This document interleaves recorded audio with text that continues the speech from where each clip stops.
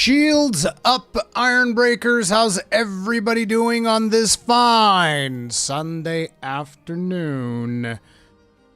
This has been one hell of a long week.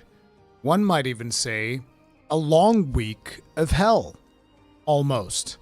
It's pretty crazy. It's pretty crazy. There's been a lot going on in my life. And it's just been kind of rough trying to go through everything, trying to like navigate this particular summer break is just, it's out of this world. It's out of this world. Put the glasses back on. I hate this. Jesus Christ, dude. See, this is what I was talking. I'm just gonna do it. Like there. Y'all happy now? Does it make you feel better? Does it make you feel better? Like, tummy giggles. I just came from a week of hell with my kids. And I get in here and you're like, put the glasses on, old man. Put the glasses on. Put them on. I could be so grossly incandescent. God damn it, bro. Elmosu Gaming, thank you very much for being grossly incandescent for 27 months. Tip of the hat. Appreciate support. Thank you. Thank you very much. Fatherhood. Bro. It's getting up to that age where, whew. And I kind of feel like this has been the same every week. I come in here and I just complain. Let's just not do that, okay? There's been a lot of stuff happening. That's all you need to know. That's the reason why I haven't been able to do as much content as I want to. You know, so it is what it is. I'm doing my best. Just know that I'm not slacking. I promise you I'm not slacking, because despite not being able to do content, I've spent most of the week actually shooting out emails and looking for contact information to prepare for Gamescom to bring you guys as much content as possible. Tummy Giggles, thank you very much for being gross for 31 months. Tip of the hat. Appreciate support. R. Wojo, thank you very much for being gross for 14 months. Tip of the hat. Appreciate support. Thank you. Thank you very much. Being a father's a blessing and also hard. Yeah. True. Imagine being 43. Miss Tummy Giggles 43. Aren't you going to be 43 like in 2 weeks? Or something like that? Tummy Giggles? I think you're going to be 43 in 2 weeks, if I'm not mistaken. But yeah, no, it's just like a part of the frustrations, and again, this is not, I don't want to turn this into complaint section at the beginning of the stream. I want people to like feel energized when it comes to the stream. It's like, oh fuck yeah, Rurikhan's on, let's go. But I do want to talk about this one thing because it's going to be relevant for you guys. It has been a struggle to book stuff for Gamescom this year, to the point where I almost regret going this year. That's where we're at. I don't know why, but this year is like, I'm just getting static. I'm just getting static from most of the people that I'm reaching out to, and yeah, it's, I guess people are like, nah, man, that YouTuber's old, he's washed out, fuck him, don't need to worry about him. I don't know, man. Maybe that's what's going on. Your kid's around 10, right? It only starts to get worse. Yeah, something like that. This one's less important than last year for your brand anyway. Well, not really, because there's a lot of games that I want to check out. So, you know, there's a lot of stuff that is coming down the pike that's going to be pretty freaking cool. Like, I can remove this. We already did this one. But like, for instance, you got Ghost of Yote, although Sony's not going to be there. We have Ninja Gaiden, but I don't know anybody that does the Ninja Gaiden stuff. Outer Worlds 2. Crimson Desert, I'm probably going to be able to check that out, which that is one of the things I'm really excited for. I kind of suspect that Crimson Desert is going to get a release date around the opening night live, which is the Gamescom version of, you know, whatever, the Keeley special summer show. It's going to be the big reveal thing. So my suspicion is that Crimson Desert gets a release date on opening night live for Gamescom. I'm going to see if I can do opening night live. I'm going to schedule a stream for that. And I'm going to see if I can do it from whatever hotel I'm going to be staying in. Probably going to be rough. And yeah, I don't know how that's gonna work out, especially if the plane delays again. I'm not gonna be able to do it, so we'll see how that pans out. But there's Neo 3, although again, I don't know who are the people involved in the publishing of Neo 3. I've been reaching out to Koei Tecmo, which I think, isn't it Koei Tecmo that does Neo? I'm pretty sure it's Koei Tecmo. But like, I sent them out a bunch of emails. I emailed their, I messaged their Twitter account. I've done a bunch, and it's like nothing. So I don't know if I'll be able to see that. We have Pragmata. Should be able to see that. We'll see. As well as Onimusha. Onimusha is going to be great. But yeah, it's just, the thing is, scheduling stuff this year specifically for Gamescom is absolute nightmare. Just absolute nightmare, dude. Am I the elder here? I just turned 50 a few months ago. Yeah, you're the elder, most likely, I think. But yeah, I hope they show more of Darksiders 4. I don't know, I feel like Darksiders 4 might be a little bit early for that. We should talk about Darksiders 4 on today's show as well, though. Let me bring up the trailer, add that to the docket. Darksiders 4 should be like a reveal trailer. Yeah. Blam. Add that to the docket. Probably is one of the first things we can talk about. Bam. There was another thing at THQ that looked somewhat interesting. We can look at that too. I don't know if it's, yeah, it's Fate Keeper. Let me see. Let's bring that up as well. I took a brief glance at that. So, yeah, we'll take a look at that. There's also Monster Hunter news, which we'll talk about today as well. Even though the big news for Monster Hunter is actually going to be tomorrow, I'll probably have a dedicated video for that tomorrow. If I love how I say I'll probably have a video for that, and then it's like, will you? Am I really gonna have a video for that? I don't know, man. I hope so. I have no idea. Maybe I will, maybe I won't. Who knows, man? Who knows? I definitely don't. Not anymore. It's pretty friggin' crazy.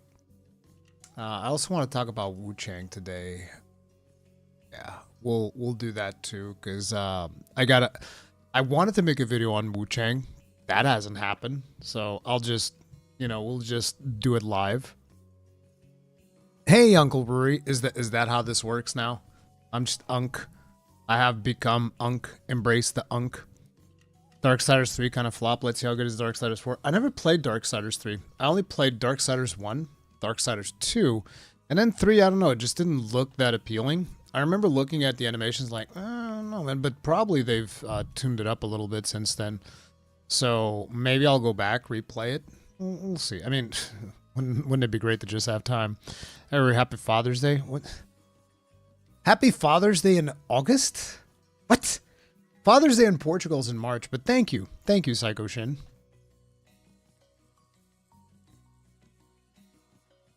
I only played Nerd because that's when I don't know what Nerd is. Darksiders Genesis was mid. Darksiders Genesis was alright. I had fun with it.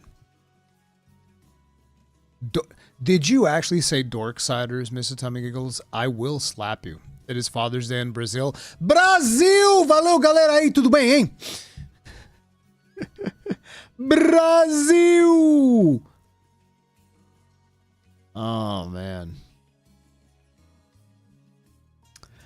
So, guys, I need to hear from you guys, though. Hit me up with which games do you think I should go and check out at Gamescom.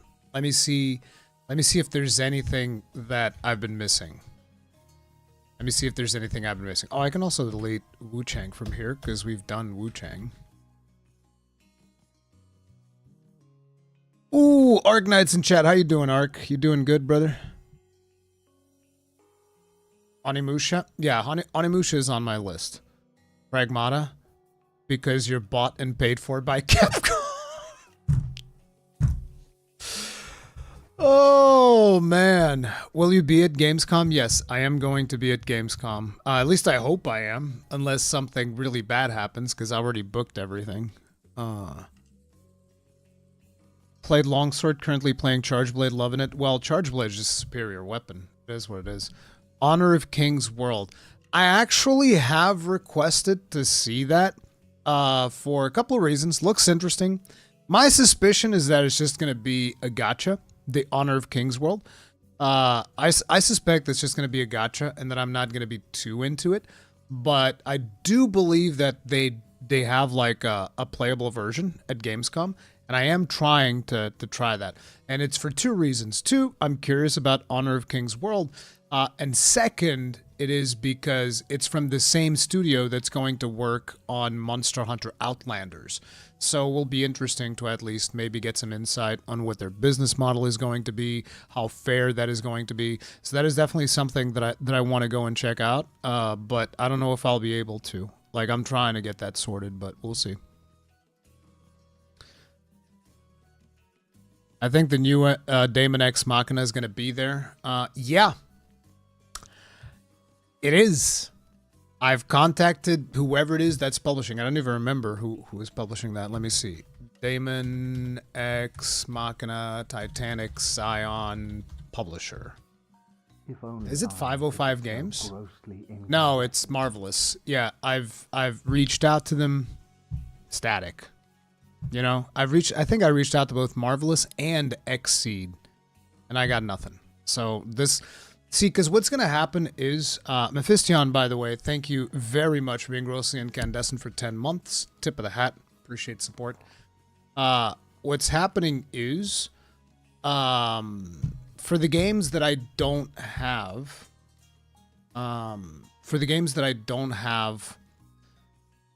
things booked for, I'm basically going to run over and be like, hey, can I come see the game? But like what I've noticed the last couple of times that I went to Gamescom is that most people don't want to deal with that. They're just like, no, you didn't book it, forget it. They might even have slots for you to see the stuff, but they're just like, no, you didn't book it. Because it's Germany, right? And most of the teams that are there, like on site to to like manage people and gain entry and stuff like that. Most of them are German, and for them it's like, no schedule, no nothing. They might have like the whole day free, not a single booking for that day, and they'll be like, do you have an appointment? No? Okay, well that's too fucking bad, brother. Also, I just realized I forgot something very important, and I need to sort that out real quick. Let me see here. Where is this? Here we go.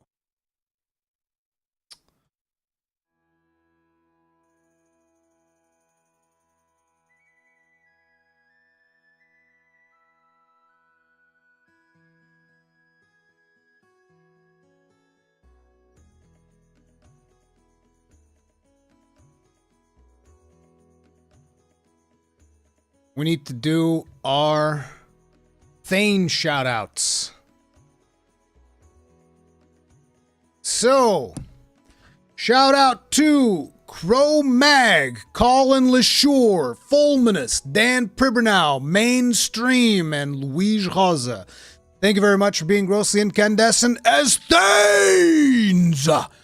You absolute gigachads. Tip of the hat. Appreciate support. Thank you. Thank you very, very much. Appreciate you guys. Here. Oh yeah, I was checking out who was the dude behind this. German efficiency. Yep. That do be how it goes. That do be how it goes. Lost Soul aside, I have that on my list. I believe that one's being published by PlayStation? Is it even on Steam or is it a PlayStation only thing? No, it is on Steam. 70 Bones. Yeah, but it is published by PlayStation. If I'm not mistaken, PlayStation doesn't do Gamescom anymore. Or at least if they do, it's only the German branch of PlayStation, which means they only serve German influencers and they don't care about foreigners. Sony stopped going, at least the international branch of Sony stopped going to Gamescom quite a few years ago. They're just like, yeah, we're done. We're done with that show. Not doing that no more. Because, like, I would totally be interested in doing that. The new update for Wuchang comes out tomorrow. Nice. This is a shot in the dark. Have you considered wasting time with Battlefield 6? Nope. Not doing that. I don't have time to do crazy FPS type stuff like Battlefield. I'm not really like what little time I have is either dedicated to games I really care about or Kill Team. So it's like, if you gave me the choice, hey, you wanna play some Battlefield 6 or you wanna go paint some miniatures, I'd be like, bro, hand me over my brush. I'm ready to go paint some miniatures right now. I'm ready to go paint some miniatures right now, brother. Dawnwalker's looking really good too. I'm trying to get into that one. That one might happen. We'll see. I don't think it's going to be playable at the show though. I highly doubt, because I think that one's still like in early days. But if they're doing something and if I'm able to get in there, I will try. I do think that Dawnwalker is looking possible though. Sending love from Tennessee. Your content's always a welcome dose of enthusiasm. Thank you, Zachary. I appreciate that. I appreciate that. Guys, more games. More games. Come on. What are the games you guys think I should check out at the show? Anybody knows when Bloodlines 2 comes out? I have no idea. Zero idea. Resident Evil 9? I'm not super interested in Resident Evil. I could probably go and watch that, but I'm not super interested in Resident Evil right now. I mean, I did Resident Evil, was it 7? With the VR thing? Just because people were challenging me to do it. Is PoE on the list? PoE 2 is on the list. Guess how many times I've reached out to Grinding Gear Games? Not even for Gamescom, just like in general. They've never replied back, so I don't know. I don't know if they don't like me. I don't know. I don't know what the deal is. Probably they're just overwhelmed and they're just like very carefully choosing the people and whatnot rather than waiting for cold calls. But yeah, I can't get in touch with anybody from Grinding Gear Games. So yeah, if I could, I would. But yeah, I don't think that I'm going to be able to do anything with PoE 2. I didn't mention everything I was going to check out at Gamescom. Everything else has no event yet. Sag. Yeah. I was also trying to reach out to that Tides of Annihilation game. I don't know how many people remember that.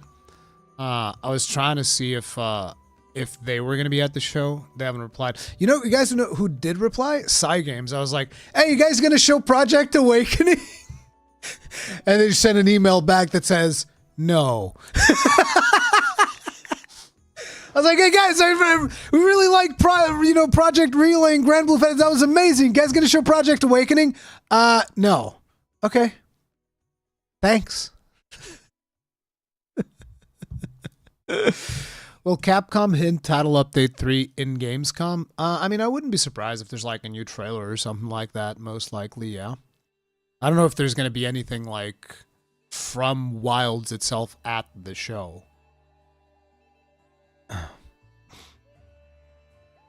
I think Tides of Annihilation is going to be just like single player.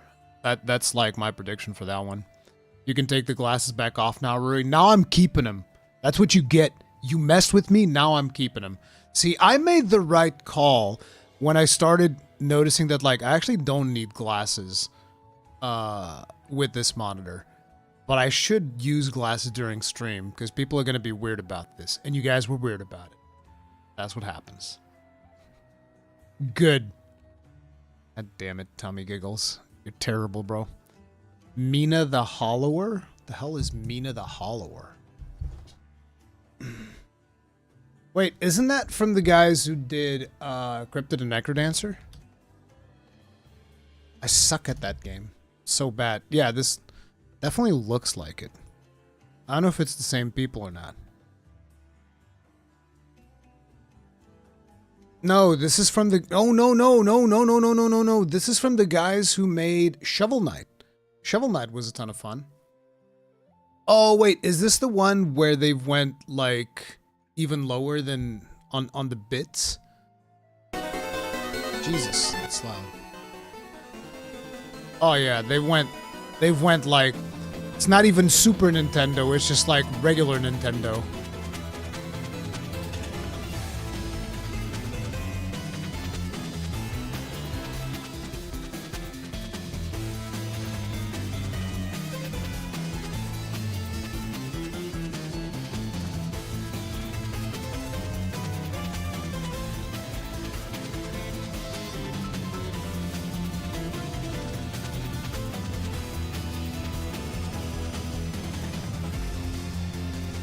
I feel like this one might be a little bit too retro for me. It might be a little bit too retro. Have you seen that the folks that made Expedition 33 were invited by Square Enix at their headquarters? Interesting. Square Enix is looking to maybe learn something. That's so evil. Square Enix is like, hey, can you guys come over here and teach us how to make video games? Okay, I'm being big evil. I'm sorry. All right? Spicy Con came out all of a sudden, and we got like them hot takes. My bad, dude. My bad. Damn. All I need for Capcom's Dragon's Dogma 2 DLC. Wouldn't that be fantastic if we got Dragon's Dogma 2 DLC? That'd be great. Keep trying with grinding your games, though. You're kind of new to PoE, so maybe if you are, maybe when you're consistent, can make something happen. I don't know, dude. I don't know, because I feel like the thing about what do they call it? Is it cold calls? Is what people call it? It's not really a cold call because it's an email. I guess cold emails. The thing about cold emails is that you don't want to be the guy that's like always hounding. Because it just gets to a point where it's like, okay, this person's just fucking annoying. Like, he won't shut the fuck up. So, like, usually what I do is I do one email, and the person doesn't reply, I'll wait, and then I'll do a follow-up, and then if the person doesn't reply, I'll wait longer, and then I'll do a last email, and then I never do it again. And then I'm like, well, you know, it is what it is. Goodbye forever now, I'm done. And that's kind of like the part that I'm at with grinding your game. So unless I can figure out like a different avenue, like one of the things that I was looking for, which I always find to be the best way to go about it, is like, okay, they have a community manager, but there doesn't appear to be one for Path of Exile 2. So at least, I mean, they probably have like one or maybe even more, but they don't appear to be public facing. So I just like, I don't know who I can reach out to. It is what it is.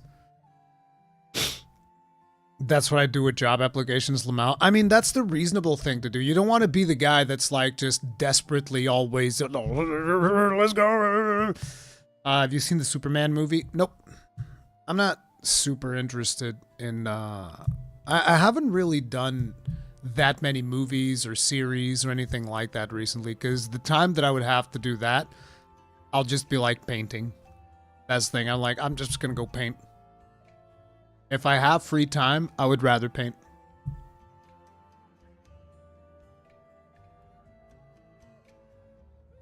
Graveyard has invited actual developers. Damn.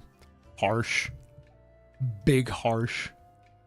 I have superhero fatigue. I don't even have superhero fatigue because I don't even watch that many of them.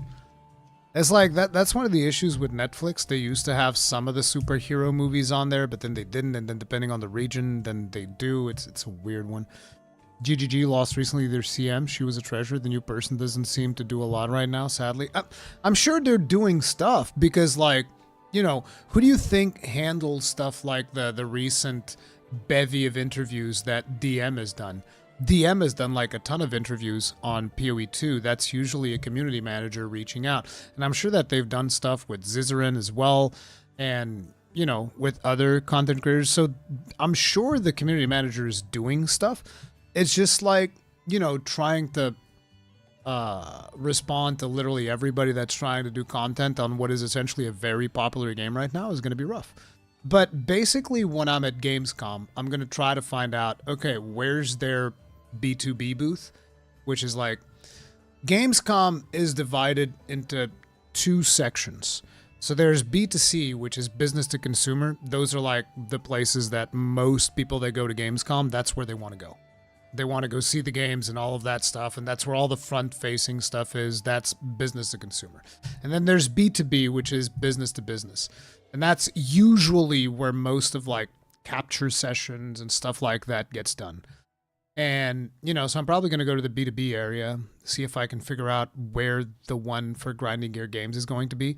Hopefully it's not on the Play On one, because the Play On team was pretty fucking miserable to me last time.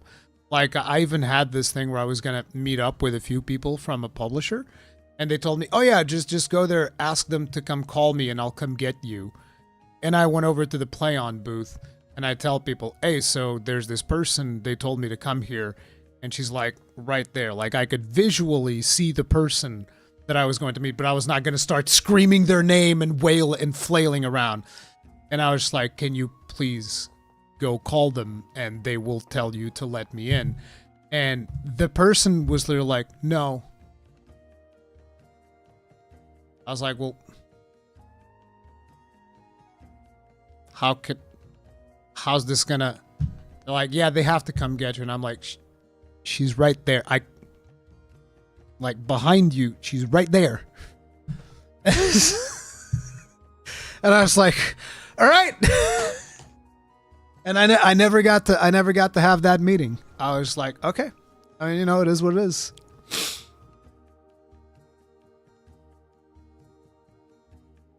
And if you're lucky, you can sneak into the B2B. Did you sneak into the B2B? How did you... No, wait, no. You had a trade visitor ticket, so you can go. You don't sneak. If you have a trade visitor ticket, you can go, I think. At least that's what I remember. I think you had a ticket. Or did you take mine? Did you steal mine? Did you steal mine to go into B2B? You might have. I don't remember. Oh, you didn't have a trade visitor ticket? How did you get in? Did you take mine? I forget how we made that happen. You stole a cosplay. Consensually, he says. I'm sure. Man, these VTubers get up to some wild shit, let me tell you.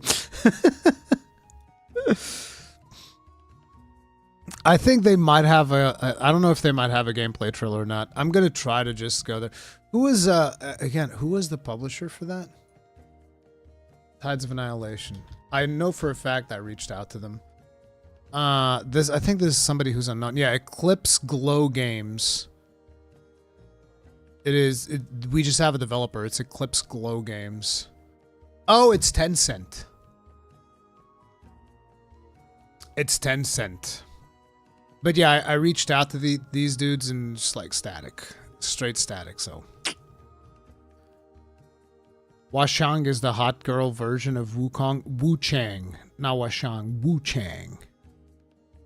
Arc being Arc, nothing new.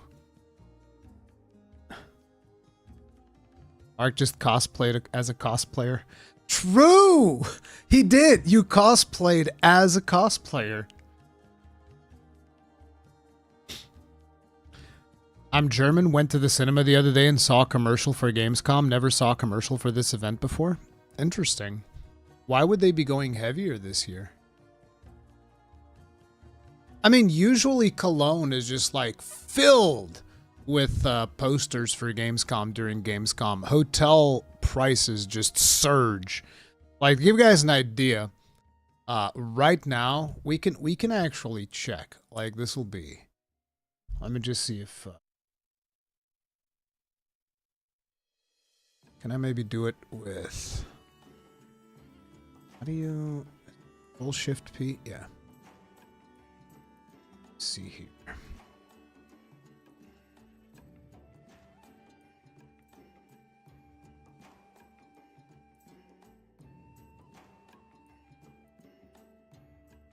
Damn, they literally just show, like, my location up in this bitch. Oh, well, I don't care. You guys aren't gonna... You guys promise not to send an assassin out to kill me? But let me just see here.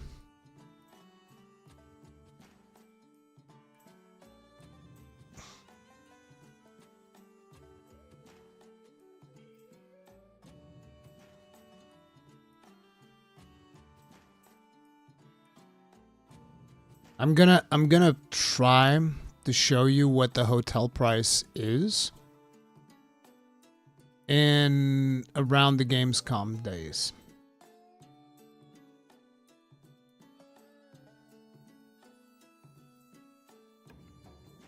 Okay, here we go.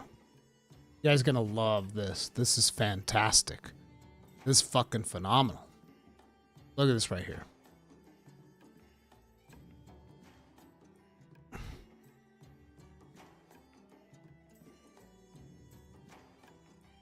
So these are the hotel prices for a stay around the same time that I'm going to be there for. So I'm flying in on the 19th, and then I'm leaving on the 23rd, right? This is what an average stay is gonna cost you in the general area of Gamescom. See, Gamescom takes place here at the Cologne. This is where Gamescom is every year. This is where it is, right? And just look at this. This is per night. So $1,000 per night at Dorrant. 1,146 per night at the Radisson Blue. If we go over here a little bit further away from Colmess, you know, it's a little bit more. On the Urban Loft Cologne, 615 euros a night. By the way, do remember, euros are more expensive than dollars. Okay? 458. This one's actually quite reasonable. But it says Maria Suite Am Dom. So this is likely a hostel type situation, would be what I would expect for 458 a night. 446 at the Augustin Plaza. This is actually still a pretty reasonable deal for Gamescom. You know, and then you have most of these hotels are like fully booked by now. So you get nothing. I used to stay at a hotel that doesn't exist anymore, apparently. It was the Centro... Oh, wait, no, it does. Centro Hotel Hayun. I used to stay here. This is where I would always go. But for some reason, I can't seem to get, like, reservations on this hotel anymore. Which, this one was very convenient, because you just, like, you literally... I was just like... I'm here. Like, I would just walk to the convention. Last time, I stayed here. This is like a 20 minutes to half an hour walk to the convention. But basically, you get your steps in, bro. So I'd be like, imagine carrying like a big-ass backpack, laptop, microphone, recording equipment, all of this shit. And I'd be like, okay, hauling all the way over to Cologne, and then all the way back after like a million steps inside the actual thing. It's crazy. Where is this? Dubai? No, dude, no. Per night, those prices are insane. $400 for backpacker dorms is nuts, though. That's how much I paid last year. It was not 400, it was like 300 something, I think. Because that's kind of like what this was. The only difference between where I stayed and a regular hostel is that I had a bathroom in my room. But the room was like giga small. It was giga small. So, yeah. Them's the kicks. Well, I didn't pay for it last year, though. Capcom did. But I still chose a place that's like, I just want somewhere cheap that I can stay at. Don't care. I'm good. Cologne is very expensive. It's not. Like, because if we go, like, let's say you need something for today. You need something for today until, like, I don't know, the 13th or something. Look at the prices now. All of a sudden, you're looking at 156 a night, 115 a night, 118 a night. You know, 200. Like, the big one, the Dorrant, that's like 10 times more, now is 115 all of a sudden. It's not that bad around this area. Like, look, 66 bones a night. The fuck is this? Excelsior? 300? You're fucking crazy, bro. But yeah, these hotels Like, this is just to give you an idea, right? You see these prices, and you're like, okay, what about during Gamescom, though? And bam! Everything's booked, and the only thing that isn't booked is over 1,000, 600, 500, 700. It's insane. Maybe stay out of that area and rent a car. Would this be less expensive? It's just like, it spreads. Like, look, all the way over here is 379. All the way over here, it's still 712. It only starts getting reasonable like within this radius, which is, at this point, you're looking at almost like, I don't know, 20-something minutes, maybe more. And to be honest, I wouldn't take a car. Because I kind of already know Cologne, they have a really good metro state, not metro, train. I think you just call them trains, right? Because it might be metro. I don't fucking know. Whatever. But they have a really good one of those. And there's a stop right at Cologne. And a ton of them come over here to Cologne. So that's what I would do. If I was going to go to the outskirts, I'd just get one that's like within range of a train stop. And then I would just take the train into Cologne, which is way better than taking a cab or renting a car or anything like that. Trams? Okay, trams, yeah. Can Kegrin not help you? Bro, Kegrin lives, like, in the countryside of Germany. Like, Germany's big, okay? It's not like Portugal, where I could come pick you up at, like, the either the northern edge or the southern edge of Portugal and probably be, like, 3 hours drive. Germany's a little bit bigger than that, okay? It's a little bit bigger than that. The U-Bahn or S-Bahn? Yeah. You can drive your car and sleep on it. Yeah, because the city gets really busy around Gamescom. I do remember whenever I'm walking around, like the car traffic is insane. At one point, a friend of mine who got flown out by Microsoft, he let me share like his Microsoft transport, whatever, because they paid for his transport and he let me go with him. And it was like the drive from the airport, which I don't know exactly where it is. Should be somewhere here to the left. I don't know, but anyways, somewhere here to the left to the entrance of the main thing, which is not that far. It's really not that far. But the drive there was almost like, I don't know, 40 minutes or something for very little distance. Germany sucks anyways. I really don't like it here. Yeah, I know. You guys got bad water. Like, your water's bad, bro. I feel bad. Every time I go to Cologne, I'm just like, bro, I wish I could have good water. It's a good... that's the reason, by the way, why so many people drink sparkling water in Cologne. It's because the actual, flat water is fucking disgusting. It's just disgusting.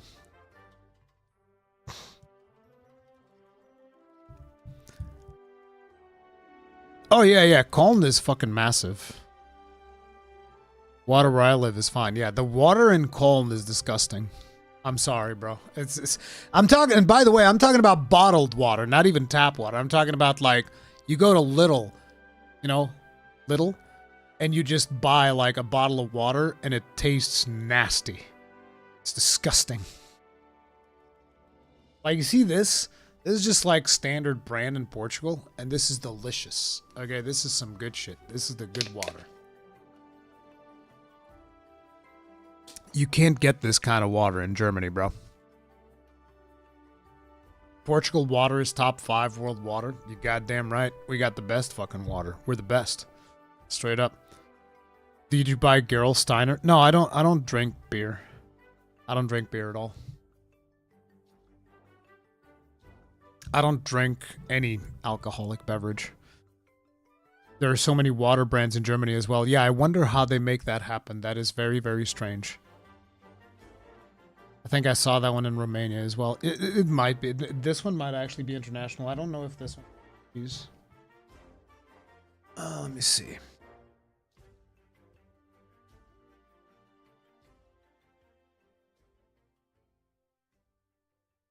Yeah, I don't know where they bring this one is from. This one isn't usually my, this one isn't my go-to.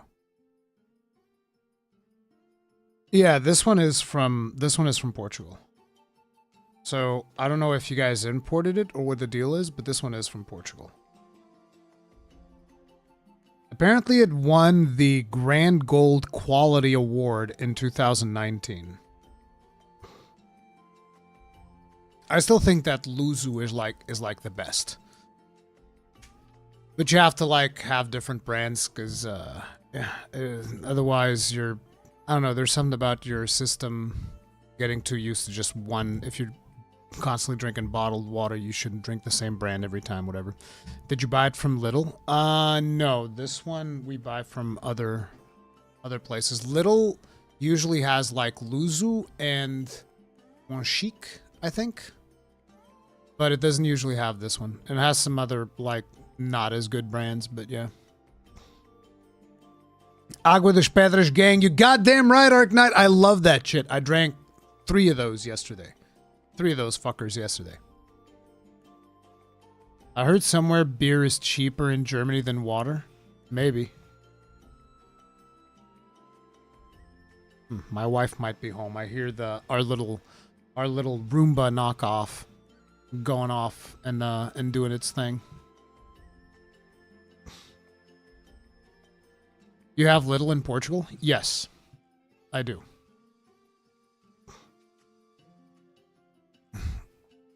I do indeed. So I guess we can get started. Doesn't look like you guys have that many other games that you wanted me to check out, so I guess my list pretty much covers the gamut.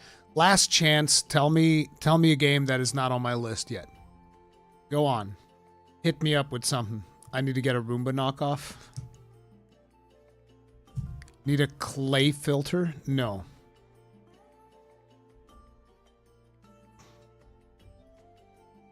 Minecraft 2? Oh man, I've been itching for that one.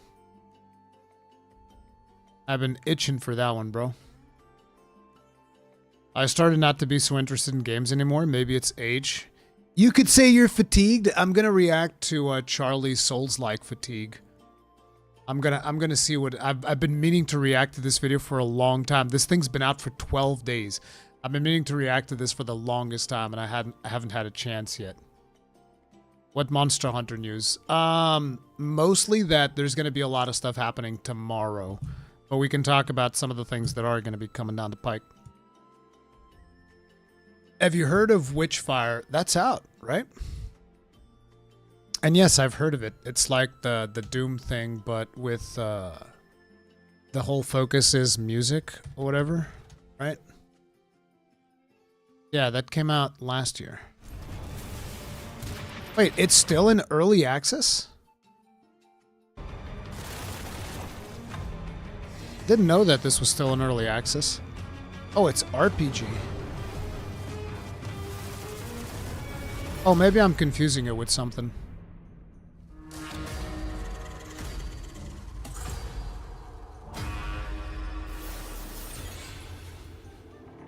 Oh yeah, the music shooter was Hellsinger, you're right. Promised me salvation, but that's not why I'm here.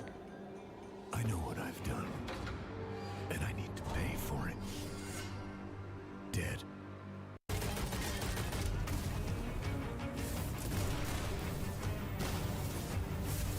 Oh, there's dodging?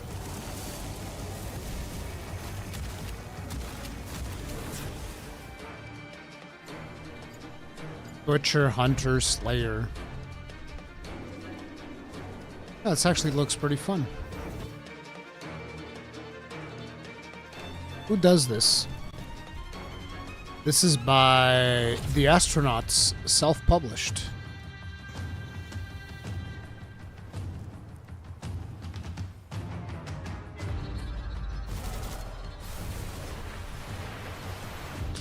When's it releasing? Or is it just like one of those that's permanently in early access?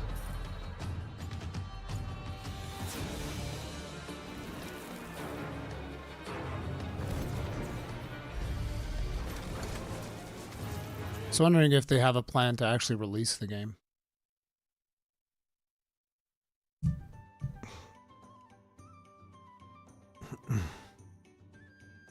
Oh, it's a roguelike. Okay.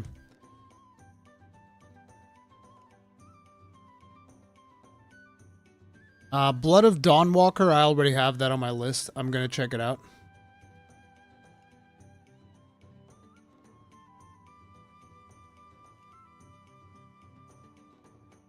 Cowboy reacted to that video when someone in stream commented, I have Souls-like fatigue. It was pretty hilarious. Okay.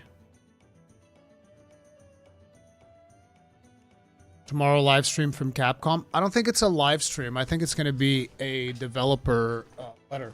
So it's going to be one of those that they're going to post on Twitter with all of the details, and I'm going to be breaking that down, most likely. Arc Tempered Uthuna Challenge when? What do you mean? I already did it. I did it live on stream. Didn't I do that live on stream? I don't know if I did that live on stream or not, but I've already done it. I beat his ass. I think I've shown the video, didn't I? Yeah, I showed the video. Patch notes in the director letter, yeah.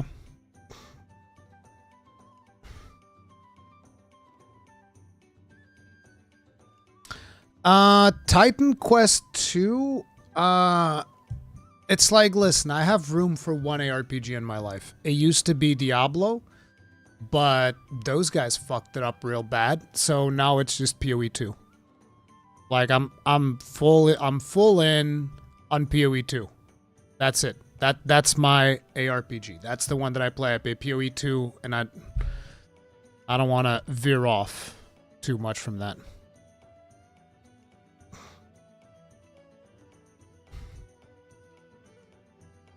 Honestly, another Shadow of Colossus game in the future. I really miss that game and its atmosphere. Yeah, it's really good.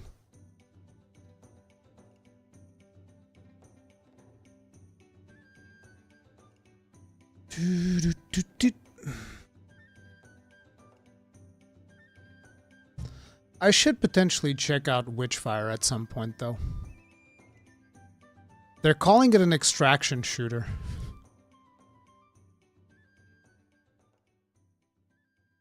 It says here, extraction shooter. I don't think Witchfire is an extraction shooter. And again, I fucked up that definition quite a few times ago as well.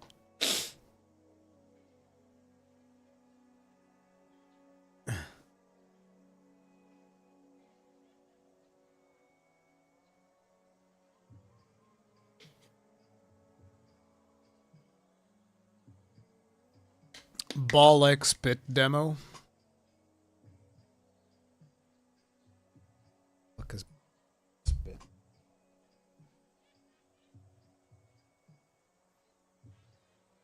I remember seeing that somewhere.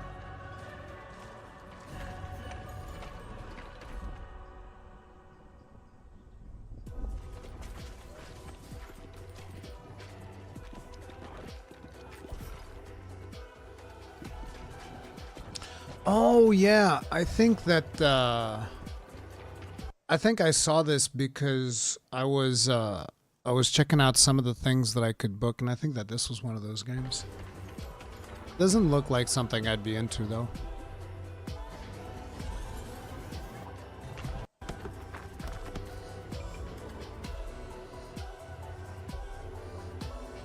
Witchfire devs used to work on the Painkiller. I thought that looked familiar. I thought that, I was like, man, there's this game that I used to play, and it's not Killing Floor. It's something else, and I can't quite remember the name. And you're right, it is Painkiller. Painkiller is pretty fun. What collabs do you think Wilds will have in or outside Capcom IP?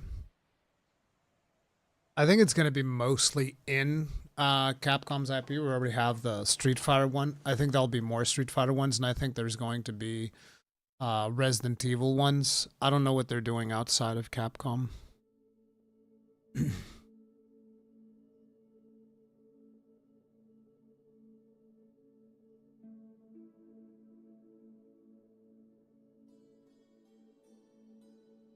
I want Bale the Dread and Wilds. That'd be pretty badass. What about Bloodborne-like Night Rain? I don't remember the name of it. What?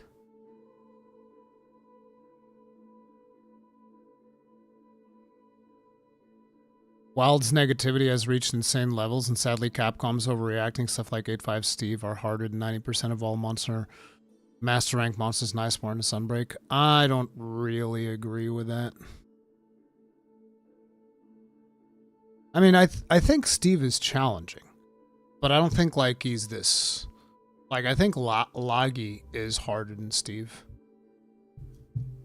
But it is the thing about Steve is that he is a very overwhelming monster. So I don't know how I'd fight him without a shield. I have to like go fight him without a shield to see how different it is. Because I kind of feel like that's where people are coming from. Because with a shield, you're just like guard, guard, bam, guard, guard.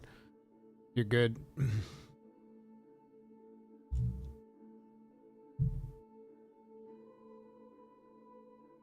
Oh, Duskbloods. Yeah, Duskbloods, I think, is published by Nintendo. And I've been trying to see if I could, holy crap. Give me a second.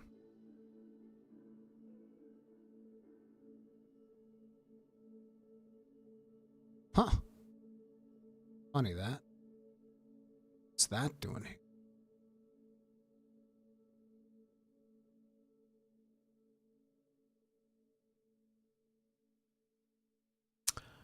What was the... Oh yeah, Duskbloods.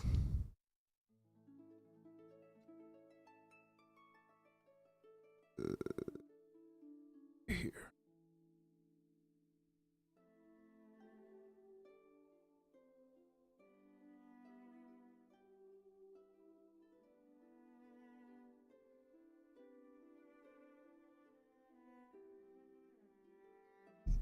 Developer, publishers, yeah, Nintendo is publishing it. I'm trying to see if they're doing anything with this at Gamescom. They probably are, considering that it's releasing next year. I would expect there to be some type of presence at Gamescom. I don't know if I'll be able to get to see it, though.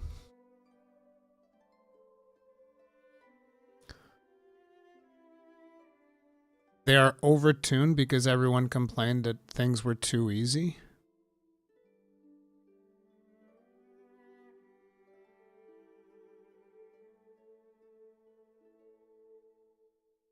I mean, 8.5 Gore slaps like a beast.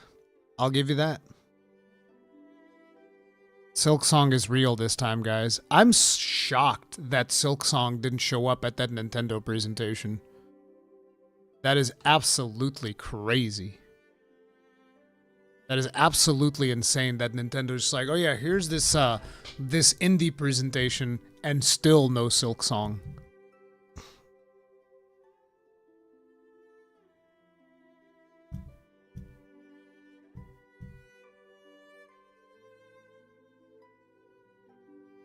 Yeah, I think that Wilds, because of the fact that they give you... See, this is actually one of the issues that I've thought about. I think we probably talked about this a while ago. Before the release of Wilds, we likely talked about this. And this is one of the fears that I always have for Monster Hunter, especially since Rise, which is you give players... If you give players too many fast and twitchy skills where we can move real fast and we can dodge real fast, we can just like do stuff at the speed of light, we can course correct every single move that we make in the game, and which that is, you know, focus mode and all of that stuff, right? When you do that for players, then the question becomes, well, okay, how are you going to scale difficulty? And so far, the only answer we've ever seen in video games where developers give you like faster twitch reflexes and stuff like that is like, well, we're going to make the monsters more zoomy. And that's what a lot of people are complaining about now when it comes to like 8.5 Steve, 8.5 Logi, 8.5 Gormagala, is that they're too zoomy. And it's like, yeah, they're zoomy because we're zoomy. And the game's tempo is just like dialed up to 11.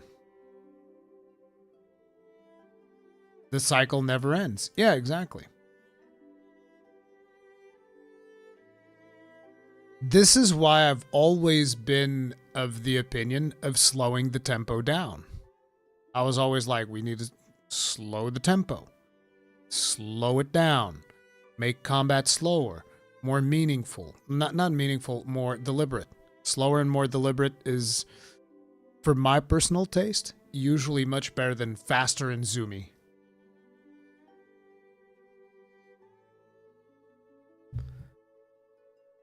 What would it slow it? What would it slow it to? No, it's like you can't do it now.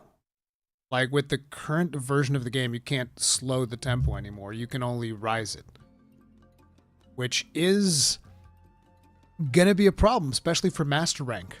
Once we get the Master Rank and they speed up the tempo even more, we are going to... It does seem like we're headed towards Monster May Cry almost.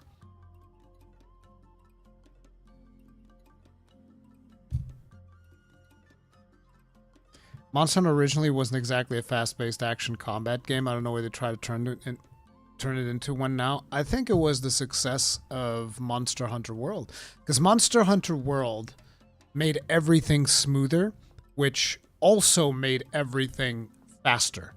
And because people liked it, I don't know, they just wanted to keep smoothing it out and making it even smoother. But like I've always said, there is value in friction.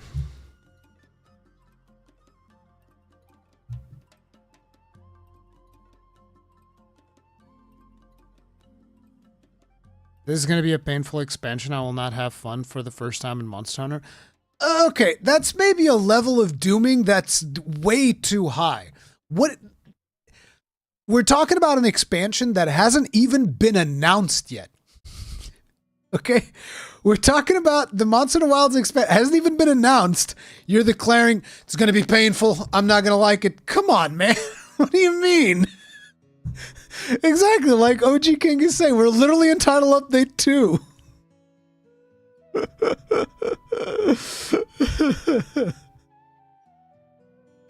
No, it's not average hater on the internet. Like, I understand where you're coming from, but it's like, come on, it hasn't even been announced.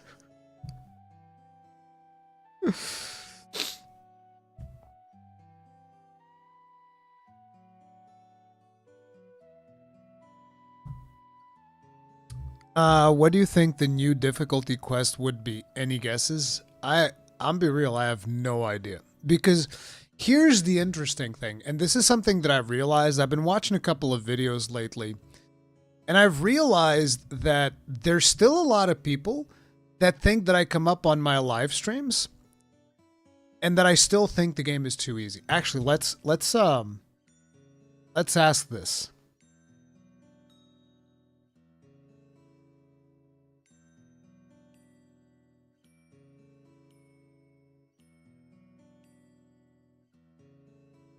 No trolling.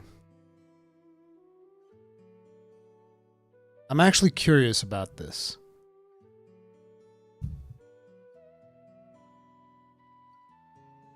This is in reference to Monster Hunter Wilds. Okay. I actually should show this on camera.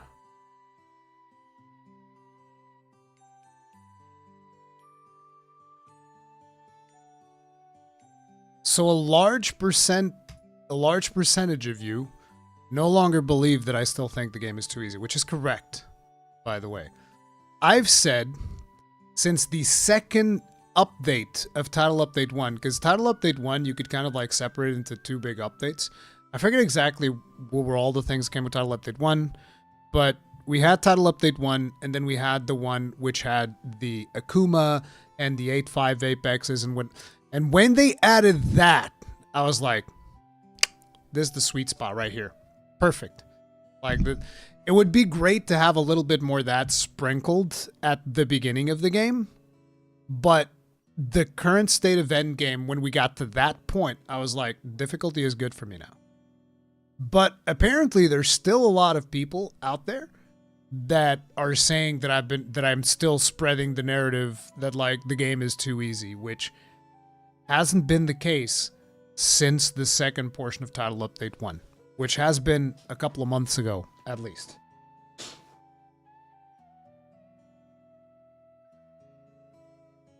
I think that is what is happening. Like, a lot of people just stopped playing, so whatever was that they heard me say last, they just assumed that I'm still there, and like, that's it. And it's like, no. No, this is good. No, McGiger, you're fine. Bro, you are fine. You're fine, bro. Like, I don't, like, listen. I don't get upset at that type of stuff. It's fine. Otherwise, I'd be real mad at Meat Man. Fuck, man. Meat Man threw me under the bus. I'd be real mad. No, dude, you are fine. You're fine. You're fine. I haven't watched the whole video yet. I was watching it when I was having lunch today. And then I went out and I took the dog out and I was watching it while I was taking the dog. And then I started the stream. I was like halfway. Like, it's funny because everybody's saying that I'm late. I was literally finishing typing my comment on McYager Gaming's video where he's just like slamming me. It's like, this fucking guy needs to shut his fucking mouth. You're fine, bro. I like, seriously, you're fine. I don't take any of this shit personally. Unless it's like very targeted and like outside the realm of gaming discussion, then it's a different. But if we're talking about video games, I don't take the shit personally. You're fine. Don't worry about it. But yeah, it's like I haven't been of the opinion that the game is too easy since the second portion of Title Update 1. Just in case somebody still thinks that that's how I feel, it's not. And it hasn't been like that for a while. I am curious, like, I don't remember the exact interaction that we have while you're here, Jaeger. I don't remember what exactly I said about Steve, but my intention when I said, I don't think he's that hard, it was not like, oh, he's easy. That was not what I was trying to say. Because you said something like, he's like one of the hardest things compared to everything came out, and I'm like, I think I was probably thinking to myself, well, Extreme Moth was harder. Probably Solo Behemoth is harder, at least for me. So, you know, and again, I am, because of the fact that I play Gunlance, and in this iteration of the game, Gunlance is very powerful, there's always going to be bias there. But yeah. Those unexplainable loading screens of death when loading into a hunt or gathering hub. Oh, I haven't had those. People aren't satisfied with Chase Endgame. See, that's another thing, right? So, the Endgame situation is always been, the endgame situation of Monster Hunter has always been a little bit weird to me, because in the old games, you know, sure, in 4 Ultimate you had like the guild stuff, which by the way I haven't done, so I only know this from hearing from other players and stuff like that. But you had like the guild weapons, right? And you had the guild weapons that was kind of like a chase. But before the guild weapons, your end game was like, do you like hunting? Go hunt. That was it. You would actually just, you would finish the game. You finish the game and now it's done. It's not a live service game. It's just not.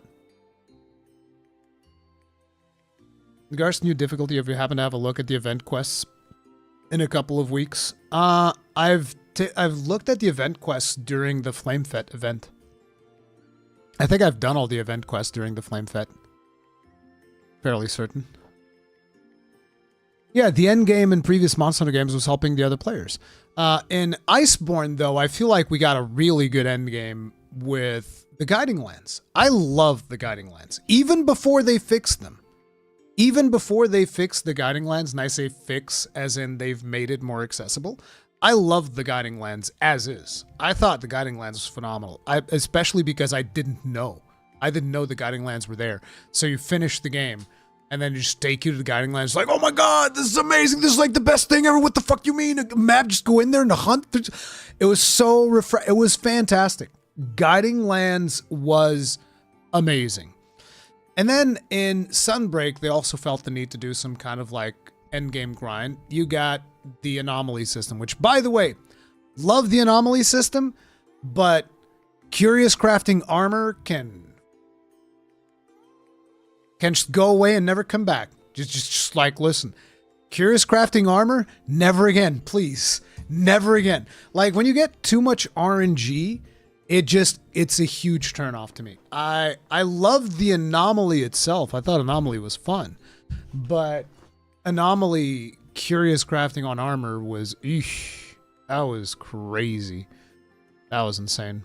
Nervous about the charms might be my biggest impact to the enjoyment of wilds in the future. Yeah, charms is kind of like rough. Charms is very, very rough.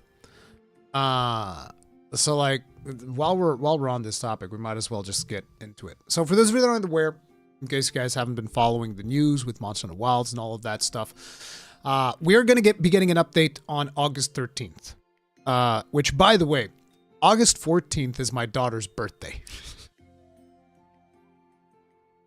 This summer break is great, guys. Everything's happening at the same time. Thank you. But so on August 13th, we're getting like a massive update, and they're pushing stuff up. And there's actually an article from IGN, which we can go over and we can check out. I haven't read this article yet. Let me see here. They're going to give me the Portuguese version of the website, aren't they? Remonstered, release, blah, blah, blah, blah. Plagued by death threats in Japan. Wait, there was another article. Ah, here it is. It's this one. So we're going to have to... Wait, there's a slide presentation. Can I actually see the slides? Yes.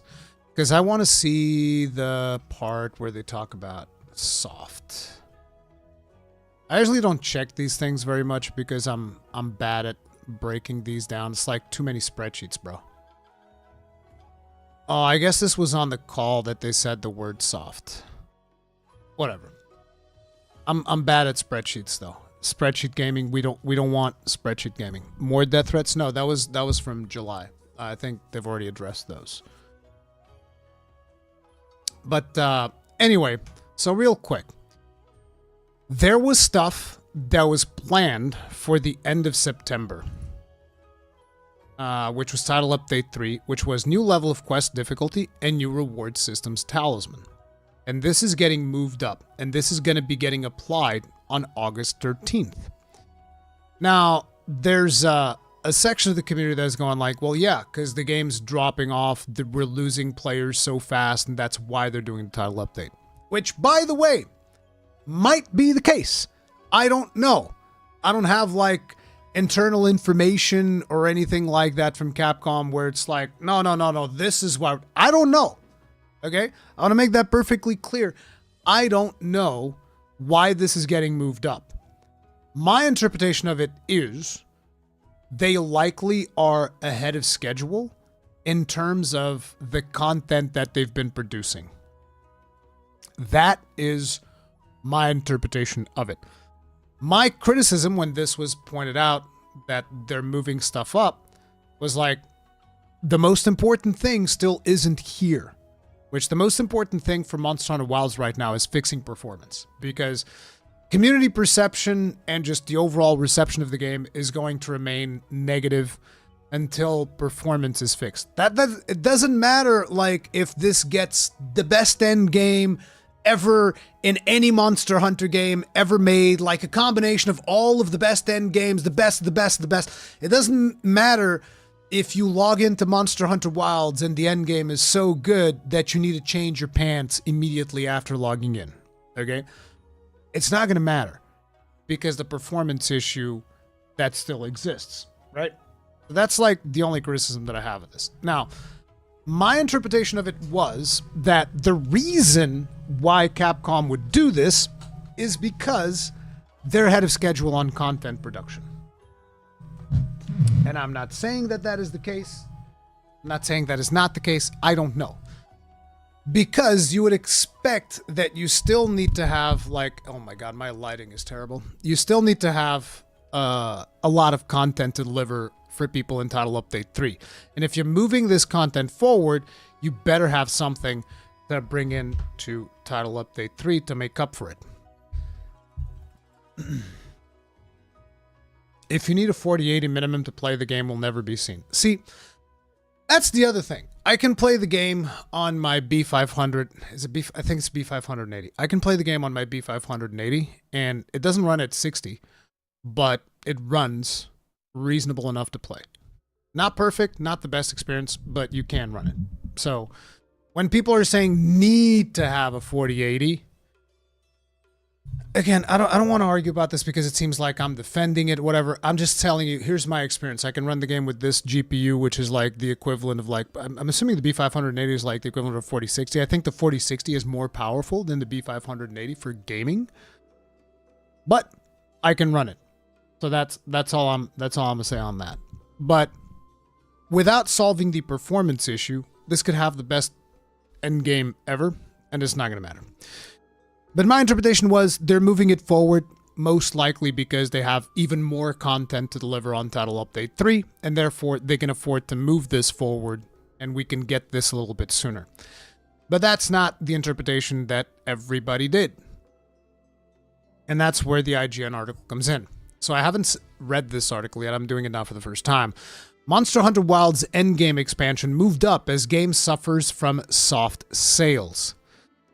Monster Hunter Wilds got off to an incredible sales start when it launched in February. Unfortunately, it seems as though its success has fallen off one heck of a cliff since then, and Capcom appears to be trying to amend that by releasing an endgame content expansion much sooner than expected. Sales data comes from Capcom's quarterly earnings report, which includes a slide presentation showing sales data for the company's top 10 best-selling games from April 1, April to June 30th. The presentation shows that Monster Hunter Wilds sold 477,000 copies during that period, only just above the 389,000 copies sold of 4-year-old game Monster Hunter Rise. Wilds was the 9th best-selling game of the quarter for Capcom, while Rise was the 10th. I mean, I kind of feel like the thing about Wilds is that most of the people that wanted to get Wilds likely have already gotten it.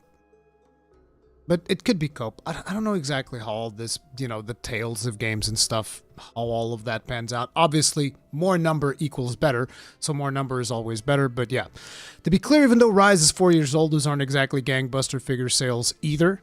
On Capcom's consolidated financial result, the company says, regarding catalog titles, although sales were soft for Monster Hunter Wilds, the latest title in the series released in February this year, Monster Hunter Rise, a previous title in the same series, continued to see sales growth. This is technically true in that Rise continues to sell copies, but calling it growth is a bit strong. Last quarter, Monster Hunter Rise only sold 384,000 copies. In fact, sales of the game slowed down significantly throughout the last year. After the game sold 725,000 Q1, 640,000 Q2, and 691. Okay, we need to look at the slide. I don't want to look at the slide. I'm bad at doing these, but let's look at the slides. Where is it? Where's the sales of Monster Hunter Stories, Monster Hunter Rise Sunbreak, and where's Monster Hunter Wilds?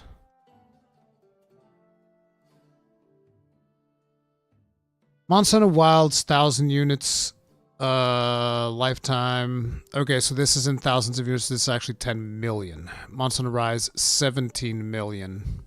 Wait, Monster Hunter Rise sold 17 million copies in its lifetime?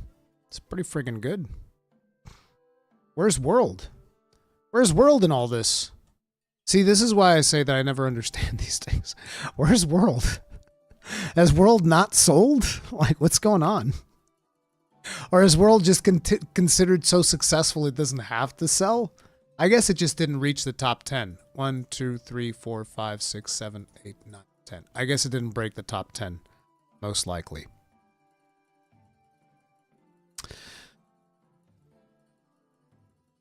Net sales, blah, blah. Okay, so there isn't even a chart. I wish we had a chart.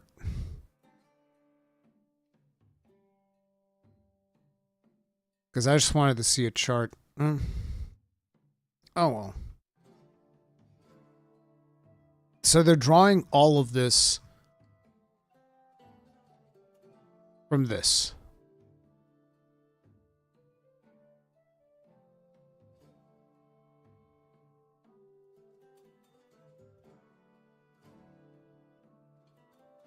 World was at 15 million lifetime last I heard. What? No, it was 30.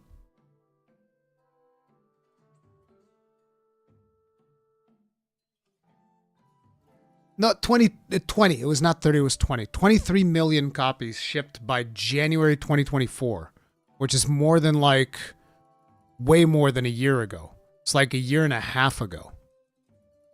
23 million. No, this isn't World plus Iceborne. This is just World. Because Iceborne's another 10 million. So, yeah, so World plus Iceborne is over 30. World plus Iceborne is over 30 million copies. Need a sales expert here to read those charts. Yeah, something like that. But basically, it's like, it seems like they're extrapolating and saying that, like, everything's bad. Everything's big bad. Last quarter, Monster Hunter Rise only sold 380,000. Okay. That's not really shocking, especially when Wilds was announced. People were bound to hold off on buying Rise if there was a brand new game just around the corner. What's more interesting is how much better Rise was selling throughout most of last year, several years after its release. It's almost as if Monster Hunter games have a really long tail. You want to know why Generations Ultimate isn't selling? Because it's not on PC. You put Generations Ultimate on PC, that bitch will sell like hotcakes. Hell, you put 4 Ultimate on PC, that thing will sell like hotcakes. The older Monster Hunter titles, the only reason they're not selling is because they're stuck on 3DS and Wii U. It's literally the only reason why you don't have more selling Monster Hunter games is because people can't fucking buy them. People can't buy them. Just like Monster Hunter always has long tails, very long tails. Why is Wilds having such a bad time of things? Well, despite reviewing well initially, its endgame content is sorely lacking. See, I don't agree. I don't agree that the content is sorely lacking compared to past games. It's like, if by last games you mean Monster Hunter World Iceborne, sure. If by last games you mean Monster Hunter World, I've said in my review and I'll say it again. Monster Hunter Wilds had a more robust endgame at release than Monster Hunter World. It 100% did. Does anybody disagree with that? It has less grind because you can attain things easily. You can attain things much easier than you ever could. But the actual end, it lacks compared to base world. Completely disagree.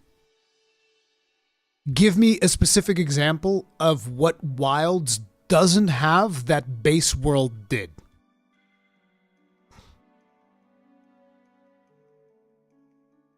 I need like a specific... Okay, World had this. Wilds doesn't.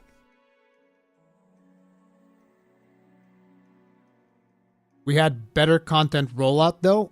If you mean title updates were more plentiful and faster, I think you might be right, but I haven't double checked on the dates. Elder Dragons. Are you serious? You guys have to be joking.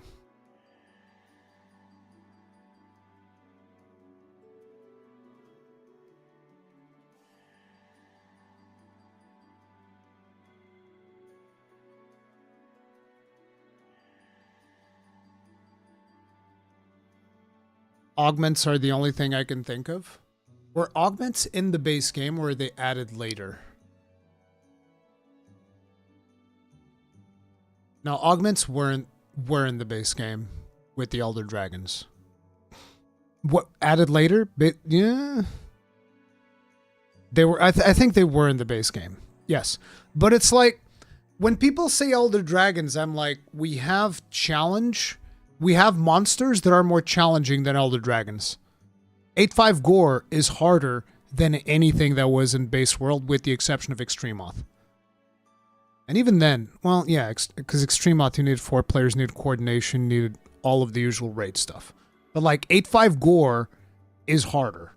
So it's like Logi is harder than most of the Elder Dragons that were in there. Steve is also harder than most of the Elder Dragons. There's like a ton of monsters that are harder than we don't need Elder Dragons in the base game. Like Elder Dragons is one that I will not agree with. Augments, yes, we did have augments, but the counter to that is like, well, instead of having augments, we just straight up have Ardean weapons.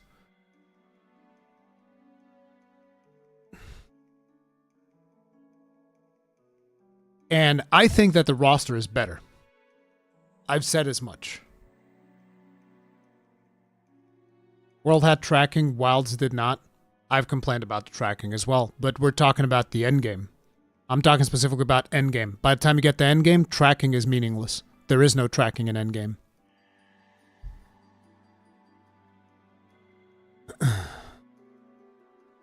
Ardian doesn't heal on hit. Is that what we need?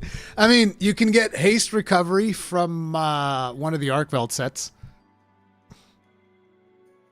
Augments are more fun than Ardian weapons. Oh, I agree. I'm not a big fan of Ardian weapons. You guys already know this. We reacted to the Arknight video.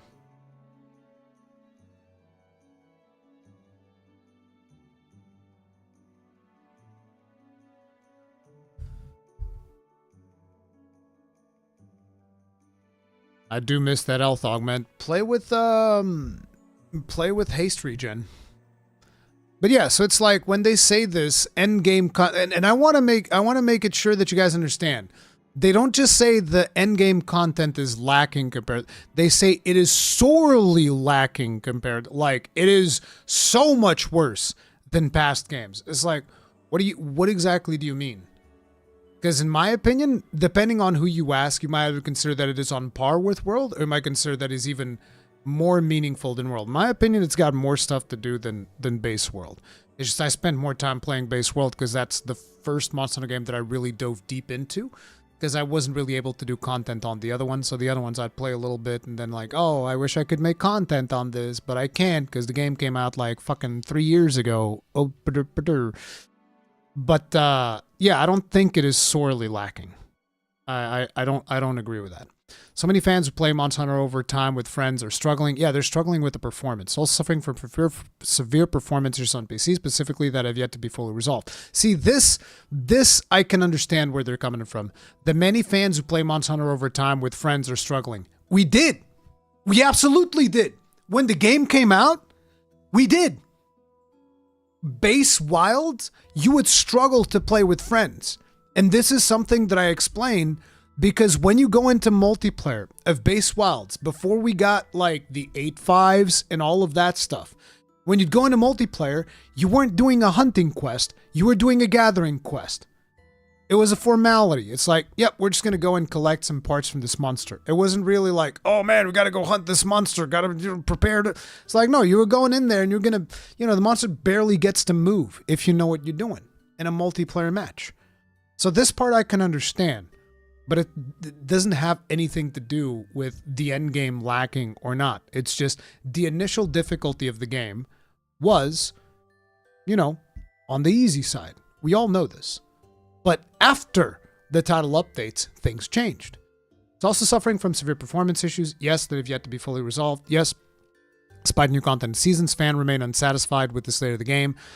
I just think that the problem is you're always going to have a negative perception of the game until you fix the performance issues. To the point where players are taking things too far. Yeah, this is probably referencing the death threats, I would imagine. Yeah, it says here, highlights how death threats against devs are becoming a major issue in Japan, apparently harassing and threatening individual Capcom teams over it. Then they give us the tweet and they say, which all perhaps explains why Capcom has bumped up a planned expansion of endgame content from the end of September to August 13th. The planned expansion will include a new level of quest difficulty, a new reward system, weapon balance adjustments, and other improvements. It's unclear as of yet if this will solve the performance issues.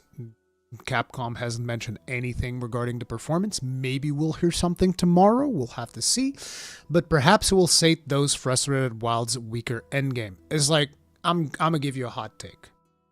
If you're not happy with the current endgame of Wilds, this update is not really going to change anything.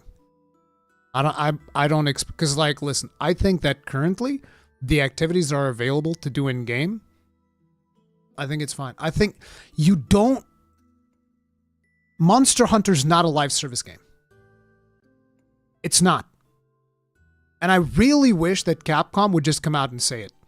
Because it's so frustrating. Because like, you want to know what people expect from Monster Hunter nowadays? From the end game? They want World of Warcraft. They do. They want Warframe. And it's like, bro, this ain't Warframe. This ain't World of Warcraft. It's not it. It's never been it.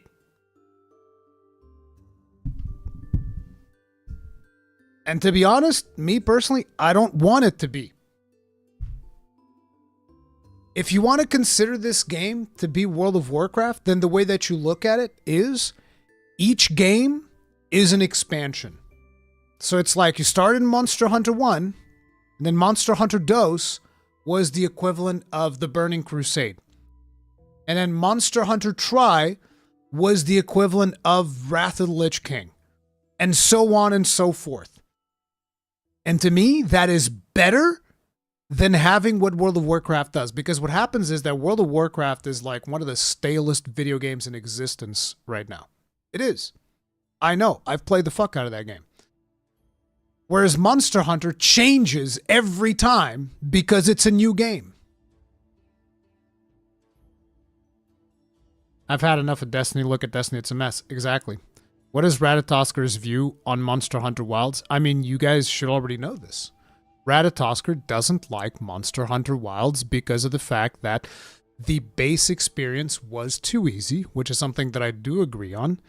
And he doesn't, you know, he was just like frustrated at the fact that the whole thing felt too easy for him. And then also that there wasn't enough friction, which I also agree with.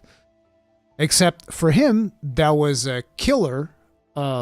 He wasn't able to enjoy the game on account of that. And I still was. Give me a second. I need to open my window to get some more light in here. Just looking at the tiny camera in the corner, it's almost like there's just a black square.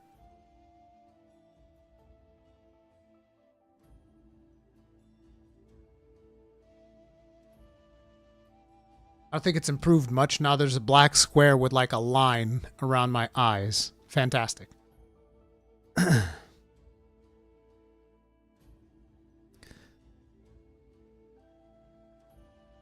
But yeah, I just don't think that this is a live service game. And I can already tell people are going to say, oh, Rurikhan defending Monster Hunter Wilds. I'm not defending it. I'm just calling it what it is. And it is not a live service game. And that is what people expect.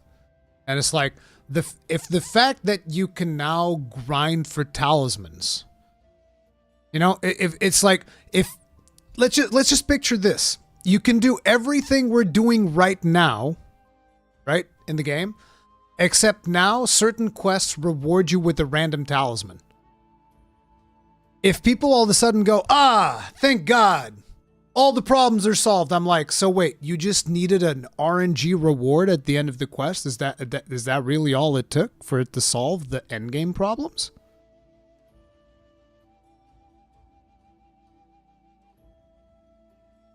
I don't know, man. Maybe I'm the weird one.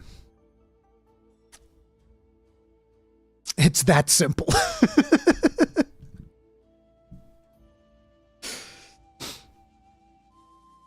For 3% damage increase, the gambling dopamine.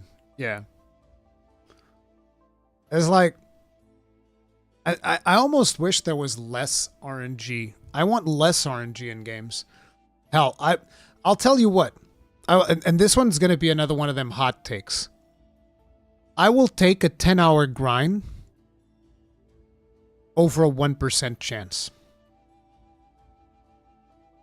It is a live service game, though? No, it's not. It's being serviced. That doesn't mean it needs to be Destiny or World of Warcraft, but calling it not live service isn't accurate. I don't agree. Because, like, listen, a live service game is a game that is designed to last forever. That to me is what a live service game is. Because otherwise it's like, Wuchang got a patch. Guess it's a live service game now. First Berserker Kazan got added content. You can play Fem Kazan now. Guess that's a live service. It doesn't work like that. Just because a game gets updates, it doesn't automatically make it a live service. Because live service is a business model.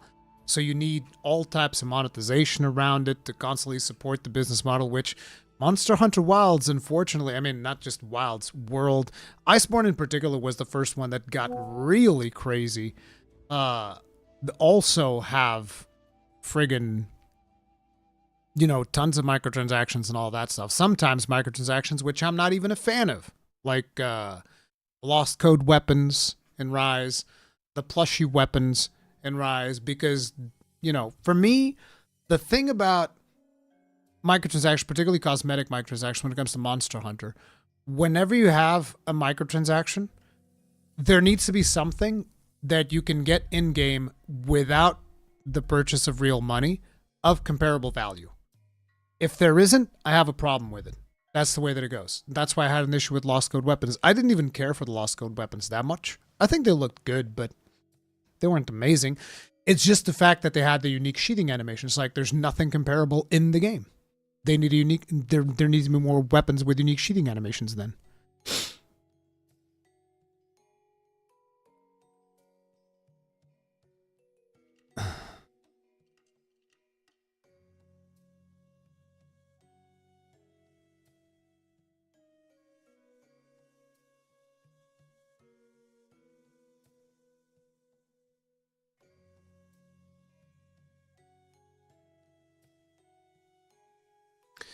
Actually, little lad Larry, there is a problem when it comes to running wilds offline, which is something that does bother me, but this is something that we've also had with World.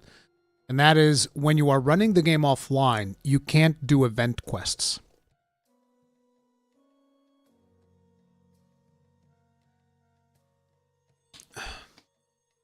But again, this is one of the issues with labels in the gaming industry, because it's the same thing as now every video game that has a dodge roll and a stamina bar, it just so happens to be a Souls-like. That is the only requirement. Does it have a dodge roll? Yep. Does it have a stamina bar? Yep. It's a Souls-like. And it's kind of like the same thing. Does it get content updates? It's a live service. It's like we can't... Skyrim is a Souls-like. Skyrim doesn't have a dodge roll, does it? I have game journalist fatigue. Anyway, they then finish off the article saying, we'll have to wait for more details to see if this is the start of a turnaround or if Wilds will go down as one of the more disappointing Monster Hunter titles long term. In the meantime, perhaps a Rise renaissance is on the horizon if fans gravitate back to older games. Saying Wilds will go down as one of the most disappointing Monster Hunter titles long term, that is crazy. Like, I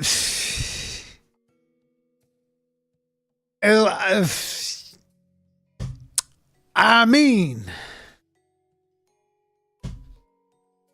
I think that's a really crazy statement, but you know, it is what it is. This is how this person feels. Rebecca Valentine.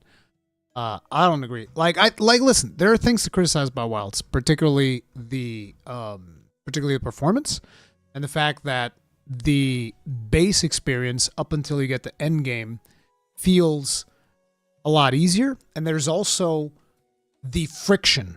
The lack of friction. This is something that does bother me. We need more friction. And focus mode, for instance, removes too much friction, in my opinion. Not to mention that it is a genie that I don't know how you put it. I don't know how you put that back in the bottle. Because, like, I don't know how we get animation commitment back into Monster Hunter after people have gotten used to focus mode. Like, especially for Greatsword mains. Like, in World, let's not get things twisted. Landing a true charge slash in World or Iceborne and landing a true charge slash in Wilds are two very different things. Let's just not get that stuff twisted, right? We're talking about two very, very, very different things. And I don't know how you put that genie back in the bottle. I can argue this. This is my wheelhouse. Yeah, it's like, how do you put the genie back in the bottle? Because, like, I can go into World, and landing a true charge slash in World is way harder than landing a true charge slash in Wilds. Focus mode feels really good, but there just needs to be some monster adjustments for it. Maybe we need a cooldown for focus mode. Maybe we need a cooldown for focus mode, and it's like, you know, after, you know, maybe you can even have a skill that gives you focus mode. I don't like animation commitment. For me, that is jank. Animation commitment is my drug of choice. I love animation commitment. That's the thing. To me, marry me to the goddamn animation. Okay? I want to kneel down and propose to the animation before I get to execute it. That's how much I like it. I love that. Because I find that to be much more satisfying. Because here's what happens, right? If you don't have animation commitment, the only way that I can think of increasing difficulty is just like, okay, when the monster hits you, it's going to be disproportionately hard. And if, you know, maybe even one-shot levels almost every single time because you just have so many tools to deal with the fact that the monster's about to hit you, right? If you can damn near animation cancel your way out of getting hit, then the only way for it to still feel challenging is like, okay, when you get hit now, we're going to one-shot you. And if that's not the case, then it's, okay, then you don't want to have the one-shots? Okay, but in that case, in order to compensate for the fact that you don't have to commit to any animations, the monster's going to be like really, really fast and very, very aggressive. Those are two things that I don't think are as much fun as if, no, you have to commit to this animation, but the monster's more predictable, which is what we had in previous games. Yeah, like Ace Hunter is saying, positioning for specific monsters. Me personally, positioning is 90% running to the part of the monster that you want to damage while just remove the shoulder tackle delaying.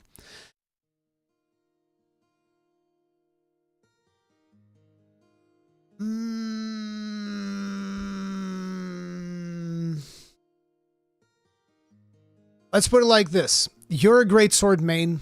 I'm not.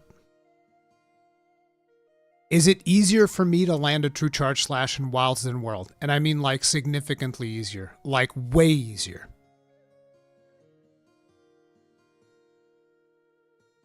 See, that's where... Because when you main a weapon, it's very easy to be like, oh, no.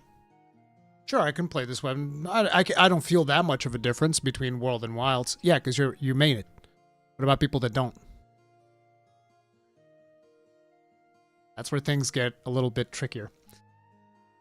Focus mode is super weapon dependent. For sword and shield, you don't need it at all. No, sword and shield, there's barely any difference to focus mode, I would imagine. I haven't really played sword and shield that much in Wilds. In Insect Glaive, you have to use it. You have to use, there's no chance. Lance and switch axe, depending on the situation. It's like for great sword, it's just what you can achieve with even in gun lance. Even with gun lance, the difference between focus mode and not focus mode is crazy. Wild's Insect Glaive's controls make me vomit. Yeah, I prefer action-oriented combat. It's not the lack of commitment, but the ease of stagger disablement of the monster makes the fight trivial.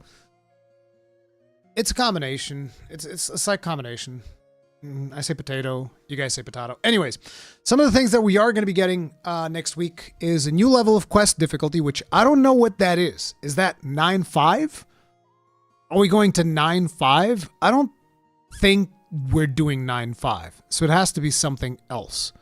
Maybe an update to 8.5? I think that an update to 8.5 would be the best way of doing it. I think an update to 8.5... Because, like... There's already so many difficulty options, and the reality is, like, the difference between, say... Okay, I don't even know what the difference is between 2 stars and 3 stars. Because 3 stars just die so fast anyways. 3 stars and 4 stars is a little... I almost feel like you should have 3 stars and 5 stars. You don't really need 1, 2, and 4. I feel like 1, 2, and 4 is like, 3 and 5...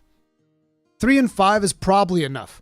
This is beginning to remind me a little bit of when World of Warcraft did... Okay, so you have 10 men normal, then you have 10 men heroic, and then you have 10 men mythic, and then you have 25 men... No, wait, mythic was introduced as only 20 men. So you'd have, like, I don't know, 10 men normal, 10 men heroic, 25 men normal. Actually, now you have flex. So you have, like, I don't know, 20 to 30 normal, and then 20 to 30 heroic, and then 20 myth. That's like 5 different difficulty settings for the same goddamn rate. It's like, that's 3 too much. You need normal and hard. And that's it. I feel, I don't know. You know someone's old when they talk about World of Warcraft. You goddamn right. There's a quest scheduled that is a Gravius 8-star for next week. Oh! So rather than doing...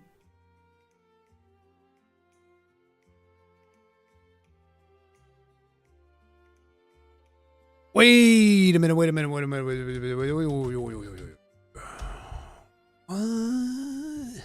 I hardly ever check the event quest, and it's been even harder to do any of that with the kids during summer break, but... Infernal Light Bear, putting up a stink, pick a poison, Gravius blockade. So this is what's going on right now. So next week...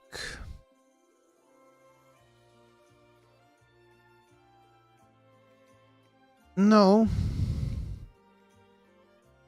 Oh no, this is the current week. This is next week. Hungry for ore. What's the current stars level for a high rank Gravios?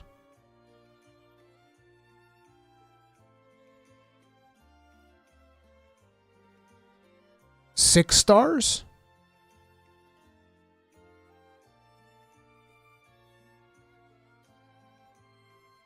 Six is the highest for Gravios. But this one has 2 Gravios in it, so maybe that's why the quest difficulty is 8. But this did spark something that I wanted them to do. I've expressed this when they initially announced this, which was like, was it when they announced? I don't know. I've expressed this at some point, which is like, I want them to move other monsters up. Because like, I feel like 8-5 Gore, nothing should be harder than 8-5 Gore in a baseline Monster Hunter. Maybe that's a hot take. That's my opinion. Nothing should be harder than 8-5 Gore. And so far, nothing has been harder than 8-5 Gore. At least for me. And maybe some people, they struggle more with Steve. They struggle more with something else. But like for me, nothing has been harder than 8-5 Gore. So it's like, you don't, at least I don't want them to go harder than 8-5 Gore for baseline Monster Hunter. So the new level of quest difficulty could be like, okay, here's an 8-star Chemitrice, which I have said. 8-star Chemitrice, and that's harder. It's not harder than what we have right now, it's a harder monster. Monsters get bumped up. That would be genius. Low tier monsters getting harder difficulties, because that's what you want. Because, like, you get to the end, it's like, okay, we're fighting Apexes, we're fighting Gore, we're fighting the title monsters. But, like, a lot of the monsters get, like, you're not going to fight those because they're just too easy unless you need, like, a material or something. It's like, bring those suckers up. 8-star Kongalala. Imagine an 8-5 Kongalala beating the shit out of you, dude. Getting beat up by a pink monkey. Final Fantasy Kulu. Exactly. That was good. I liked Final Fantasy Kulu. More Guardians. Guardians getting 8-5s. 8-5 friggin' Guardian Rathalos. I loved the Guardian Rathalos fight in this game. Bart knocks you 100 meters over. Level 255. Furious Kongalala! Let's go! Furious Kongalala. B-Dizzle, that's a good one. I'd love to have a reason to fight anything but tempered apexes and arc tempereds. Exactly. 8-5 Chemitrice, but still only pays out Hunter Symbol 1. True! Because we need those. We still need those. No, but I do want to see like the lower level monsters getting like bumped up. Now, I don't know if the event quest that we have here, like the 8 stars Gravios, it might just be because there's 2 of them and they're always on top of you. Oh, they're in the arena. This is in the arena. Yeah, Wounded Hollow. Yeah, they're always going to be on top of you. Maybe that's why it's 8 stars. Because there's 2 Gravios inside the arena, and that can get kind of annoying. But I do want them to do stuff like that. No more Mr. Ice Guy. Large amount of defensive decorations. Wait. Defensive decorations? They probably mean armor decorations, not defensive decorations. This would be another cool thing that they could do. It's like, hey, do this quest, get this type of decoration. And by that, I don't mean armor or weapon.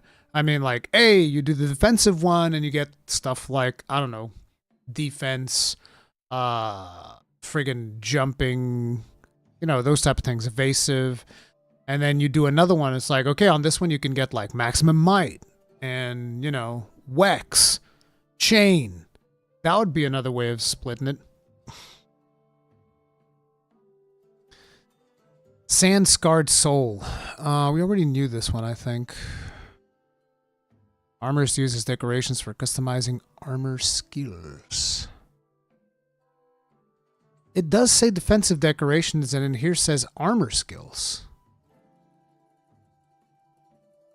So could it actually be that they're separating it? That'd be really cool. I really hope they do something about armor spheres. I love making mixed sets, but the armor sphere grind hurts. Yeah, armor spheres are very, very hard to get in this game, unless you're like farming quests and all the friggin' time. I mean, but you can do the dailies. If you do the dailies, you get a couple of them. But yeah, that does seem to be the bottleneck in this one. Decos in the charms. Defensive equals divine protection. Yeah, I don't know.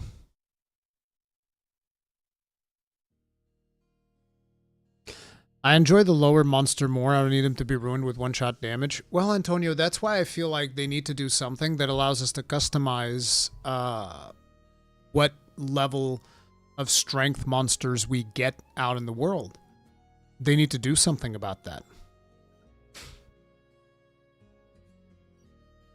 You know, like, for instance, I do, like, some type of ritual, and now I'm getting 8 5s. Or I do a ritual that takes away tempered monsters. Like, straight up, you can just do a ritual where it's like, it's the Giga Stink Bomb! The Giga Stink Bomb ritual, where we just, like, gather a bunch of Congalala crap, we put it in the balloon, throw it into the air, and then it explodes, and the whole place smells like poop, and the tempered monsters go away. And now only regular monsters are in the... Because that's something that actually happened to people. They wanted to farm, like, regular Lagi, and they couldn't. They couldn't find regular Lagi because of the fact that it would only spawn tempereds because of your hunter rank. You know? Because you can get more materials for doing the normal versions of monsters.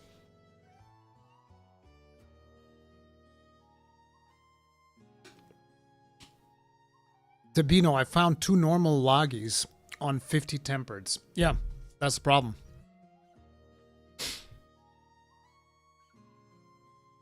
I have a high hunter rank. I never get normal Steve or Laggy. Yeah, me neither. I never get those. Not anymore. Just think that lures would be perfect for this game. Yeah, we need lures. Which is... that's the other thing. Like, resting sucks. Like, I don't agree with resting at all. I think resting is a terrible mechanic in this video game. I don't think you should be able to rest. I think you should have to live off the land. I think that is way cooler. And then if you want to target monsters, you can go for the specific optionals. But I think that there need to be mechanics that allow us to control... Not control. Control is too strong. We need mechanics that allow us to influence the monsters that are populating and their strength and all of that stuff. That allow us to influence which monsters are populating our area. And don't give us anything that can just, like, reset them. You have to go and hunt at a certain point. But you can kind of, like, influence what is going to be appearing. Now, on the new reward system, which is going to be RNG talismans, which, by the way, can have both armor and weapon skills in them. So it can have both. My biggest concern is how powerful these are going to be. Not even how powerful, but more like, what is the degree of RNG? Which, again, for those that haven't heard me rant about this before, I did the calculation for, like, what it would be like to get, I think it was Wex. It was like a charm that would have Wex, and this wasn't, like, the top skills, because I found this chart that people had data mined or whatever. And I found this chart that had, like, the odds of you getting each of the skills in the charm and all of that stuff, assuming that you did the most powerful ritual and all of that would allow you to target certain skills and so on. And I'm like, okay, listen, I just want Wex and crit. And these were not the hardest skills to get. These were just like, you know, I think that there was S tier skills, A tier skills, and B tier skills. And these were Either one of them was B and the other one was A, or they were both A tier skills. And I made the calculation, okay, how hard would it be to get, like, I think it was 2 Wex, 2 crit boost, and 2 tier 2 slots, which, by the way, 2 tier 2 slots is not even close to being the best. Okay, 2 tier 2 slots is, and the calculation that I made wasn't even of getting 2 tier 2 slots, it was getting 2 tier 2 slots or better. So the math that I did on that was like, okay, so what's the probability of getting Wex 2, crit 2, 2 tier 2 slots or better, and just put all that together. And then I fucked up the calculation somehow, and my chances were actually significantly better than the actual chances because I fixed the math later. But so even with the significantly better chances because I fucked up the calculation on it, you would have gotten 10 tier 4 attack decos in Monster Hunter World Iceborne, okay? 10 attack 4s plus 10 plus 2 attacks on Iceborne before you would get that one charm. And I just want to remind you, that wasn't even anywhere close to being the hardest charm to make. Like, that was just like a charm that you should be able to acquire reasonably. So yeah. So the thing about it is, to me, is what is the level of RNG? And that's the thing. They've done really good stuff when it comes to decoration RNG in Monster Hunter Wilds. I think like one of the hardest ones is Artillery. Artillery 3 is apparently hard because people were complaining a lot about that. I don't know what other decos are hard to get in Wilds because I seem to just have everything else except Artillery 3. I mean, I have 2 of Artillery 3s now, but everything else I have like in abundant supply. And I didn't do any of those things that people were doing with the flowers and whatnot. Oh, you pick up the flower during the full moon and blah, blah, blah, and then you change this flower into the thing, and then you pump this into the thing to generate. I didn't do any of that. And I think I have pretty much everything that I could ever want when it comes to decorations. And, because of that, I'm hoping that with the talismans, they're not going to go rise break levels of RNG, which was just crazy. So if they can make it like that, I mean, like, that's fine. It's whatever. If it's as annoying as RNG decos were in Wilds, which to me was like not at all, I'll be fine with it. But if it's rise break levels, watch this space. You're going to be hearing me be very upset.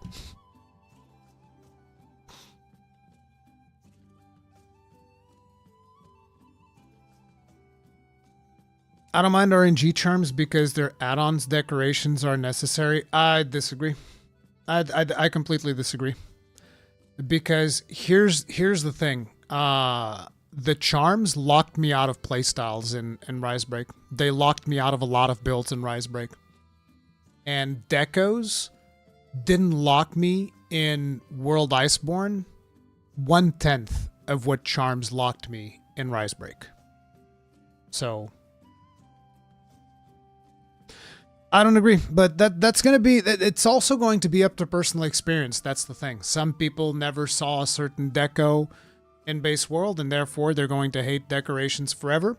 Other people like me were in the endgame anomaly grind of Risebreak, and my best charm had still been attained in base Rise. It is what it is. The charms lock you out of the using Life Powder's playstyle? Listen, Mr. Tummy Giggles, if you just don't suck, I won't have to use a Life Powder on you.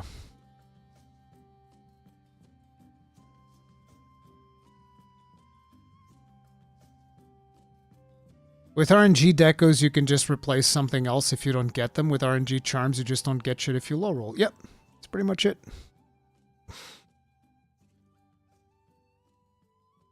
I still have missing decos in Monster Hunter World with 2100 hours. I'm not sure what deco you're trying to get, unless you're going for something like, oh, I need the ones that had like vitality and something else on it, which you don't really need because you're going to be using 4-piece Fatalis anyway by the time you're at 2,000 hours.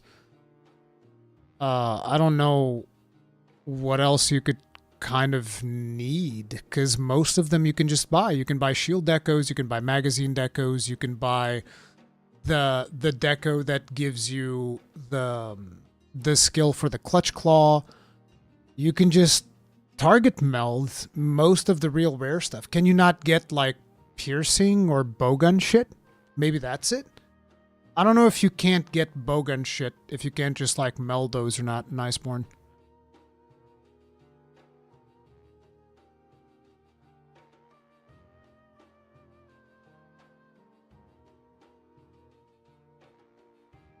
But like, listen, as someone who was on the receiving end of some really terrible RNG and Rise Break, I can sympathize, Antonio.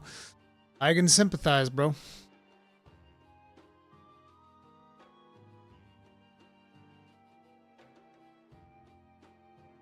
$650 hours to get Mighty Bow? Can you not meld that in World right now? Is that just not straight up meldable? I feel like launching World just to go check, because I'm so curious now.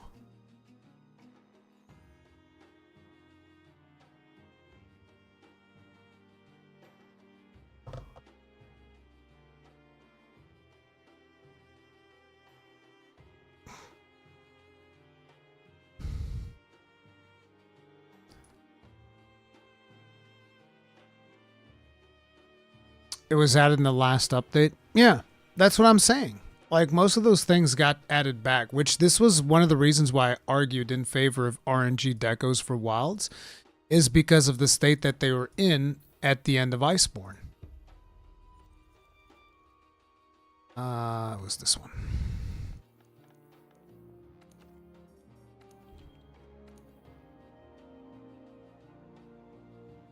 Why do you want the charms to be easy to obtain? Because I got dicked over 1,000,000 times in Rise Break. Isn't part of the friction of the old games the mat grind? Yes. Exactly. Material grinding. Yes. I agree. Material grinding should be part of the friction. We meld on her. Meld decos. So you can get the Shaver, Acrobat, Safe... I don't know what Safe Lightning is. Diversion, Mind's Eye, Mighty Bow, Dragon Seal, Sharp, Shield. Okay, you still don't get, like, Piercing Shot, or Spread Shot, or Normal Shot. Okay, that can still be annoying. But you can definitely get Mighty Bow, which I know is a big complaint for a lot of people. Wait, there's not even magazine! What the fuck? You can't meld magazine? I thought you could meld magazine. This is some bullshit.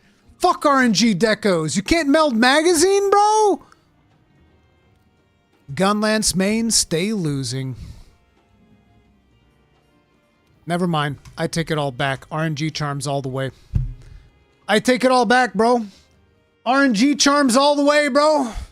Give me craftable deck. I can't believe you can't do magazine. I can't believe you can't do magazine. What do you mean, bro? I want this system in Wilds.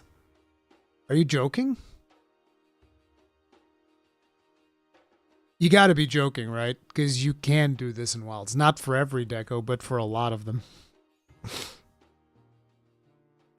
But every Monster Hunter Wilds Talisman grind is not melding. I don't care. The same thing. If I get all the charms I want in one day, I play for 2 days. The grind needs to be hard. EA Wavy? I don't think you understand. Okay? I don't think you understand. Let's see when Sunbreak launched. Okay?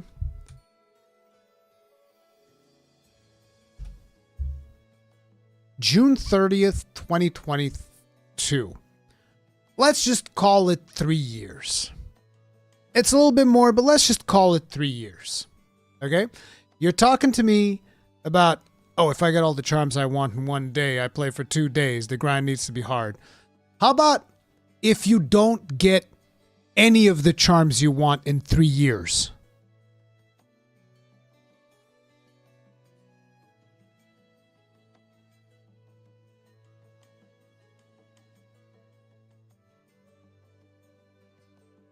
How does that work?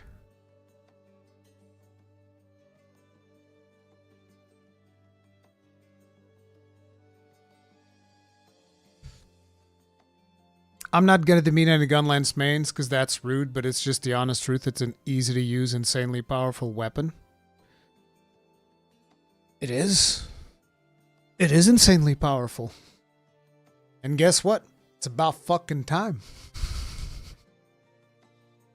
I just need you to understand, Celia Frostborn, we have been eating dung pods for the last decade plus of Monster Hunter, okay?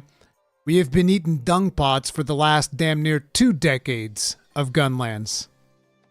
Then it's okay. It's only a bonus to my damage and not an end-all. You are... No.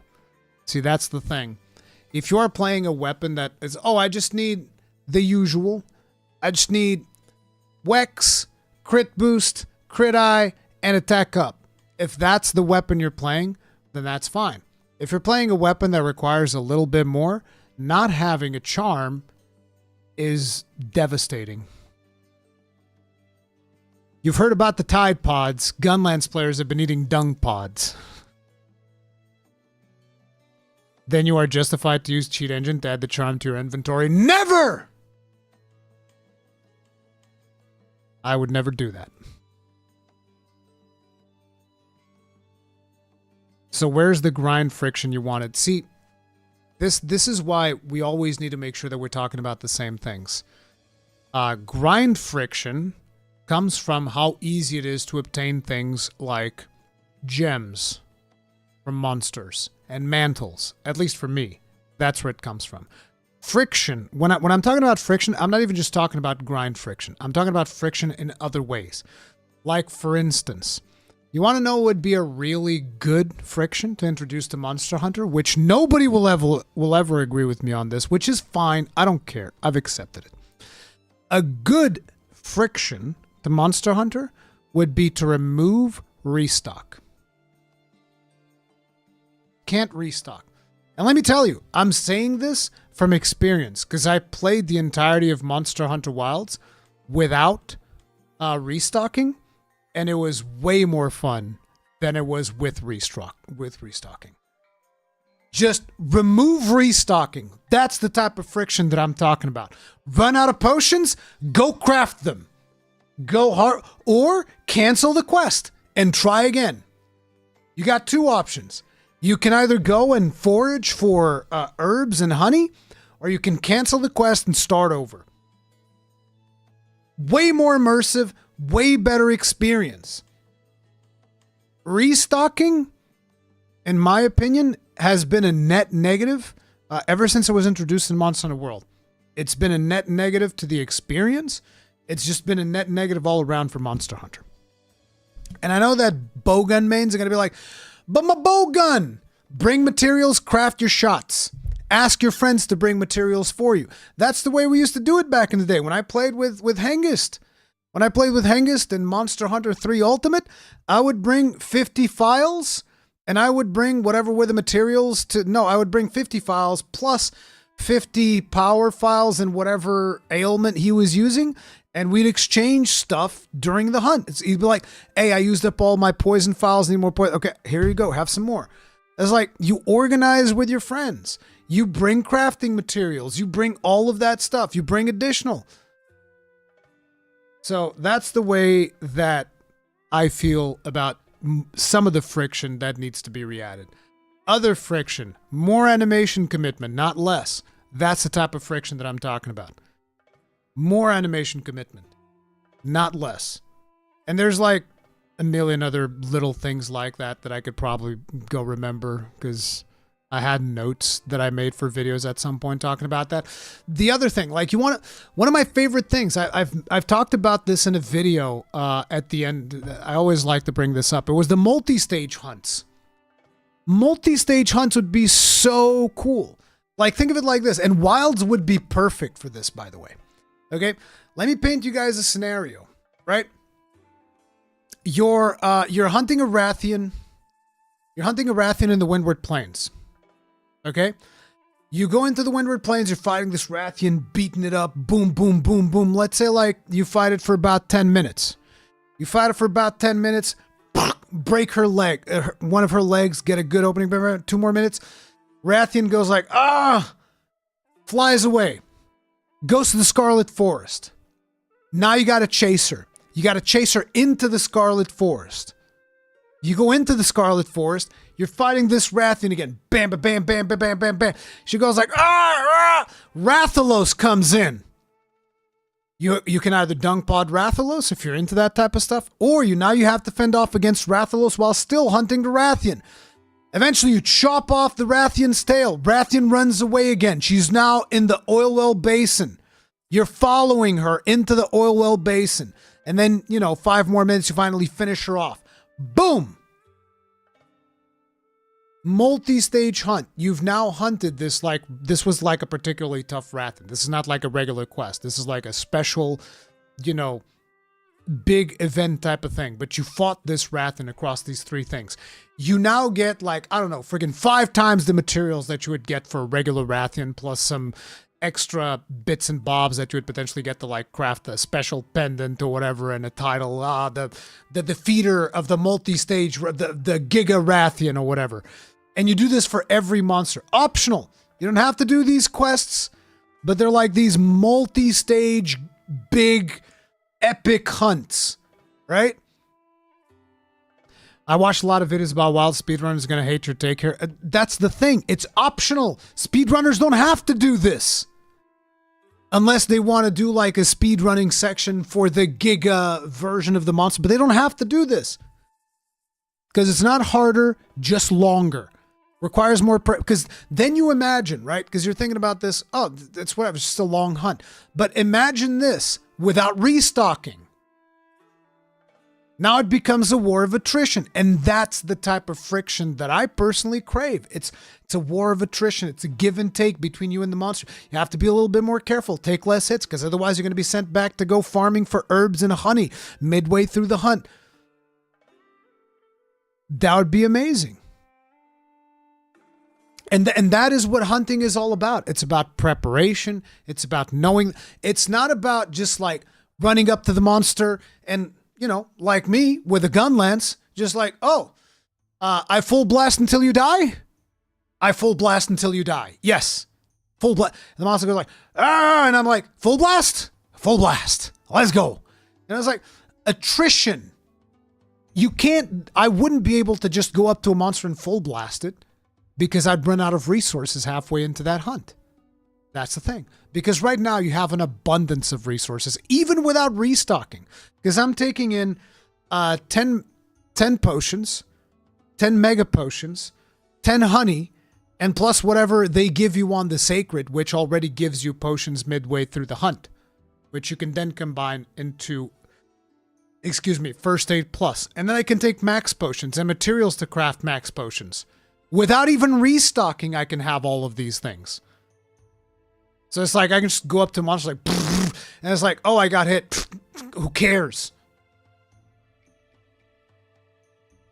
We do realize people are going to complain game's too hard once the expansion comes out, right? I mean, we also have to consider that we are living in an age right now of content creation.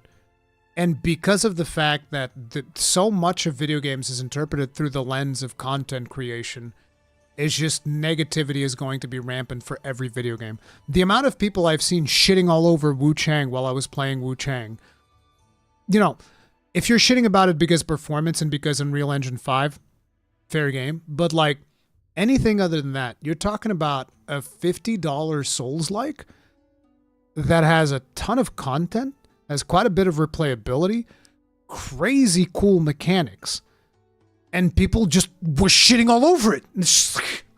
I don't understand.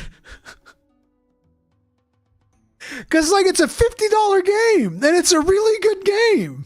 I don't get it. Did you finish Wuchang? I did. I loved it. Souls perverts have ruined this generation of game. No, it's like, again, you can't just take a couple of bad apples from a community and just extrapolate the whole community. Because let me tell you, the Souls community, I've made a Twitter post about this not that long ago, is one of the most welcoming communities in gaming. The reason you don't see that anymore is because of the bad apples. A lot of people have kind of like retreated from engaging online with the Souls community because of the fact that whenever they say, oh yeah, I'm a part of the Souls community, everybody's like, oh, you elitist piece of shit, you fucking, ugh! And they're just like, I just like Souls games. I'm not an elitist. I want more people to come. You fucking gatekeeper! And it's like there's just such a visceral reaction that people have against the Souls community that a lot of people just they're just not engaged. They just want to enjoy the game. They just want to enjoy the game, and so they're just like they're done. They're just done. They're like, yeah, I'm done. I'm not dealing with all this fucking drama of like trying to defend myself for people calling me an elitist or a gatekeeper, whatever the fuck. It's like people are just done. Souls community is not toxic. Souls, it's just not. It's not. The problem is most people don't really see they don't see the real Souls community. What people see is the bad apples, the idiots, the fucking the clown, the town jesters that are going like, oh, I'm so big and bad. I beat fucking Dark Souls 3. Ooh, I'm so big and bad. And it's like,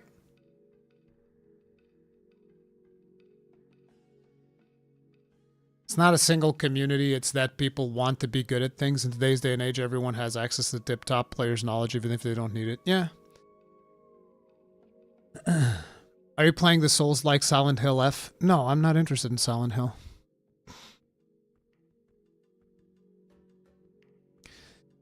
Did you use summons? Yeah, that's another one. Not gonna lie, my most toxic interactions online were with the Souls community. It's again, like I said, there's bad apples. There's bad apples in every community. Shit, I'm probably considered the bad apple in the Monster Hunter community nowadays. It's, whatever. It is what it is.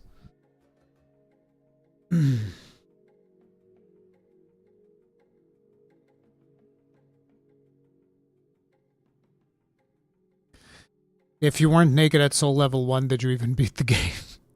Or are you doing that Stranding tour? Are you waiting for the PC version? I am tempted to just wait for the PC version because I was pretty busy when Death Stranding 2 came out.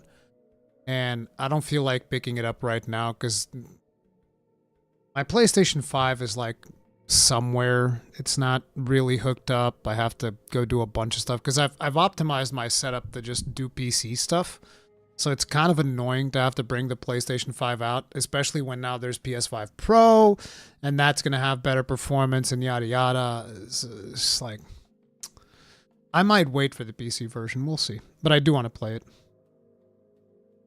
What do you think about Ninja Gaiden 4 Reap? Looks real good. I've seen like videos of it. Looked real good.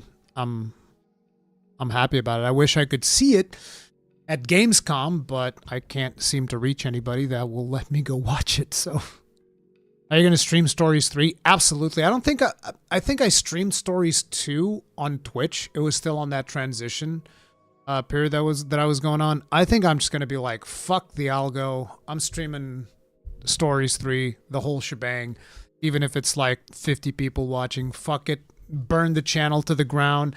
Because it's just like, there's so many considerations to have about the algorithm nowadays that I need to like sit down and think for like 2 hours of what the title of the video is going to be when I already know what I want to say. But I have to think about the title for about 2 hours before I actually record the fucking video, because that's the absolute state of algorithms and shit. Crazy.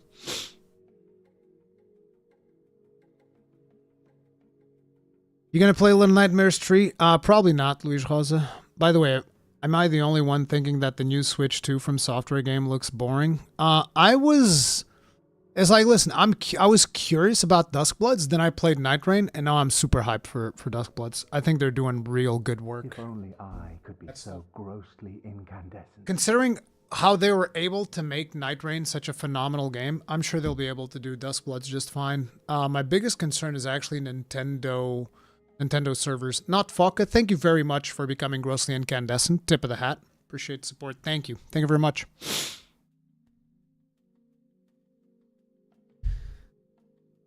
Yeah, you can do a poll to see how many would be here when Stories 3 come out. No, you missed the point. I don't give a fuck.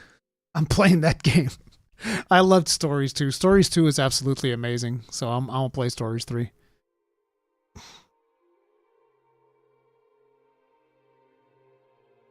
Night Train was an 8 out of 10 game. I don't like rating games. Night Rain is a fun as fuck game. Not even was, is a fun as fuck game because they're still coming out with like new Everdark Sovereigns and there's still more DLC to come out.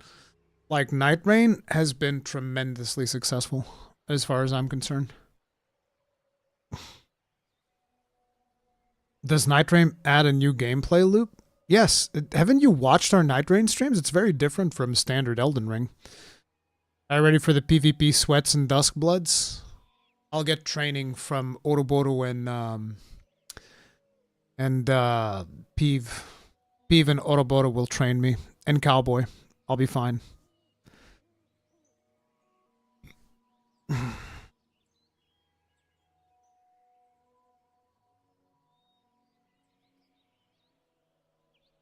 You see the leak about the new mode for Night Rain? I don't report on leaks, but no, I haven't seen it. I saw that Rage Gaming made a video about it, but I'm like, oh, it's a leak. Don't care. Video games that I care about, I'm probably never going to cover leaks for those because I want to know when the developers intend you to know. I'm biased. Listen, I'm biased to the games I like. I'm not here to report equally on all games. I am here to tell you about games that I like. If you're going to play Duskbloods, I mean, you have to get a Switch 2. How much is Switch 2 in a country? It's like €500 or something like that. 500 euro if you buy the one with Mario Kart World, or 450 if you get the other one.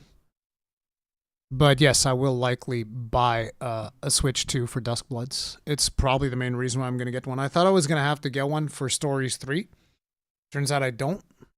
So I'll probably play Stories 3 on PC.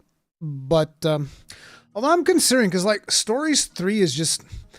The Switch is such a good place to play JRPGs though, because you can just take it with you and play the JRPG anywhere you go. I just feel like Switch is the ultimate JRPG machine.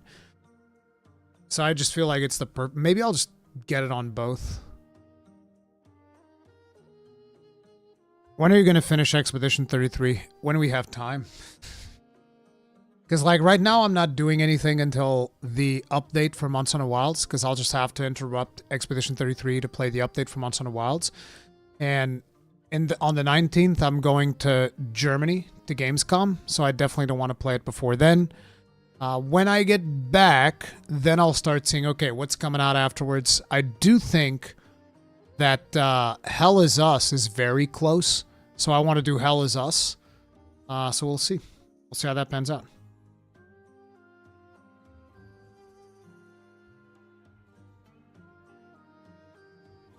Switch 2 has so much hate right now on YouTube. It's like, listen, Nintendo didn't do themselves any favors.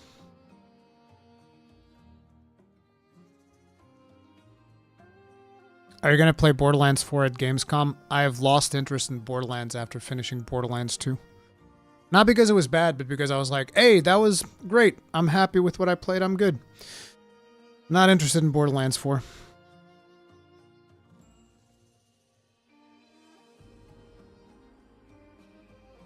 Are you excited for the August update for Monster Hunter Wilds? Absolutely. What Rise monster are you excited to have as a Monstie in Stories 3? Rise monster. Which Rise monster? I really liked Tetranodon. What was the Rise roster? Because I have terrible memory.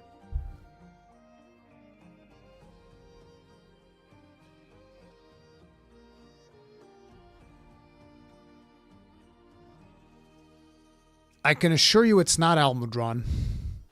I promise you it's not Almudron.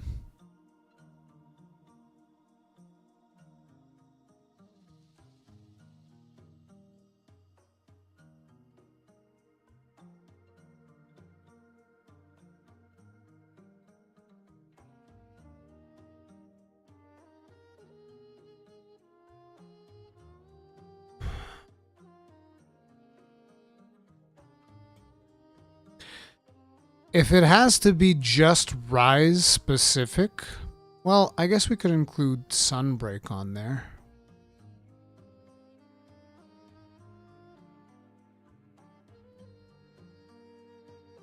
Where's the monsters?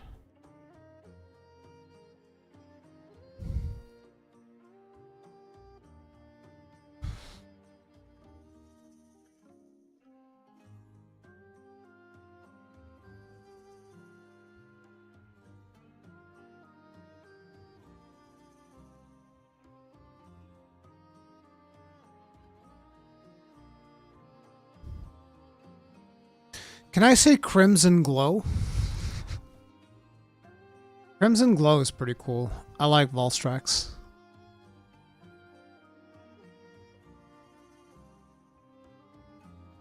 The Tronodon, though. I think the Tronodon be a beast. The Tronodon's so good.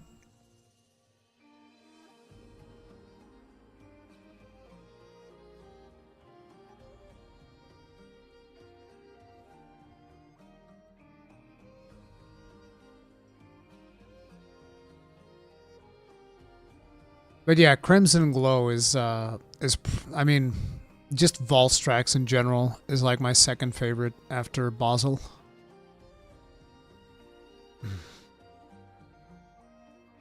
Volstrax is the #1 monster Wilds needs.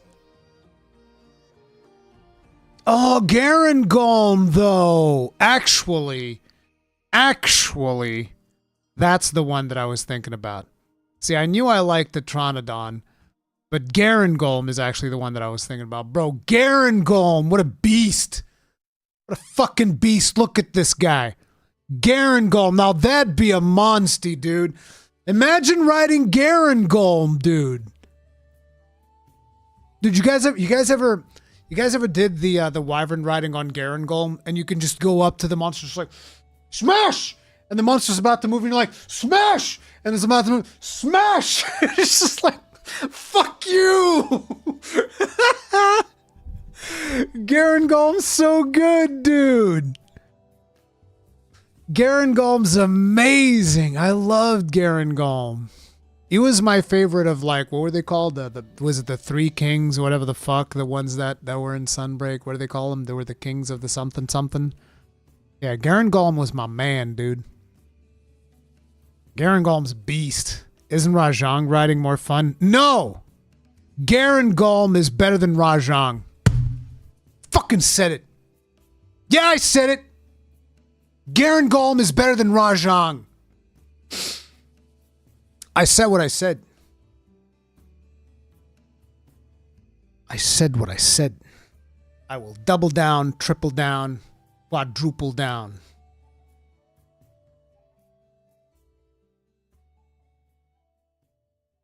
Blasphemy? Don't care. Did you see the competition yesterday that was Elden Ring Night Rain? Oh, was that yesterday? No, I haven't seen it. So to give you guys an idea, I've been telling you guys I've been really busy. Give you guys an idea, yesterday was both my wife's birthday and my in-laws' marriage anniversary. So we had to do like 2 parties. So we do like a special lunch for my wife. We went out to eat. And then we went to the church because my in-laws wanted to go to... This is the most hilarious thing, right? So I'm talking to my wife a couple of days ago, and she's telling me, oh, my dad is so stressed out because of the whole church thing that they have to go and do. And I'm like, this is one of the most self-inflicted things I've ever heard. You don't need to celebrate your marriage in church. Although, to be honest, the priest wasn't that bad. He was pretty chill. He got us out of there pretty fast.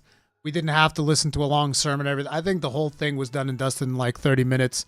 So, W priest. So, you know, that's all right. Hey, J-Cam, what's up? What did you eat? It's one of those places that has like sushi and Chinese food. So I just ate a bunch of Chinese food and a couple of sushi bits and whatnot. It was good. Quadruple A YouTuber. Truth nuke. Blagonga is the best money. Fight me. No. Garangolm would beat the crap out of a Blaganga, okay? He would beat the white out of that Blaganga's fur, all right? That's what he'd do. What is the best food in Portugal? I've never had Portuguese food. Probably for the better. I'm joking. It's like in Portugal, it's not really what I would call traditional food, but we have something that's a bitoque. And the bitoque is basically like a steak with an egg on top and some fries and some rice, and that's it. It's like that's one of our signatures. Usually we have a lot of like fish dishes, as you can imagine. Some of the really good food near to where I live is fried cuttlefish. It's like a specialty around here because Portugal's obviously really next to the ocean. Like I can drive to a place where I can see the ocean in under 20 minutes. So it's like fried cuttlefish is a specialty of the place that I live in. Then some other Portuguese dishes. If you go to Porto, you can eat a little French girl. That's what we call it. It's the little French girl. And you can eat one. If you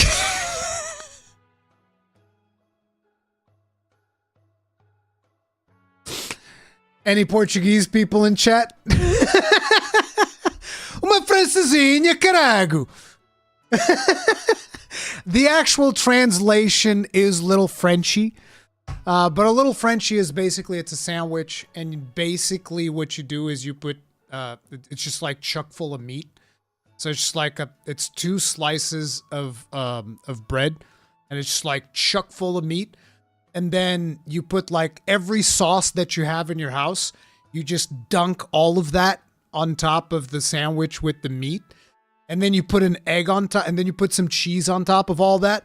Melted cheese, and then you put an egg on top of that, and that's a little Frenchie.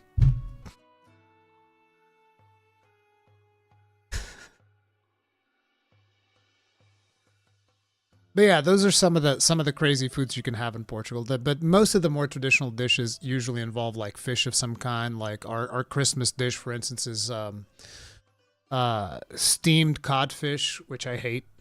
I like other forms of codfish, not steamed codfish. But yeah, there's a ton of stuff. Put sauce on my meat, foul, clogged arteries. Oh yeah, like little Frenchie is no joke. Like listen, I have a friend of mine, an American friend. He came to Portugal, and so when we went to Porto for him to have like the traditional little Frenchie, he wasn't even able to eat half of the damn thing. And you're talking about an American. Although he's a skinny American though, so maybe that's not fair.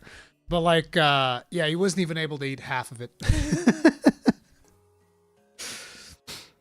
Like codfish pizza.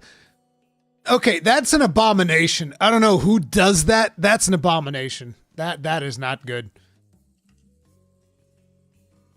So you stuff a little French girl into some bread, smother her in sauce, and eat her? No. I'm gonna go ahead and say no. Do your friends or family watch your channel? Sometimes. But I don't really expect it.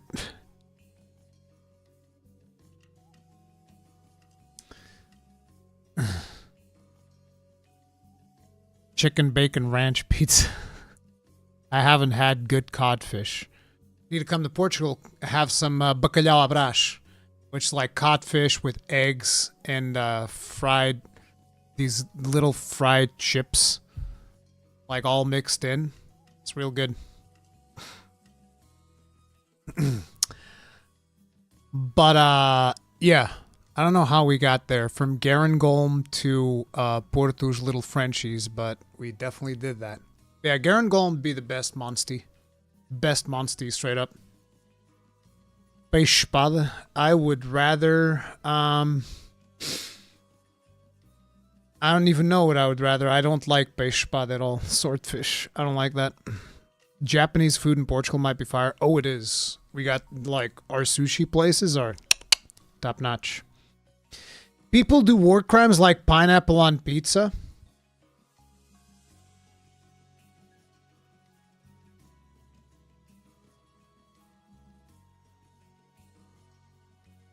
Pineapple on pizza is fucking delicious. Here's what's happening. Here's what's happening, okay? Some of you people out there got some bad fucking pineapples, okay? You guys got some bad fucking pineapples, and then you're out here talking trash about pineapple pizza. You're wrong, okay? It's not my fault that your country can't grow a fucking pineapple, all right? That's on you. That's on your country, okay? I don't give a fuck. It's not my problem. We got some good pineapples out here, so it is what it is. Pineapple on pizza is delicious. It is delicious. Not only delicious, it is refreshing. Okay, so let me tell you how this works. Imagine you're having like a pizza party. Having a pizza party with friends, and you got like, you got your pepperonis in there, you got whatever else pizza you guys like, but like you have those strong, flavorful pizzas with like these spicy meats and stuff like that, right? So you eat a couple of slices of those, and then you're like, oh man, I kind of feel like I'm almost ready to be done. I just want one more slice. You wrap it up with a pineapple pizza, and it is the perfect contrast. It's like, because you've been having all of these, very savory pizzas, right? So like your taste buds are overwhelmed with saltiness and other savory flavors, right? And then you go for the pineapple, which cuts right into all of that and just like refreshes all of your taste buds. And it's just, you guys just don't know. You just don't know. You just don't know. I feel bad for you. I feel bad. Okay, listen, I feel bad that some of y'all countries got some bad pineapples. You guys probably don't like pineapples in general. I think that's what happens, okay? I think that a lot of people just go like, oh, I hate pineapple. It's like more like you just hate pineapple, okay? You just don't like pineapple because pineapples in your country suck because, like, listen. And here's the thing. There's a distinction between the pineapple and something else which we call a bakashi. I don't know if there's like an English word for the difference between pineapple and a bakashi, but in here it's two different things, right? So there's the ananas, which is fine, and they do put those on pizza, but the better one is a bakashi, okay? A bakashi is like, so good, dude. A bakashi is the best. It's the best. Evil does truly exist in this world.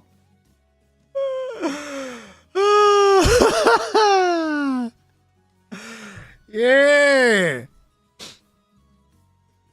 Have y'all heard about the breast milk ice cream? That sounds like something that came out of Blizzard Entertainment. I thought a bakashi and pineapple was the same. No, these are two different things. There's ananas and then there's a bakashi, and they taste different. Arky's just gonna say, as a Portuguese person, pineapple on pizza is mid. I mean, Ark is from the islands. He is from the islands. It is what it is. But they make good food there, though. They do make good food. They do have that best skewer, so it is what it is. It is what it is. If you go to the island of Madeira, you have to have the skewers, okay? Best skewers in the world. Ain't nobody touching Madeira when it comes to skewers. The islands are known for the better food. No. They have good food. They're not always the better one, okay? Because if you just eat island food, you're going to die. As I remember, you had that president of yours that was in there for like so goddamn long. That guy was a fat bastard, okay? He was fat as hell. Very unhealthy. Is he still alive even? I don't even know if that guy's alive anymore. As a Portuguese, pineapple on pizza is amazing. Goddamn right. You goddamn right. Island boy, I'm going to make it. Breast milk ice cream sounds like something Homelander would eat. Ark Knight is the island knight.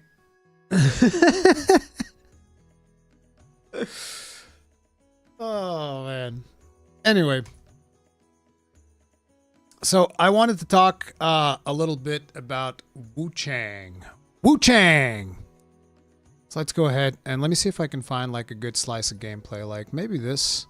I'll probably just have this in the background while we talk ourselves about some Wuchang.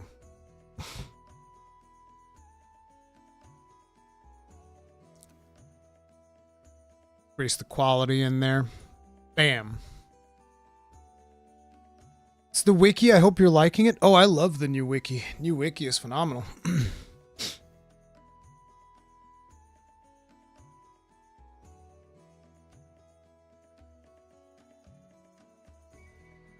So, Wuchang. We finished it on Monday. I had made a video about Wuchang already, about like my first impressions after having put, I don't know, about 6 hours and changed into it because it was like the first day of live streams and stuff. Since then, we've played considerably more, and I have to talk a whole lot about this game because there's a lot of good things about this game, but I kind of feel like in these types of videos, I want to start by saying, okay, so what's the worst thing about it? Because I kind of feel like that is likely what a lot of people are looking for when they want to hear somebody's opinion on a video game. What's the worst part about it? Like, what's the bad thing? Because if you're looking about a video game, you already have like an idea of what are the better aspects of the video game.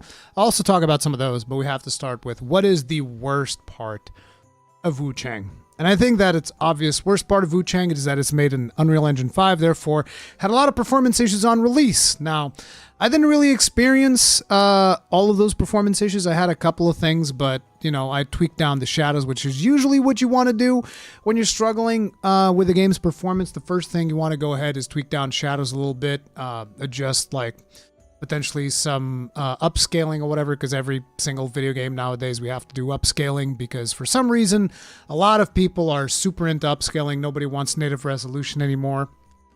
You guys are like, what? Who are these people? I see them in my comment section all the time. I remember at one point I was having an argument online and I was like, how about we just render games in their native resolutions? And a bunch of people that said they own 4090s came at me saying, do you know how inefficient it is to render a video game in 4K? And I'm like, do you know how much I don't care? Like, if you're buying something like a 4090, why are you settling for like upscaled resolution? I will never understand that argument, but whatever. Neither here nor there. Point is, that is the biggest downside to Wuchang, is that it had performance issues. Since then, there's been patches. I don't know what the situation is like because, like I said, in my system, the game is running pretty smoothly. It was mostly above 100 FPS. If you guys look at the frame counter, right now it's marking 115, and this was being live streamed. Not that live stream affects performance at all for me because we're running a 2 PC setup, but pretty much usually I was running anywhere from 90, like it is right there, to 120 most of the time. And it was running in 4K, upscaled using FSR and all of that shenanigans. But yeah, that is the biggest downside. The fact that it is in UE5 and that it is, it's got performance issues.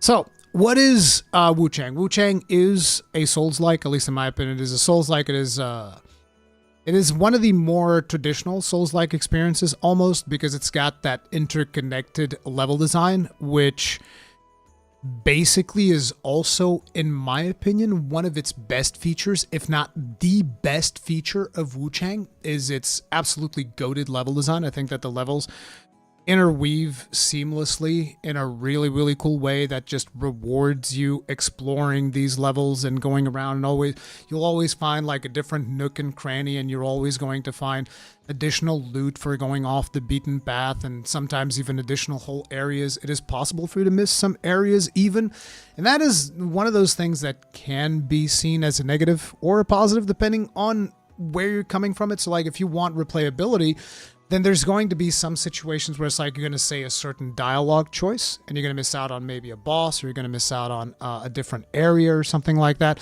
which gives you a chance to replay the game and then see what the game would be like if you go to that area. But I just kind of feel like the payoff for missing some of those areas, because there should always be like a give and take when it comes to those type of things. And I just kind of feel like it usually ends up feeling more like a loss, because like, oh, I chose this thing and now I don't get to fight this boss, which is something that did happen to me in the final live stream. Like, we were going through the game in the final level, and we eventually got to a point where a character asked me something and I said an answer, and everybody in chat was going like, oh no, now you've done the thing and you don't get to fight the demon of obsession or whatever. And I was like, oh well, whatever. But other than that, like, the overall flow of the game, to me at least, felt phenomenal. So it is a Souls-like. level design is absolutely fantastic as far as I'm concerned. Definitely one of the highlights. There's no character creation, so you're going to be playing as Wuchang, the attractive female character, which caused some mainstream websites to call the game Gunnar approved, which, sure, whatever. There's plenty of outfits that you can wear. There's also a transmog system, which I didn't really make use of, but you can transmog the character to look whichever way you prefer.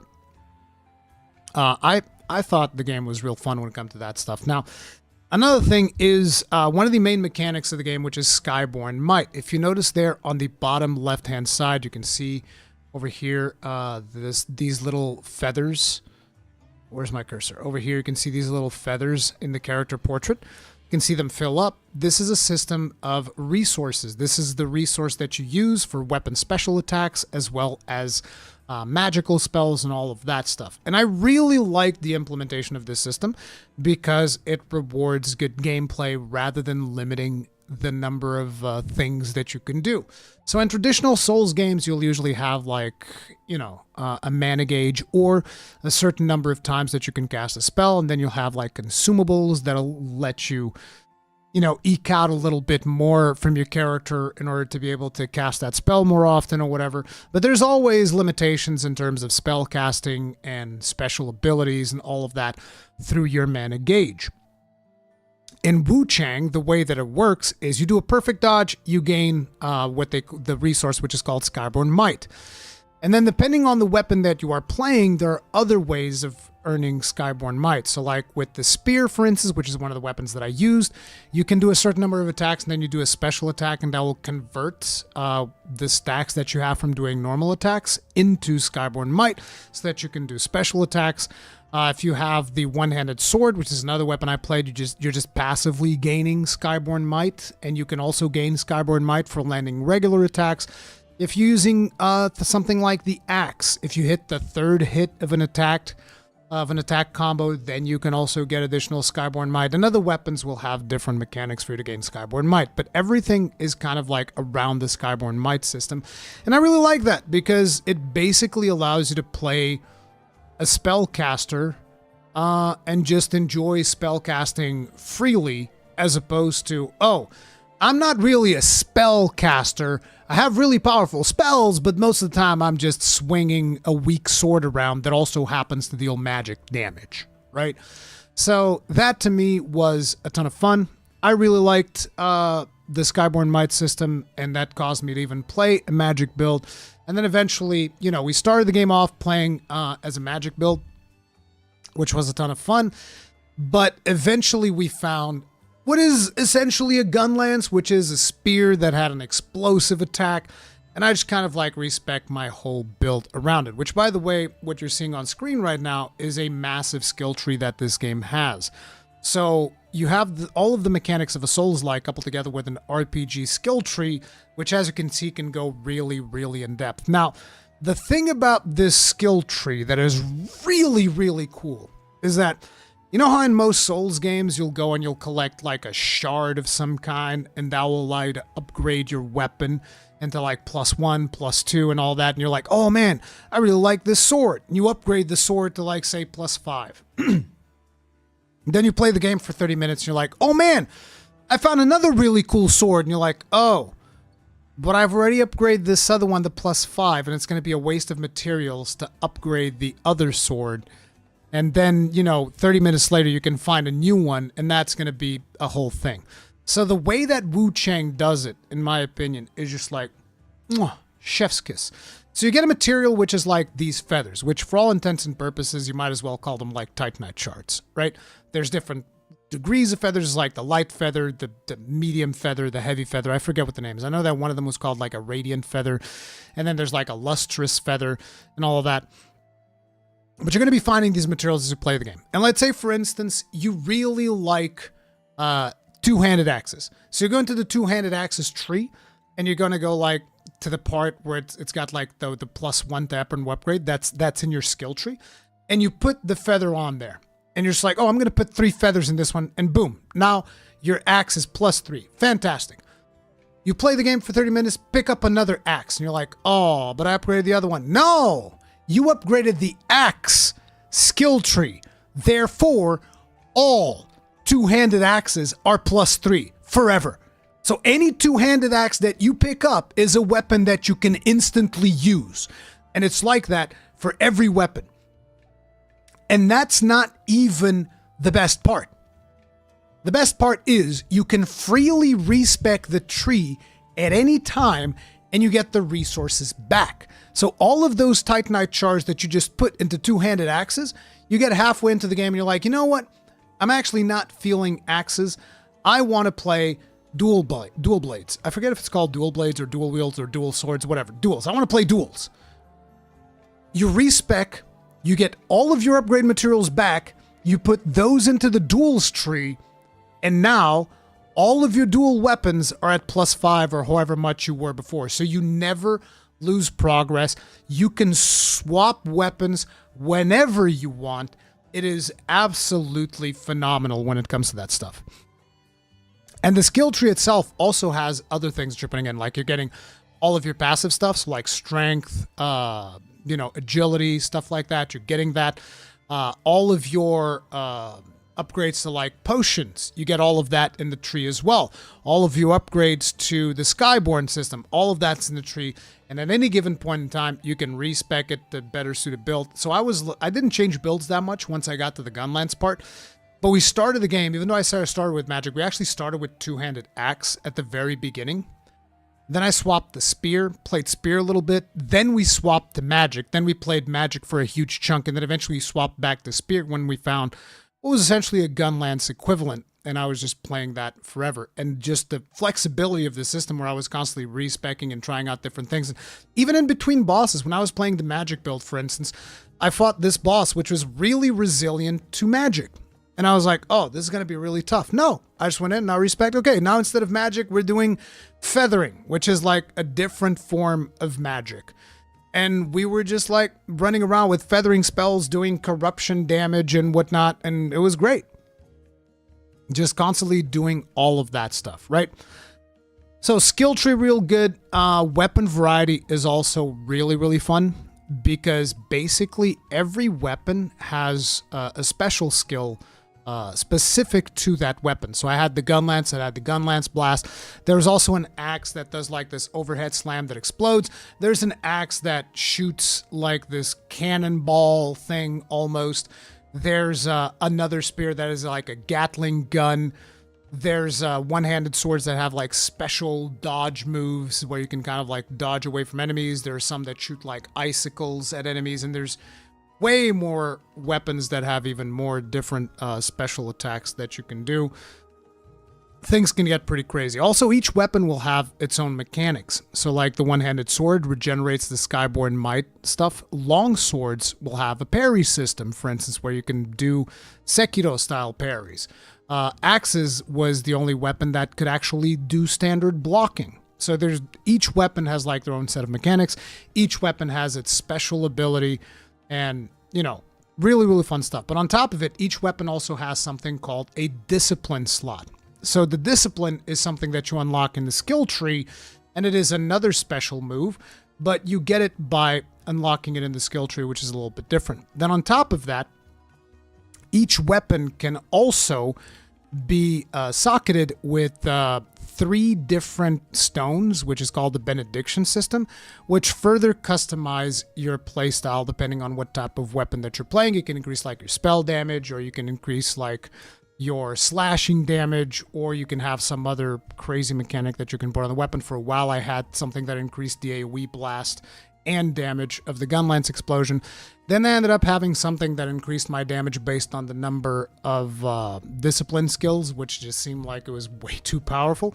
But that's another further customization that you can get. Then another mechanic that this game has is actually pretty crazy. I'm probably not going to be able to show it here in the background footage because it's just like it happened a couple of times. But it's something called the madness system, which is based on whether or not you're killing humanoid enemies and how many times you die. Your character can eventually reach a certain level of madness, which is always increasing. And madness, what it does is you deal more damage, but you take more damage. But when you max out madness, if you die, you then, when you go to try and collect your souls, an entity will appear to try and kill you. And if it kills you, you lose your souls. If you kill it, it resets your madness. But it's an interesting system that caught me off guard a couple of times. And there's also a system that allows you like, hey, I'm really good at the game, therefore I don't mind if I take more damage, because that way I can just, you know, deal more damage to the boss because the boss is not hitting me anyway. So there's this, you know, risk reward. Do you want to take more damage to deal more damage, or do you want to take less damage but you're also dealing slightly less damage? So it's just like a really cool system for people to kind of like experiment with and engage with. And it was funny the couple of times that I was surprised by the madness system when the you know, the warrioress shows up and it's like, here we go, and I'm like, oh no, now it spawned again. And it's even linked to the story. So the madness system is also interesting to interact with. So it does do quite a few different things when it comes to, even though it is a Souls-like, it is doing like its own thing in the genre, which I think is pretty cool. And basically, you're getting all of this for $50 as opposed to the standard industry pricing now, which is like $70, trending towards $80. I forget how many hours it took me to finish the game. I think it was probably around 50 hours, give or take, to finish the game. And that's without me doing any New Game Plus shenanigans, because there's still a New Game Plus system for you to explore with more weapons and all of that stuff, which I didn't even engage with in this one yet. But it was a ton of fun. I do recommend it. I think that Wuchang is a really good game, and I particularly think that it's important for us to support games within this price range, given the industry trend of just like, let's make everything more expensive. $70, $80, all that. For 50 bones, what you're getting with Wuchang is pretty good, so long as you can run it. That's the biggest thing, whether or not you can run the game, because of the performance issues that I talked about earlier. But yeah, Devin Widener, thank you very much for the Souls. Tip of the hat. Appreciate the support. Thank you. Of all the other Souls-like games, which developer do you think comes closest to competing with From Software? I think likely NeoWiz. I think it's their name, NeoWiz, from the Lies of P guys. I think Lies of P is the closest one.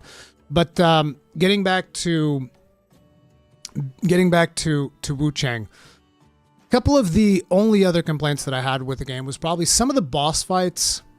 You know, there's always going to be the odd boss fight that you're not going to be the biggest fan of. So some of those boss fights were annoying. And even though the level design is pretty much phenomenal throughout the game, I was not the biggest fan of the last level. But those are very specific things, and I think it's going to vary based on who you ask.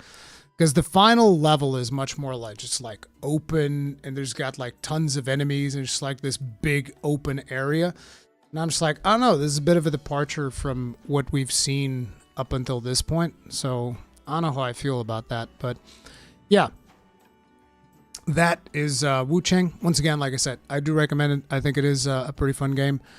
And yeah, that's going to be it for Wuchang.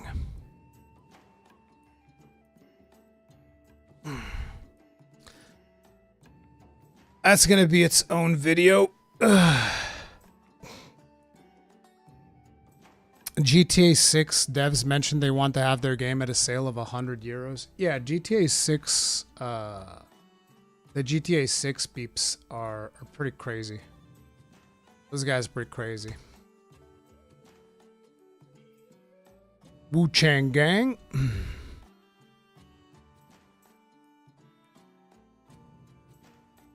Have you played Bleak Faith? I've been really enjoying it. No, I haven't played Bleak Faith.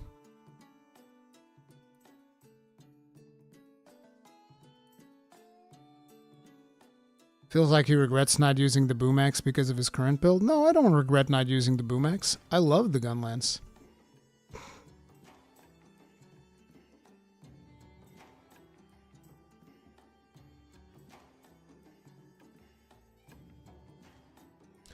So another thing that we gotta talk about.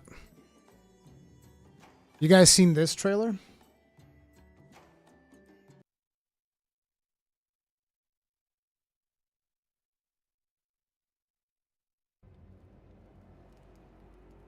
You will be hunted. Wait, it's a little bit on the low side.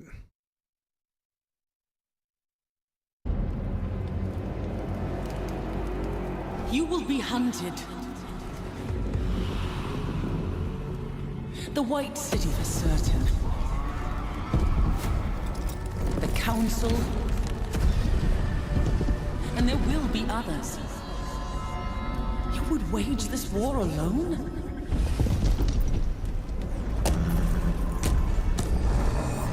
No. Not alone.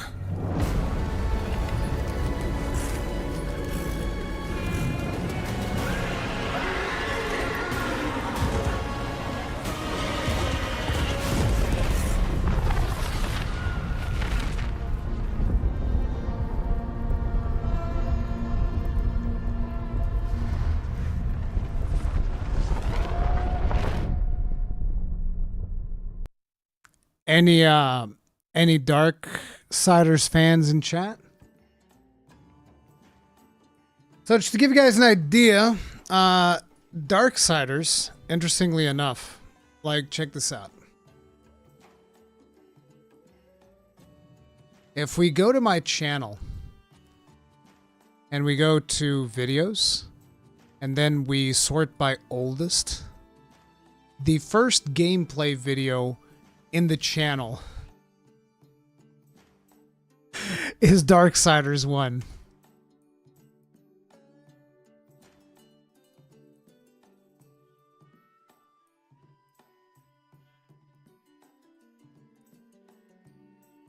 This is a really good game.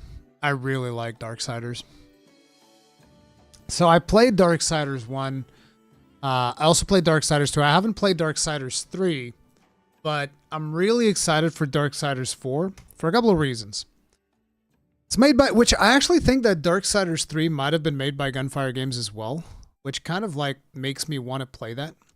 But Gunfire Games, these are the same people behind Remnant 2. And if I'm not mistaken, Darksiders 4 should have a co-op. Because... what the hell? No, none of that. Because these are the guys who worked on Remnant 2. Remnant 2 is my favorite game that came out in 2023. And we have here game features: choose your horseman, take up one of the legendary horsemen, each with their own unique weapons and combat styles. I would likely play War or Death, because those are two that I've played and I really like those. Probably War. War is more like the greatsword guy. Cinematic combat experience, fast-paced, visceral action, blending melee, fluid, traversal, and supernatural ability. Looks really good. Ricard, thank you very much for being able to get this for 19 months. Yes, there is a Darksiders 3. Tip of the hat. Appreciate the support. Thank you. But, yeah. Fast-paced, visceral action, blending melee, fluid, traversal, and supernatural abilities. Expansive realms to explore. Journey through apocalyptic landscapes, each teeming with secrets, enemies, and mythic bosses. And that's it. But I think that this one's also going to have co-op. They don't say co-op, right? But I'm pretty sure that this one's going to have co-op. That has me real excited. Content creators? What the hell is this? They have like a content creator. Oh, it's the THQ Nordic creator program. Yeah, see, this is Darksiders 3, this one right here. But yeah, I am very curious to see what Gunfire Games is cooking with this one. Who's working on Darksiders 4? Gunfire Games.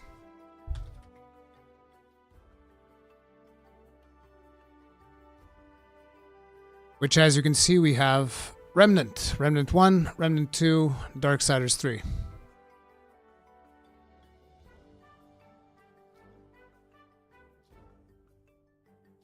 But yeah, I really, really like Remnant, and I'm really, really curious to see what these guys are doing with this stuff. So we'll see. Fury has a chance. Yeah, it's Fury and Strife. It's War, Death, Fury, and Strife. Sorry, what the fuck is solo co-op? Does it say solo co-op? Where the fuck did it say solo co-op? Oh, solo co-op game.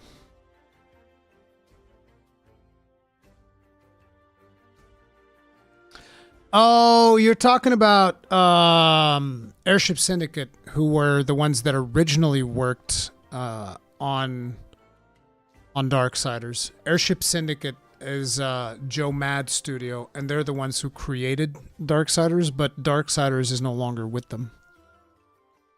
Is this a game like Space Marine? I guess you can kind of see it that way, like Space Marine 2, yeah.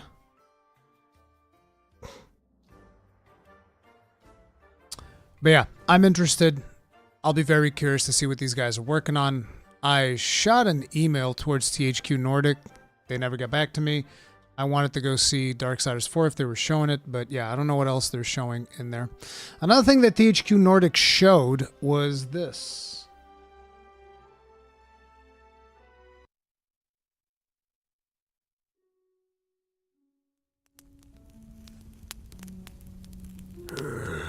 Como tan hokure aratakura.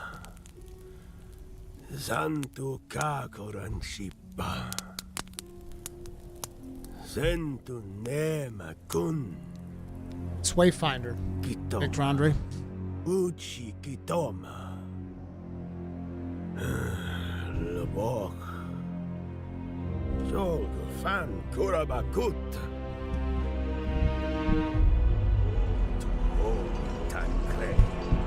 Rutakarun Shoklitantifa Zendakan Maritoma Kotaktu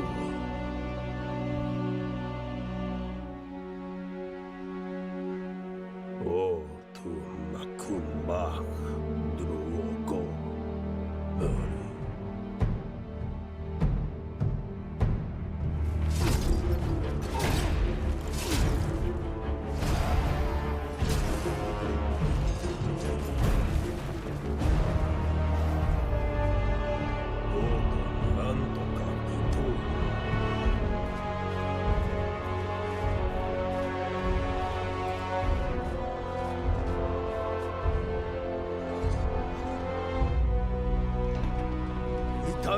Barakitan.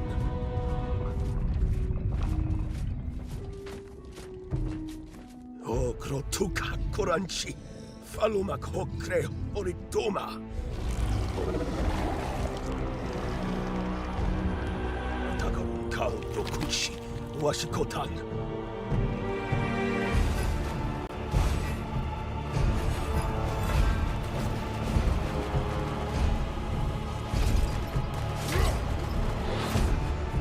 Damn, that friggin' head chop was real good.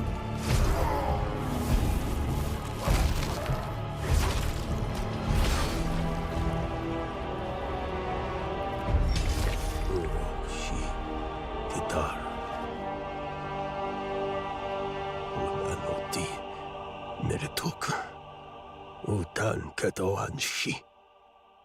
Utan veta kipa.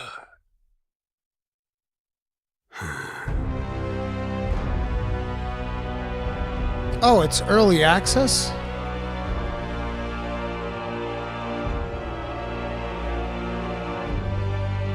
Paraglacier.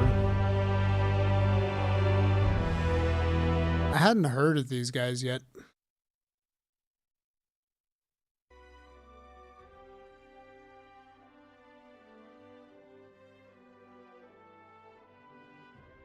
First person is a turnoff for me. I also like third person more personally, especially on these types of games. I tend to prefer third person. But I don't know, I feel like the first person animations looked really good. But yeah, early I didn't know it was early access. I kind of feel like there's so many games coming out in early access nowadays. The hype really dies down when it eventually releases, I feel like. You don't like Skyrim? I'm not the biggest fan of Skyrim because Skyrim's melee combat's pretty boring.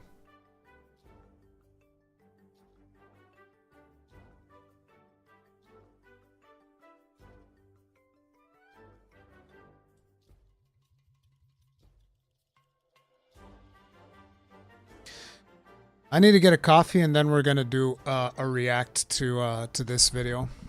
I will be right back, team. I'll be right back.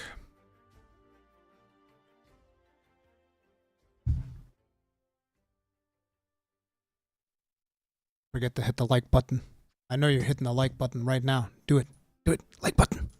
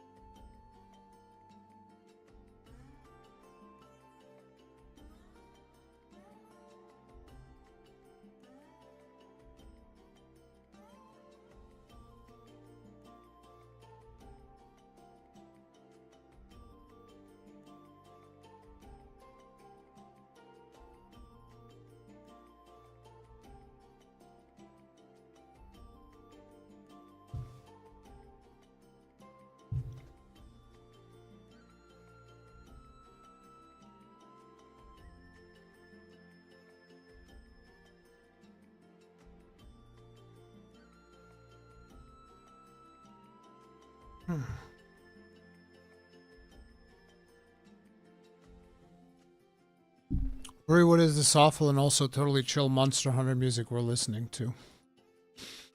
This is Mahi Hokuru Day, which is from Monster Hunter Frontier 2012 anniversary. Do some ASMR, Uri. Wait, I need like a fresh one for that.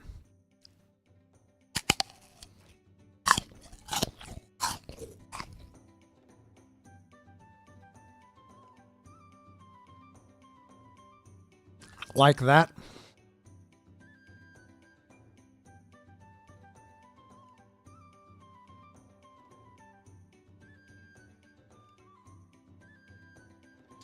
Apple Man, yeah. Something like that. Thank you. Now I have coffee as well. This is perfect.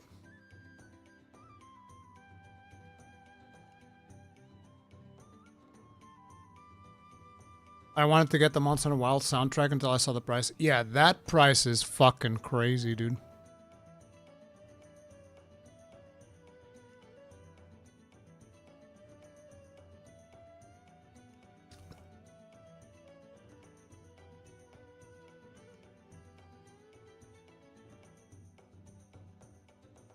Coffee with apples is a cool combo. I don't know. I just feel like I need fruit, but at the same time I also need coffee.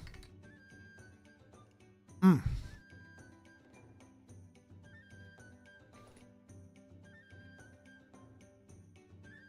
I need to do Longbeard shoutouts.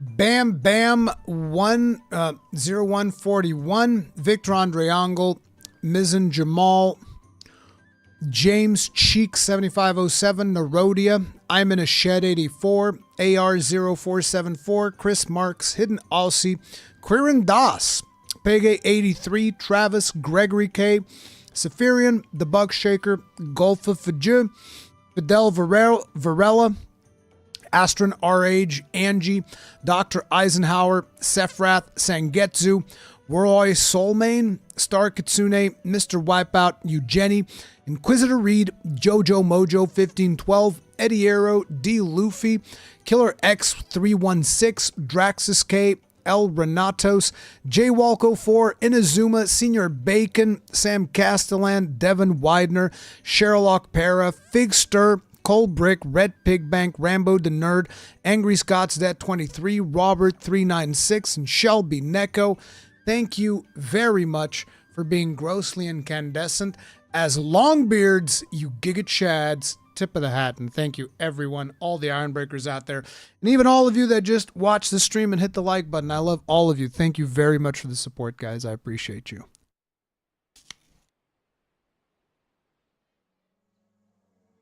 Family name's getting butchered. Oh yeah, I forgot. You wanted me to just call you Victor. I'm sorry.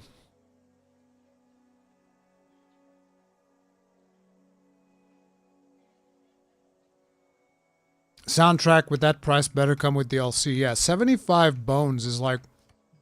That might be the most expensive soundtrack I've ever seen in a video game. I always feel like soundtrack is usually $10. Maybe a little bit more if your game's successful. I think that Expedition 33's is like $29 or $19.99. And that one's like a super beloved soundtrack. Which, by the way, I hate to admit it, it's not really my thing. Like, I recognize the quality, but it's not really my thing.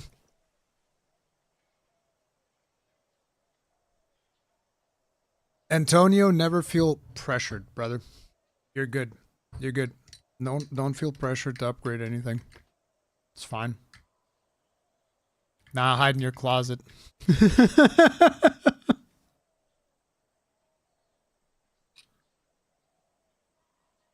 You need to beat Expedition 33 before you can make that hot take. You know what, Sanguine Tales? You're absolutely correct. Because I remember not really caring that much for the soundtrack of 14, despite people telling me that the soundtrack of Final Fantasy 14 was like amazing. And I remember like, I guess it's all right. And then I played the game. And then the meaning, because that's the thing. When you start associating a music with something that happened to you, like, listen, let me show you guys this, okay? And everybody, literally everybody that has ever played, everybody that has ever played Final Fantasy 14, at least up until Shadowbringers, this will evoke emotion, okay? For everybody. I'm not even exaggerating. Anybody that's ever played Shadowbringers, you will listen to this. Like, I'm not even exaggerating. I'm getting like the, what do you call this? Chicken skin? Whatever the fuck. I forget how you call this. But I'm getting that, like the hair in my arms is raising listening to this.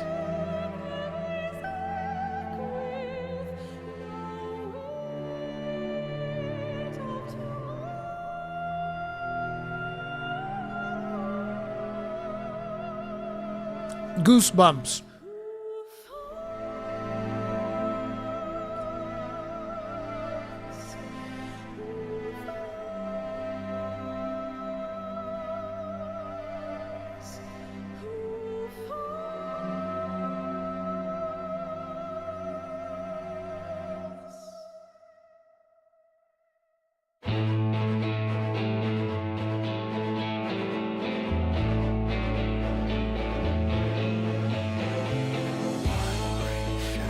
one brings the light.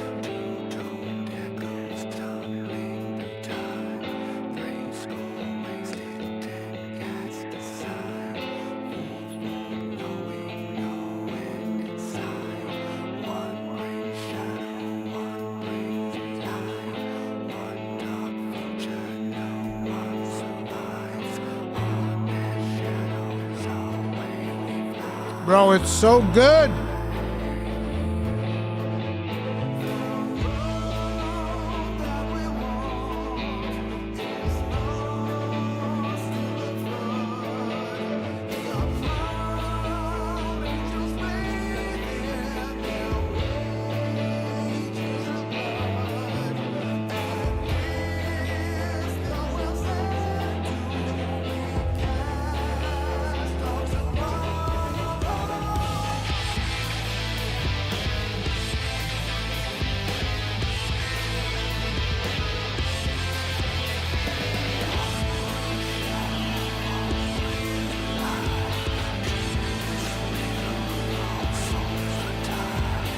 It's like, listen, that was peak Final Fantasy XIV.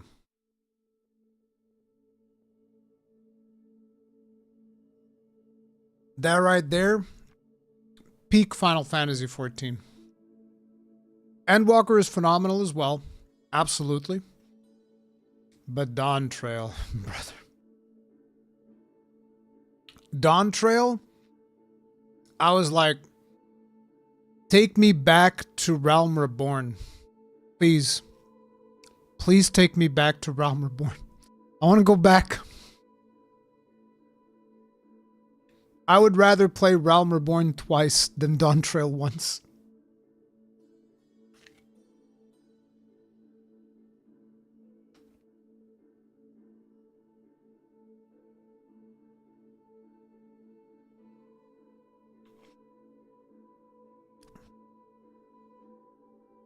You remember when I was hopeful for it? Tummy Giggles? I was so hopeful for it. It wasn't even a filler arc.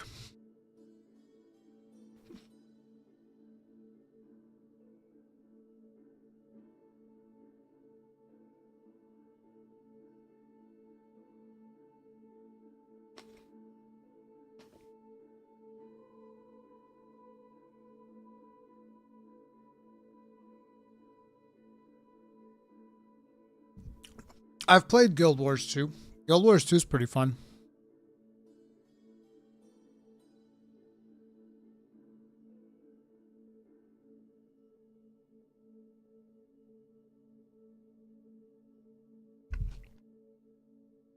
Okay. I finished my apple. I'm gonna get a drink of water. Then we're gonna get this moist critical situation going.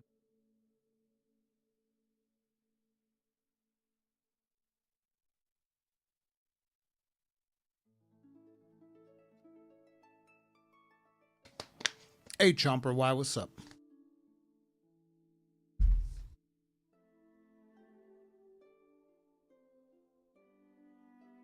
Sanguine Tales, I feel like the person who did it right was Cowboy.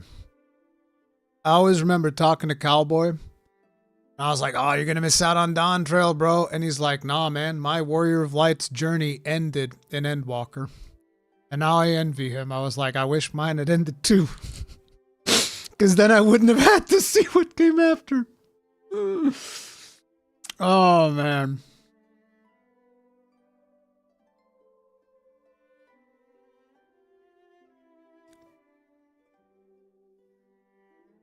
Endwalker was the perfect stopping point, I feel like.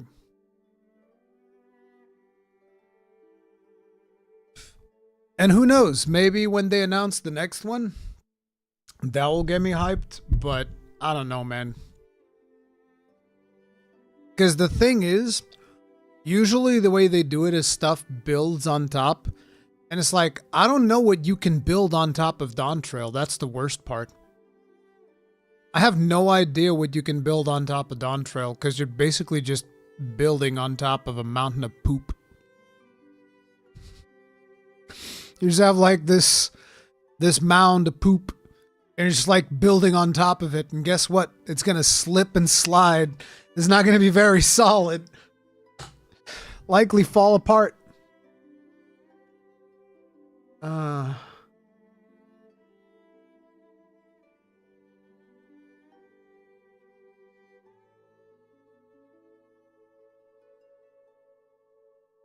Monster Hunter Wilds Director Letter 12 this tomorrow, yes.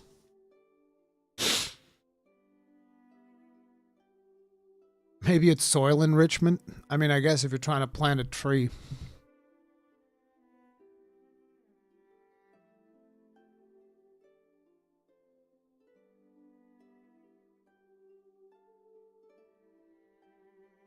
Yeah, when the next one comes out, the next major patch, 8.0, you'll have to go through Drawn Trail just 3 days.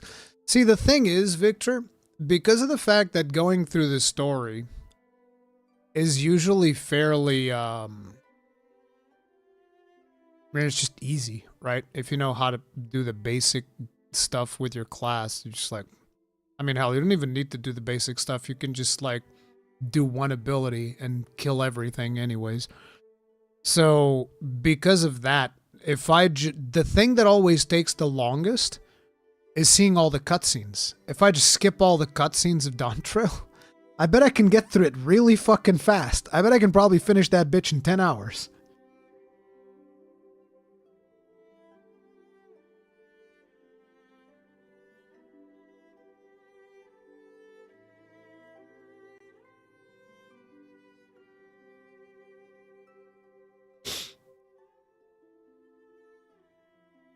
Okay.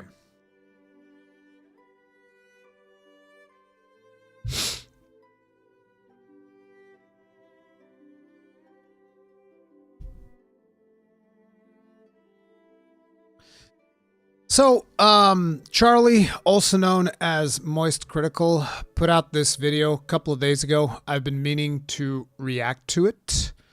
I'm going to link it here in chat. Make sure to watch it, give it some watch time, all of the usual stuff.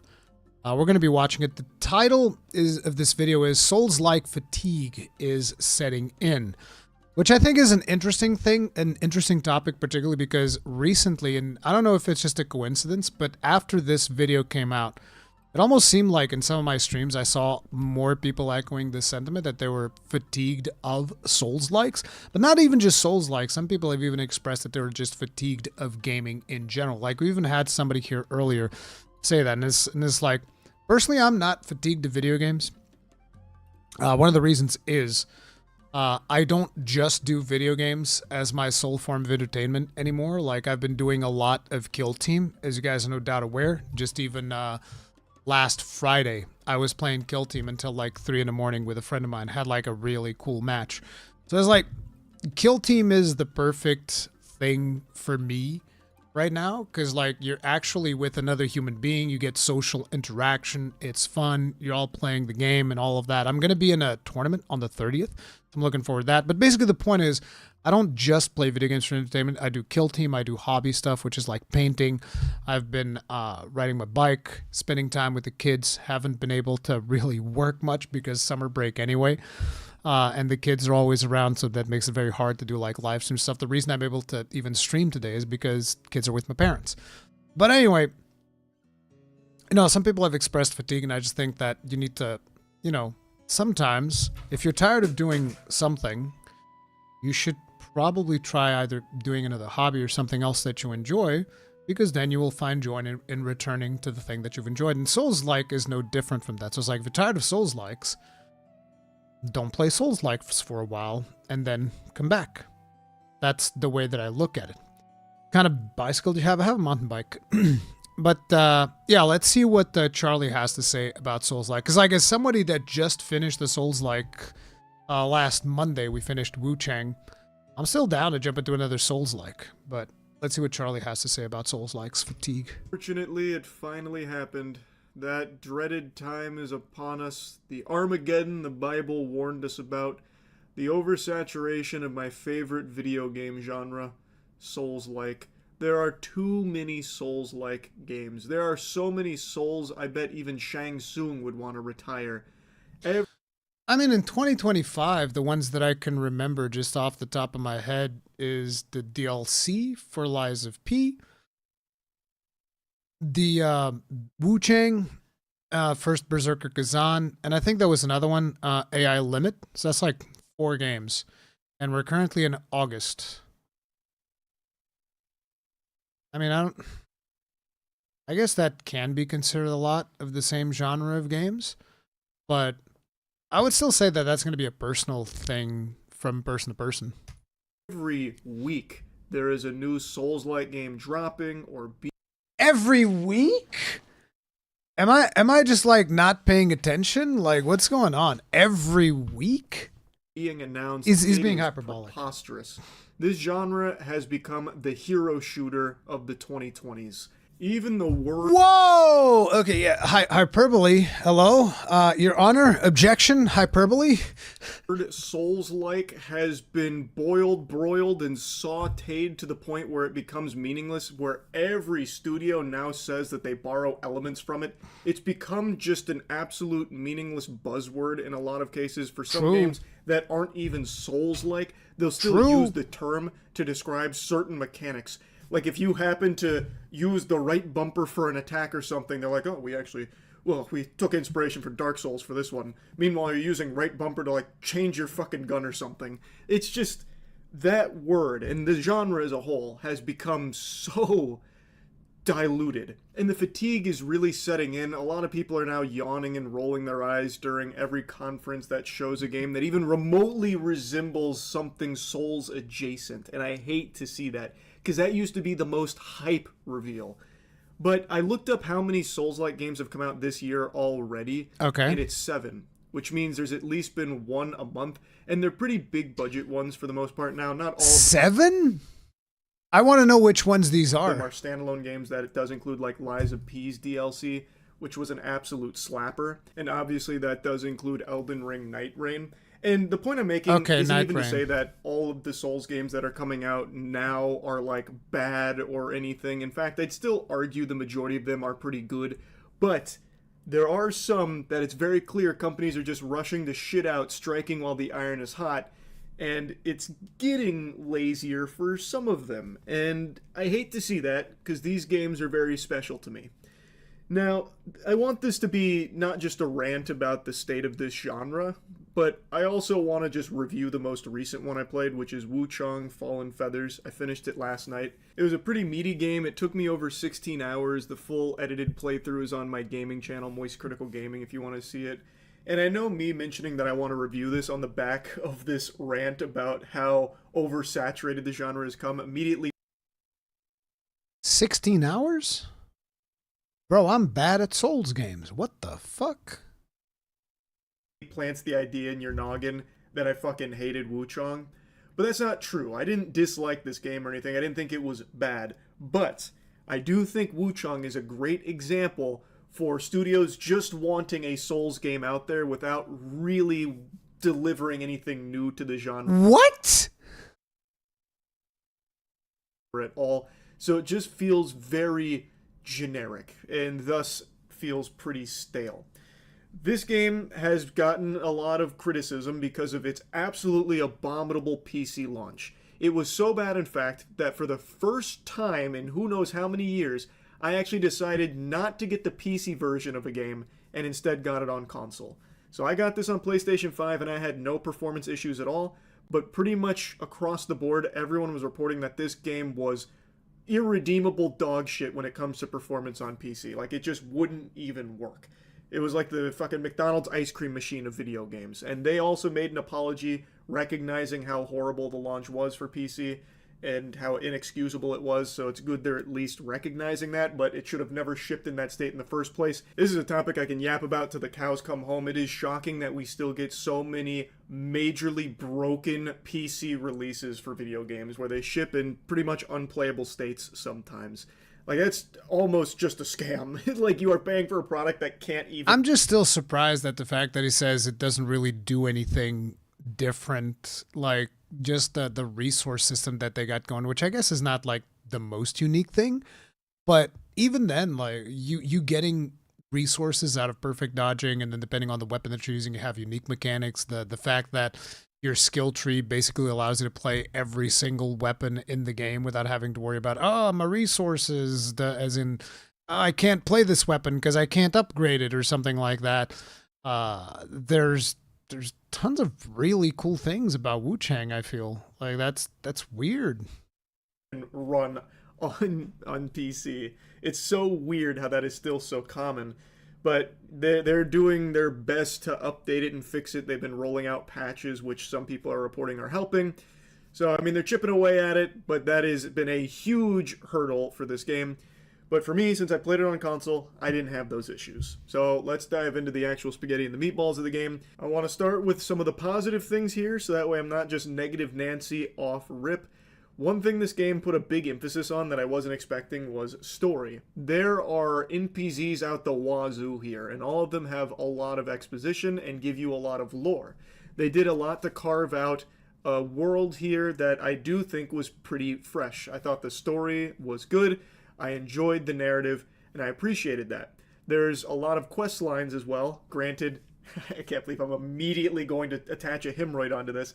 But granted, a lot of those quest lines you follow don't really give you any reward worthy of the time you put into it. You don't really get anything for doing a lot of the side activities other than maybe at best another charge on your healing flask. In this game, it's the mana vase. That is like the best possible reward you get for the side. Don't some quests straight up give you new weapons? Did I imagine this? Like, you definitely get a weapon for completing Wuchang, the quest with the boat guy. He gives you a weapon. What do you get for completing the quest of the kids give you like the hats and stuff? There are some rewards. Content, which is just a little underwhelming.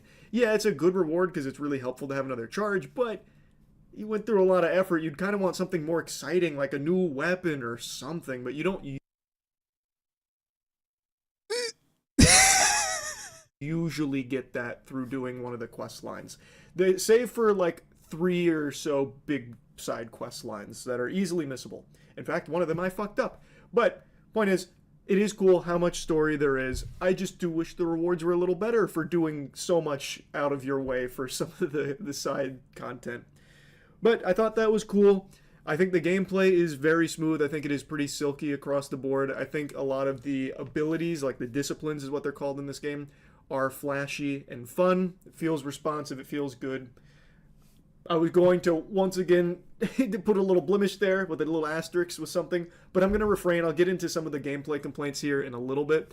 But again, overall, I do think there were a lot of fun ways of playing with the disciplines, and since you can seamlessly go from one weapon to the other through having a Skyborn Might, which is something you charge up through various different means, you can then switch from one weapon to the other while also using a skill. It makes it flashy, fun, and Oh smooth. yeah, It's I cool. forgot to talk There's about that. There's a lot one. of room to play. The swift change or swift swap or whatever it's called. I actually use that a lot with the build that I had, because I would build up the Skyborn Might using the one-handed sword, which just builds it up passively and for regular attacks, and then I'd swap into the Gunlance Blast straight up. That was so brutally satisfying, dude. I love that build. That was the best.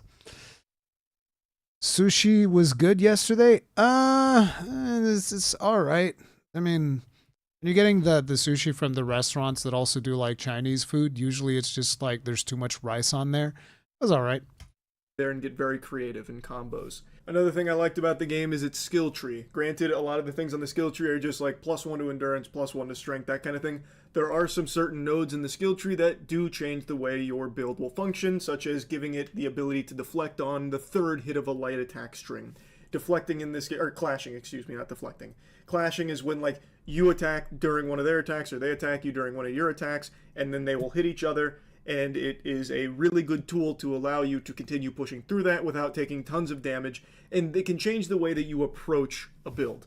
And it is free to respec those points, which is very nice. So you get to try a lot of different things, and it makes it fresh. So you're never locked into one build, and the respecs aren't a resource, so you can freely change things in and out. Very similar to the way Black Myth Wukong did it, which is something I really appreciate. Can you do free respecs in Black Myth Wukong?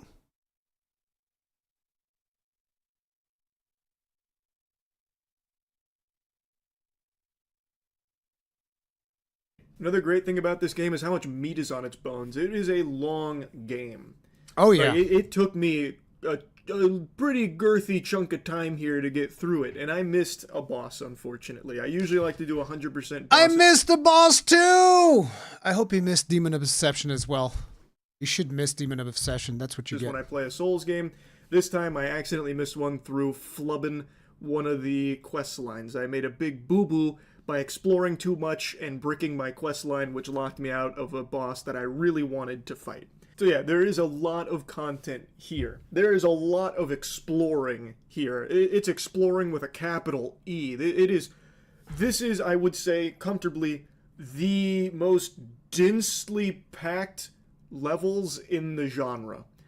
And I actually mean that as more of a negative thing than a good thing. What? I think there's a lot of people that praise that. For me, I didn't like that. And okay, I've given you a lot of positives. Now we're going to mix and match positives and negatives. The levels in this game, I really think are just so counterintuitive. There's no, like, flow to them. It's just all haphazardly branching paths. So, in pretty much every single map, you will reach a fork in the road. And regardless of where you go, that fork will reach a fork. And then you'll follow one path there, and that fork will reach a fork. And that fork will reach a ladder. And that ladder will wrap around to one of the previous forks, where then maybe you end up going down the other side of it, and you'll find another ladder which will wrap back around to a... He's just describing Souls-like levels. Good Souls-like levels.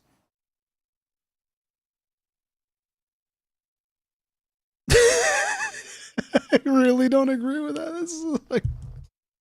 It's like, what do you want? Do you want, like, just Lies of P? Lies of P is pretty linear. It's like, you just go straight through. It's good. There might be the odd branching path where you just go and you get, like, an item, then you come back. It's like, the level design is by far one of the best aspects of Wuchang. Fork, or maybe it'll go somewhere else for another branching path. Like, there's no fluidity to its level design. It didn't feel fun exploring. It felt like a fucking headache and a chore. And since I did end up getting just sucked into exploring so many things just because I was so curious what reward might be there, it just leads to the most, like, nauseating traversal. And the worst part is when you do that level of exploring, you don't really get any good rewards. Like, I did get lucky a few times where the reward was like a new weapon, but the weapons you get from it, like, most of them were pretty bad. Like, they weren't great weapons, unfortunately. And you were lucky to get that. A lot. I don't agree. I do not agree at all. A lot of the exploring just leads to dead ends where you might get, like, one thing that'll I feel like what is happening is that he played Wuchang and he didn't feel like playing Wuchang and he forced himself to play Wuchang. I feel like that's what happened. He's like, oh, I really don't feel like playing another Souls-like, but this one came out. I guess I'll play it. But it's weird because I don't feel like he needs to do that kind of stuff because he's a brutally successful streamer. He doesn't have to play a video game if he doesn't want to. I don't understand. Pop it for more Mercury, which is this game's version of Souls. And that's it. Or, like, you'll get some purple moss so you can cure corruption. It never felt rewarding to explore. It most definitely like, felt I love rewarding the to idea explore. of having maps like this where there is so much there. Like a soup with so many chunks for you to chew on. But it's like empty, it's like styrofoam chunks. Like, you don't get anything out of doing that. And it just kind of sucks to chew through. You know what I mean? If that makes any sense. And it sucks because I do think there was a lot of potential there. Like, I think the maps look really nice. Like, I think every level is visually beautiful. I think the whole game itself is pretty gorgeous to look at. I think there's a lot of people that were really trying to find everything to hate about this game for some reason. So people were criticizing it Let's hear that again. A lot of people that were really trying to find everything to hate about this game for some reason. Wait, what? What were a lot of people doing? I think there's a lot of people that were really trying to find everything to hate about this game for some reason. So people were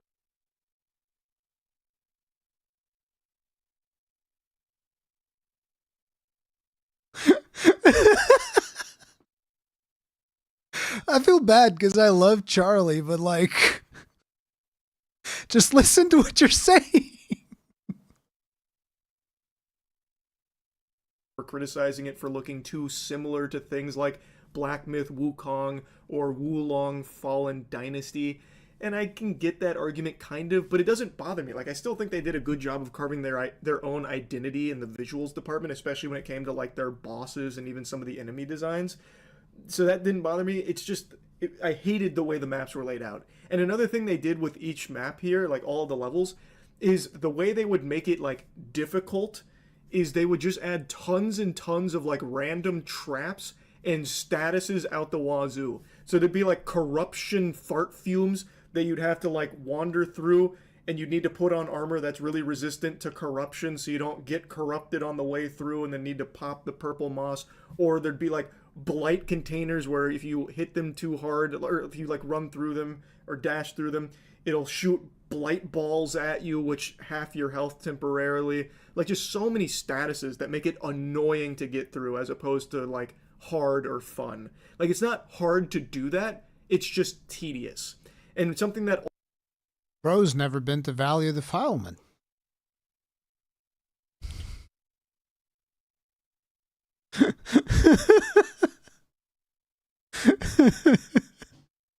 also made it even more tedious was this game's baffling decision to have such a shortage of shrines. Shrines being the bonfires of this game.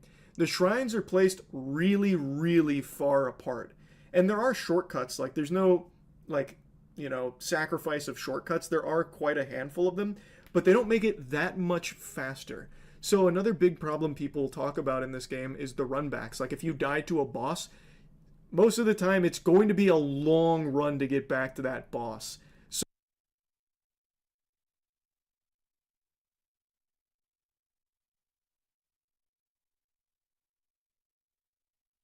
Did we play the same game?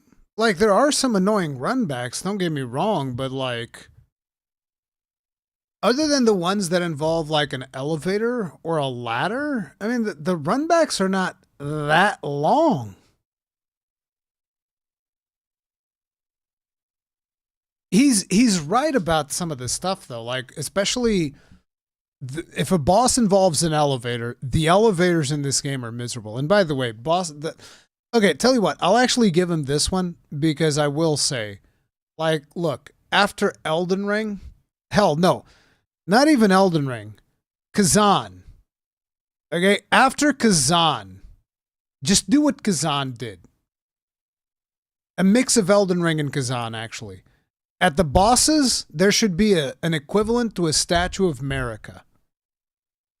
That's it. There should be just like, listen, the moment I die to the boss, you need to let me go back in. I don't care if there's like 3 enemies along the way that are fucking meaningless. I don't want to go through an elevator. I don't want to go through a ladder. I don't agree with what he's saying that like most of the bosses have a long run back. They don't. I don't think that's true. There's a bit of a run back. I wouldn't necessarily call it a long run back. Like, if you can do it in like 30 seconds, is that really a long run back? I guess if you use the stakes of Marika, then sure. But to me, it still should be like, listen, you put a stake of Marika in there, you're out of the boss, stake of Marika, you're back in there. And the other thing is also, you need to do like what Kazan does, which is you die to a boss, your souls are outside the fog gate. Not like the whole notion of the souls being inside the fog gate is just like a completely outdated mechanic that shouldn't even exist anymore. Okay, straight up, shouldn't even exist anymore. It's fucking stupid. Because me as a player, I'll just be like, okay, fucking take him. I'll just begrudgingly say, okay, just fucking take him. I don't want to have to look for my souls every time I walk into this boss fight. It's fucking asinine. It's annoying. Like, I get it that it used to be like that back in the day because that's all we had. We have better now. We have better. Last thing I want to do when I'm going to my second attempt against the boss is like, oh, where did I put my souls? Oh, they're over there. And the worst part is it's not even 100% sync. There's usually like a delay in where the souls drop. So maybe you died over there, but 3 seconds ago you were actually on the opposite end of the map, and therefore they're actually on the opposite end. So you're going to the place where you were at when you died, but because the save sync didn't happen at the exact moment, your souls are actually going to be in a... It's like, no, it's asinine, it's annoying as fuck, and now I have to be running around like a headless chicken while there's a really big boss with a really big hammer bashing me in my fucking skull, and I'm just like, where my souls at? And then the souls are actually not the easiest thing to see in Wuchang. It's like a little black swirly with a little blue ball on top of it, which can get mixed in with the scenery. So I will give him that there's some annoyance there, but long runbacks is not necessarily what I'd call it. But to be honest, moving towards the future, every Souls-like should just be, okay, you're doing a boss. Okay, cool, you died.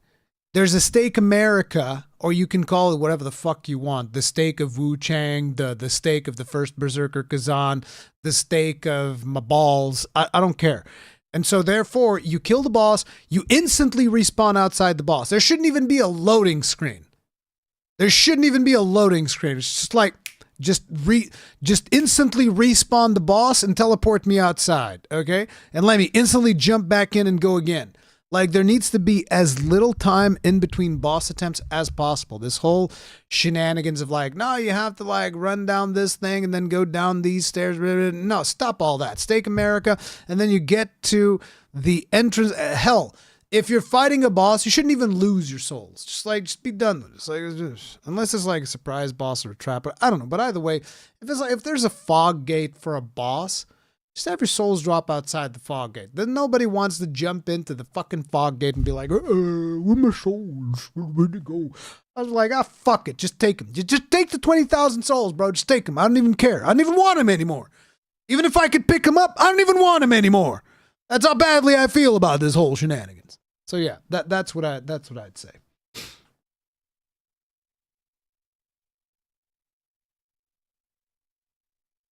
Kazan actually gave you souls when you died to the boss. True. I don't think you should go that far, though. I'm not exactly sure that I'm a big fan of you leveling up.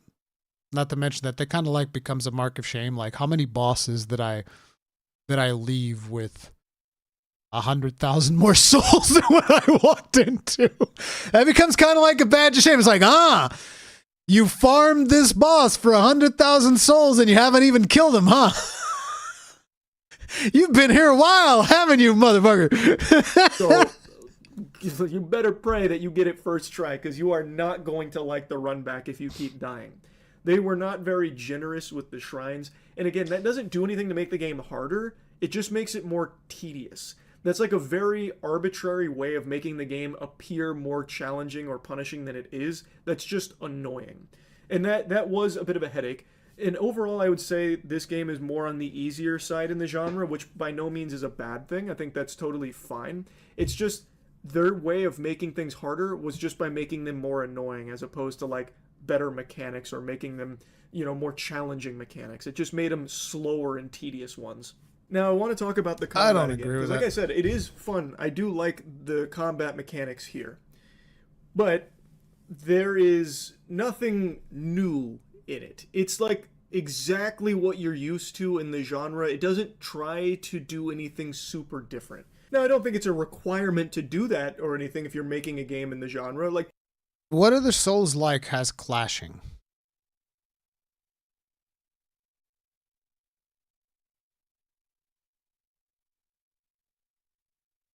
What are the Souls-like has you recover your resource by perfect dodging?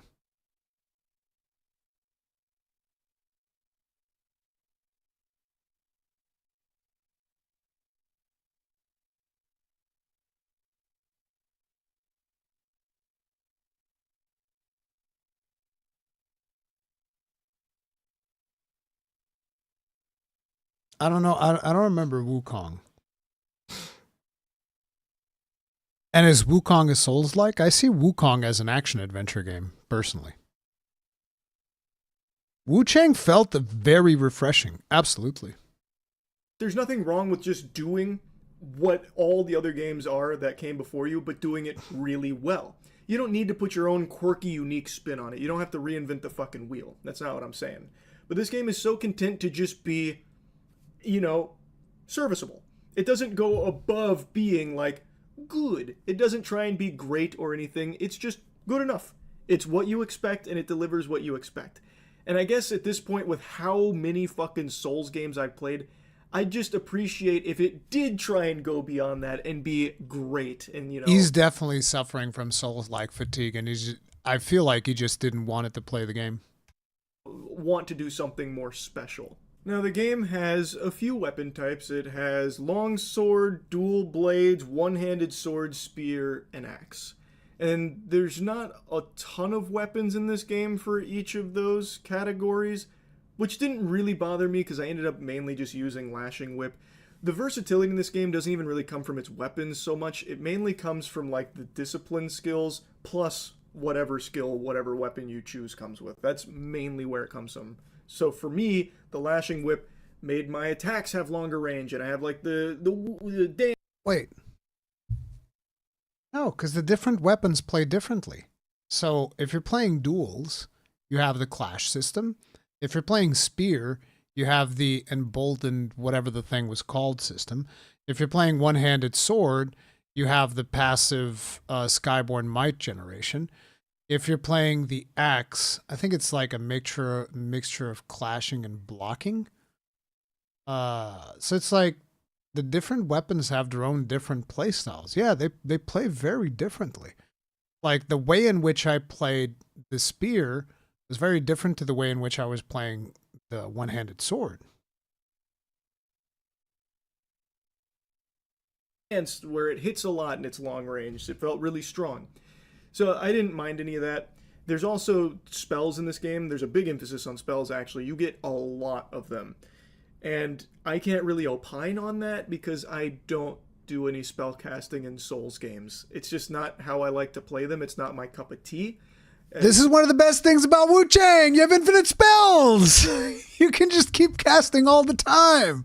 It was so satisfying to me. Just like, oh, look at this. I can cast spells and I gain the thing back because I'm using a one-handed sword and I can keep casting. I've never casted so many spells in a Souls-like as I did in Wuchang. It was so much fun. So I don't really have a lot of say in how the spells feel in this game. I used a lot of them just to see it because they were very flashy and cool, and I have no doubt you can make a really fun, strong build with them. It's just not typically how I like to approach games in this genre. So don't have a lot to say there, but they did seem very cool with a lot of potential. Overall, I felt the combat was fun, albeit very by the numbers, like what you expect without going above and beyond by any means, but it was still good, and I had fun with it. But this is by far my biggest complaint in this entire game. They made a decision when it comes to the combat that I think really fucking sucks, and it's how they handle knockdown. Every boss, okay, tons of enemies. Okay, he wins the 100. Yep, 100% agreed. Yeah, that getting up animation, fuck that shit. But I think they're fixing it. But like that getting up animation is literally the worst. It is garbage. It's so bad, dude. It is so bad, man. Yeah, when you fall down, dude, when you fall down, the boss is going to be like, listen, here's what the boss is going to be like when you fall down, guys. I'll show you. The boss goes like this. Wait. I'm going to show you what the boss goes like. You fall down.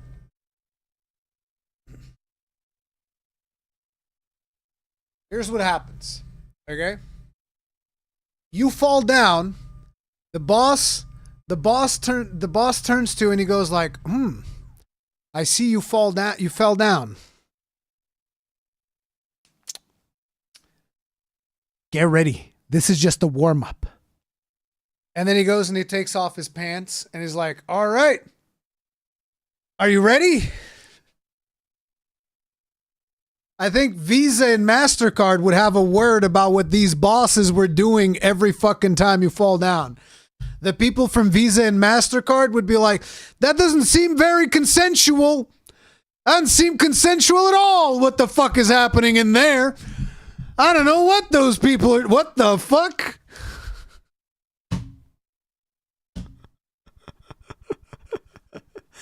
Yeah, when you fall down, the getting back up animation, it's pretty fucking bad. Pretty bad. And there's no invincibility frames when you're getting up. It is like the slowest get up animation I've seen in any game of this genre. And there's no invincibility frames. So what that means is, boss hits you once and you fall down, there's like an 80% chance that he's just going to keep pummeling you, because like you're going to try to stay on the ground, but you're going to get back up and the boss is going to be like, this is the time, boom, punish you again, fall down again.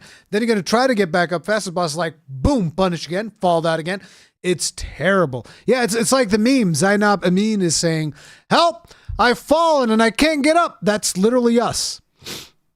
Have multiple moves and ways of knocking you down. Which in Souls games is always like tough, because once you get knocked down, it throws off your rhythm and you can get punished. Like it is always rough. But in other games in this genre, you have ways of combating that. Like there are some iframes like when you roll out of it, or there are perks where you can do like a quick roll out of a knockdown. In this game, yeah, Basket Case is also correct. You can time the dodge, but it's not a super intuitive way of doing it. Like it's not intuitive at all. But I have done it.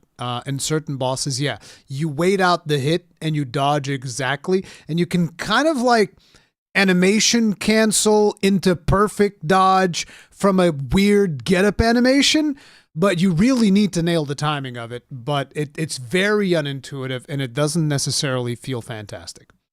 There's none of that. If you get knocked down, you will pretty much die in like every case, unless you're really tanky or if the boss or enemy decides not to keep attacking. When you get knocked down, there is no quick get up. If you are spamming roll to get up, you are still going to get up at a pretty slow pace, and regardless of where you like roll in what direction, you will still get hit. There are no iframes on it, and it'll typically lead to a knockdown chain. So you'll get knocked down once and you'll try and like roll out of it real quick so you can get back on your feet and fight. But what'll happen is the boss is still going in like a string, or maybe it starts a new string and it'll knock you down again, and then you're going to eat another attack when you try and get up, rinse and repeat till you die, and usually it's like 3 or 4 hits for that. Or if you don't get knocked down again, you'll just eat a huge hit when you get up and you get punished. You can't really avoid damage once you get knocked down. And if you try and like wait it out, like where you lay on the ground instead of try and like roll out of it and you try and slow get up, obviously you're going to eat a fucking wallop there too, because you're not like invincible when you're getting up or anything like that. So if you try and like wait out a chain or something, you'll just eat attacks while you're still fucking snoring down there, you know, still sleeping. There are no really good options of combating knockdown in this game other than just don't get hit. Like that's... No, you could like we were talking about, you can do a perfect dodge, but it's very unintuitive and very annoying to try and pull off, because usually you get knocked down and you're just kind of like, your muscle memory is like, oh, I need to get back up, or I need to stay down. But in this game, you can't stay down because he's going to keep punishing. And if you try to get back up too fast, you're going to get the slow one. So you have to wait and try to like dodge out of your getting back up animation and cancel out of it with a perfect dodge. Doesn't always work. And very unintuitive. Really it. So when you're fighting a boss, you could be doing it perfectly, but if you get knocked down once, that's basically curtains. And I really didn't like that.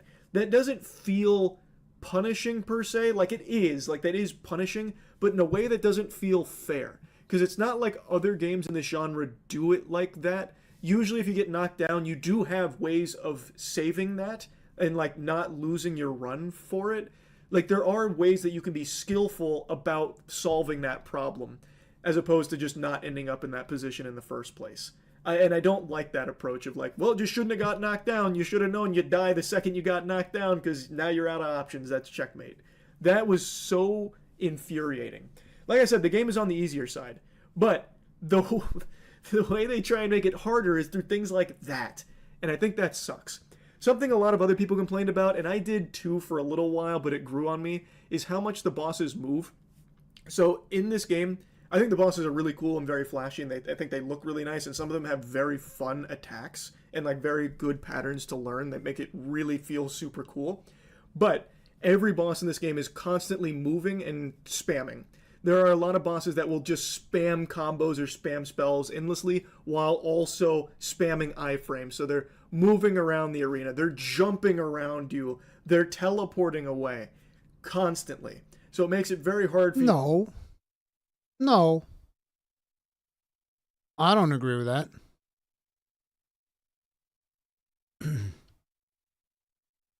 I don't think I agree with that. There are some bosses that get annoying because they move away from your range too often. That does happen. Like the final boss is a perfect example of that. And there are some bosses that have like these long-winded animations, like the lady in red. She had that, where it's like, I'm gonna do my ultimate attack. You better run away. And then I'd run away to the corner, and then I'd be like, and she's like, oh, here it comes. And my character's like, boom. And my character's still sleeping like a little wind streak by his face. And he's like, and it's like, and that was it. And I'm like, okay, let's get back to the fight then. That does happen with some characters. In the final boss, it also happens like there's a lot of parts where the final boss is going like, I'm a fly, and now I'm a fly, and I'm just like, can I hit you at some point? And he's just like, ha, now I'm all the way over here, and you're like, and it's like, I'm gonna fly again, ha, and I was like, look here, Dark Eater Madeir, like, listen, go back to fucking Dark Souls 3, all right, brother? I'm fucking done with your ass, bro. Just like, stop this Dark Eater Madeir nonsense, all right? To get a big punish in, it makes it hard for you to get like a charged heavy on like a back shot or anything like that. A back shot. And a lot of people were noting that was frustrating. And for me it was too sometimes, but it's one of those things where towards the end of the game I kind of figured out how to fight back against like the constant iframe spam and dodging and moving around. So it didn't bother me that much towards the end, but in the beginning, yeah, it was kind of annoying.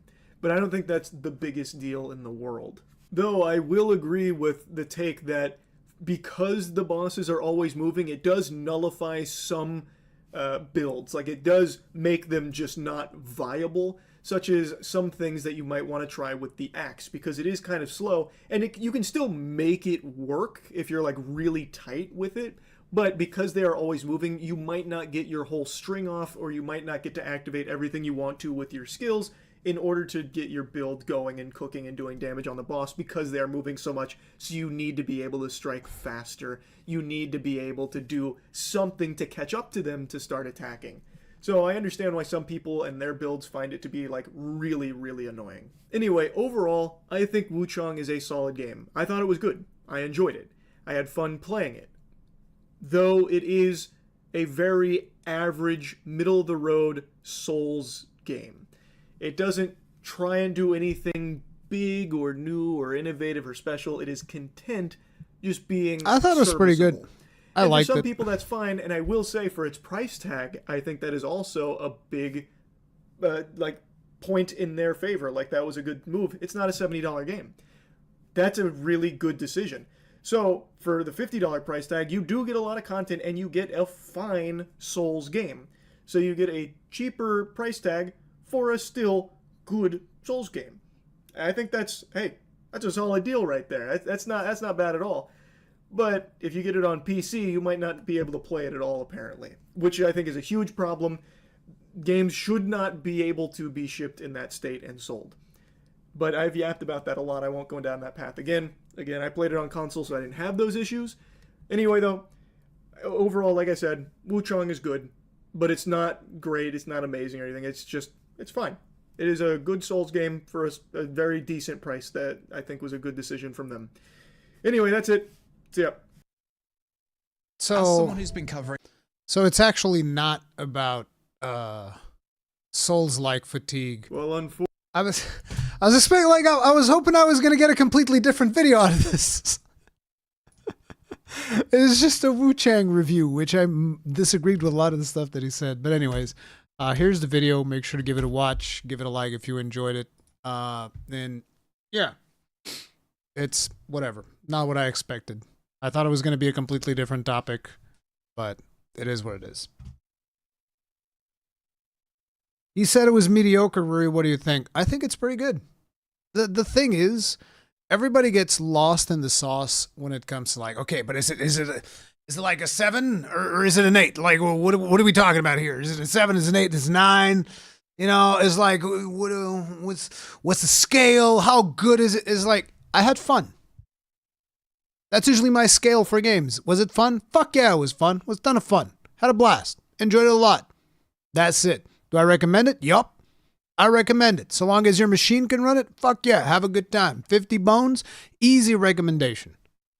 That's how I do. I don't rate my. It's like, oh, but did you like it like as a 7 or as an 8 or as a 9? It's like, I liked it. It was fun. I blew up monsters with a gun lance. It was a fuck ton of fun. There were some monsters I didn't like blowing up as much because they were annoying. But it is what it is.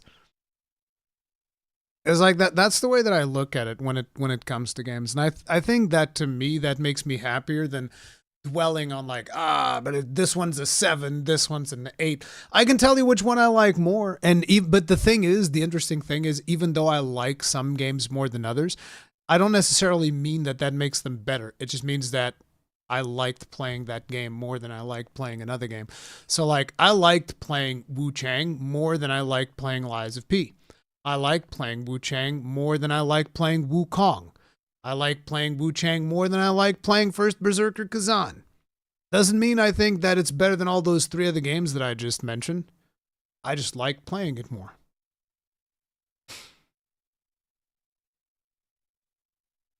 I still think that out of those, Lies of P is probably the better game, but at the same time, there's a lot of shit in Lies of P that I don't like.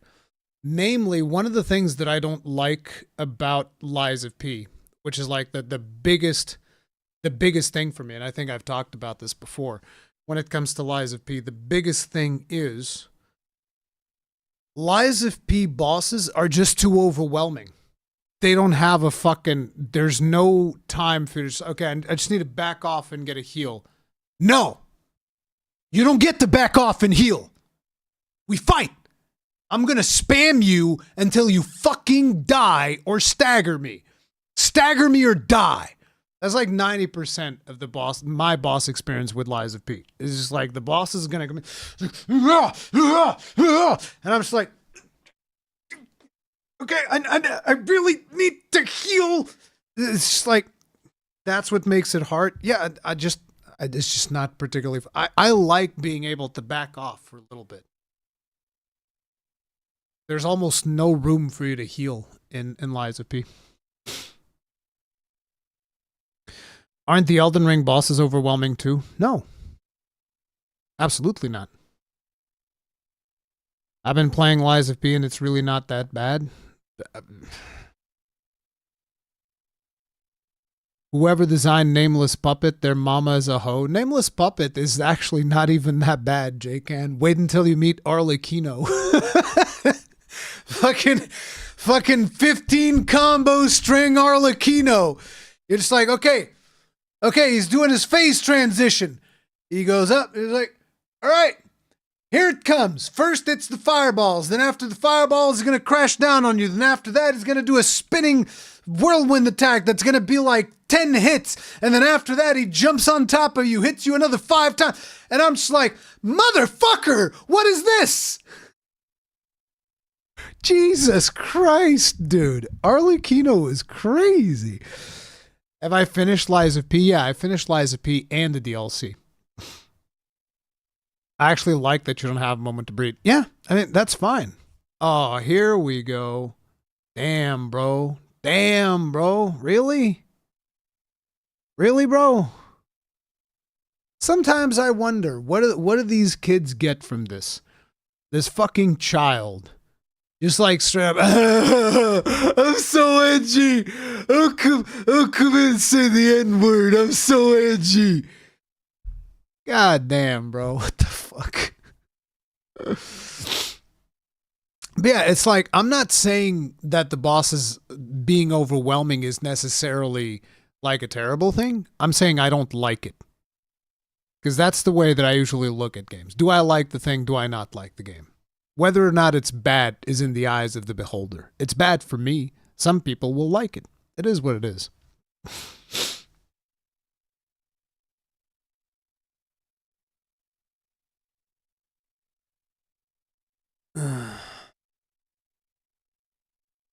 The parrying time is not great. Yeah, the parrying time is not fantastic. But it's the same in Wuchang, and you did. No, it's not. No. I'm sorry, Dead Rocky. The degree of aggressiveness of Lies of P DLC bosses compared to the aggressiveness of Wuchang bosses is not even in the same league. Unless, like, we're playing different games, or because if somebody's playing on console and the AI is different or something like that. Like, I played both. No, wait. One of them I played on console. Lies of P I played on console. But, you know, whatever. It's like 100%. One of them, to me, felt like 10 times more aggressive than the other. And in Wuchang, I was able to back off plenty of times to pop off a heal. I'm like, oh, I need to real quickly back off to pop off a heal. Some bosses are designed to punish when you're backing off to pop off a heal. But like in Lies of P, that's every boss. Rurikhan, so you like Wuchang more than Lies of P, Kazan, and Wukong, so you like the game with a hot girl more than 3 games with dudes? Yeah, I'm a gooner. The fun fact is, if you had a character creator in Wuchang, I would probably play a male character. I always play male characters.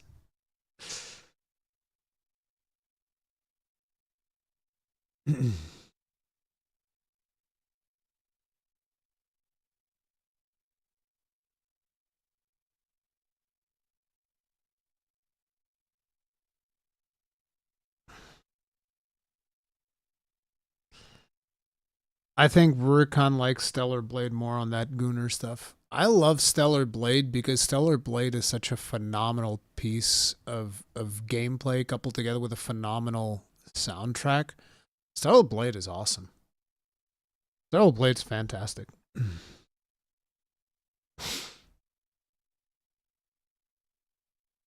Are you sexist? Absolutely. I prefer playing male characters. So, in another bit of news, Diablo boss departs Blizzard, leading to questions about his next gig. Rod Ferguson is famously a closer. With Diablo done, what's next? Diablo is done. It has been done for a while. Just not in the way you think. It's like now that he's done Diablo, done Diablo dirty. Then Diablo real dirty. Blizzard Entertainment's general manager for the Diablo franchise, Rod Ferguson, is leaving the company after 5 years. He announced Friday Ferguson's departure from Blizzard seems amicable and raises questions about where he'll wind up next based on his reputation in game development. After 5 years of driving the Diablo franchise off a cliff... I can't, dude. Everything they say in the article is just going to come out like that. After 5 years of driving the Diablo franchise off a cliff. Forward with 4 big launches, it's time for me to step away from Blizzard/Microsoft, sword in hand, and see what's next. The teams are set up for success with an exciting slate of releases ahead. I'm incredibly proud of what we built together, looking forward to what comes next for Diablo and for me. Under Ferguson, Blizzard launched Diablo 2 Resurrect. Okay, Diablo 2 Resurrect is probably good. Diablo Immortal is actual cancer. Diablo 4 and the D4 expansion Vessel of Hatred. Ferguson joined in on Blizzard 2020 after leaving the coalition where he helped lead the team behind Gears 5. Ferguson has earned a reputation in game development as a closer, someone who could get troubled projects completed. That certainly seemed to be the case with Diablo 4, which had been in development for close to a decade in various incarnations. Ferguson helped get it across the finish line in 2023.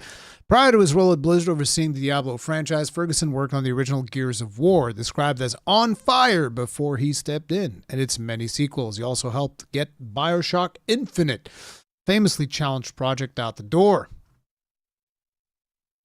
That pedigree certainly makes one wonder what challenge Ferguson might tackle next. There is no shortage of games publicly experiencing crisis or interminable delays.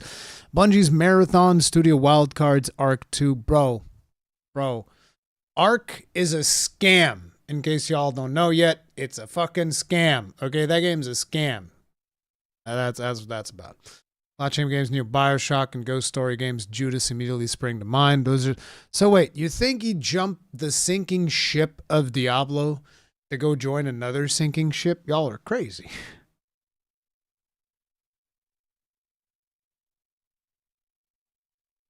In the grave, Blizzard's in the grave. Yeah, dude. Yeah, get him on Silk Song. Oh, man.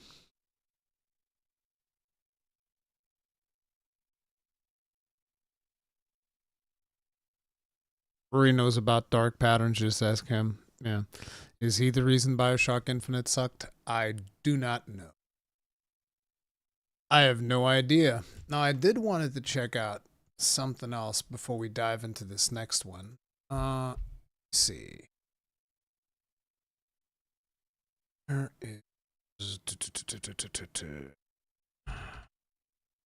Are there any news about Path of Exile 2? Ooh. Path of Exile 2's headquarters. Where's the official channel?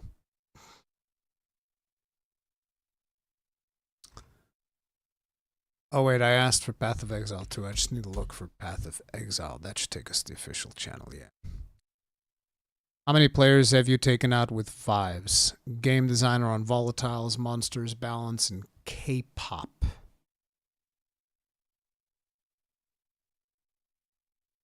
Hideout Showcase, Zesht, Omniphobia.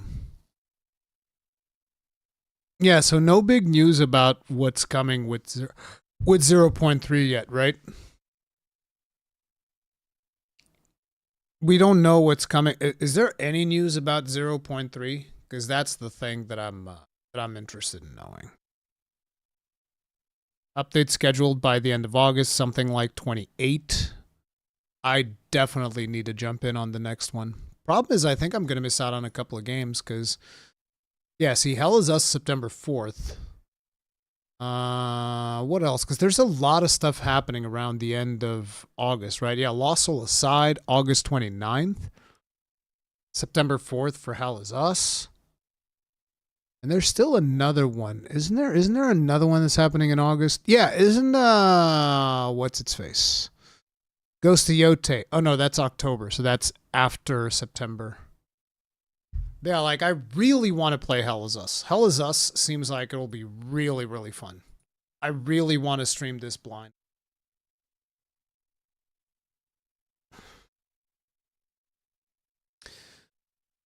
But yeah, I want to play some friggin' Hell is Us as well as Path of Exile 2. That's probably going to be what we're going to be doing after Gamescom, so we'll see. Marvel Tokon Fighting Souls, are you interested in that? I'm curious. I'm curious. I put it in there because I really liked what it looked like, but yeah. We expect at least Act 4 on PoE 2 0.3. We'll see. We'll see, but I definitely want to jump in again. It was such a fun time during the release of PoE 2. I loved seeing like the community interactions, what was happening. The way that we did our live streams there were also really fun. We do like some reactions ahead of the streams, then we do the streams themselves. I thought it was really good. I thought that was a ton of fun. I put in 100 bones in that game. I didn't even need to. I just wanted to support the devs because it was that good. Are you interested in Duskbloods? Absolutely. Why is Duskbloods not here? I should have put Duskbloods in here. That in there. Supposedly 2026, right, is when this one's coming out. That needs to be on my list. Duskbloods.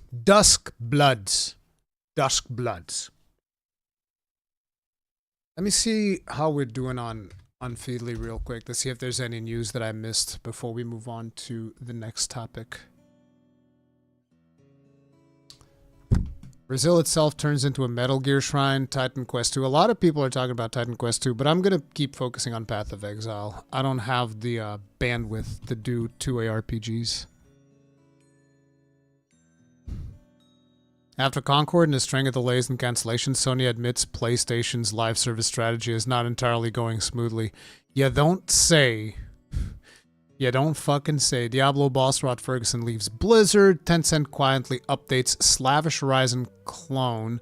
Light of Motorum's Steam page. What?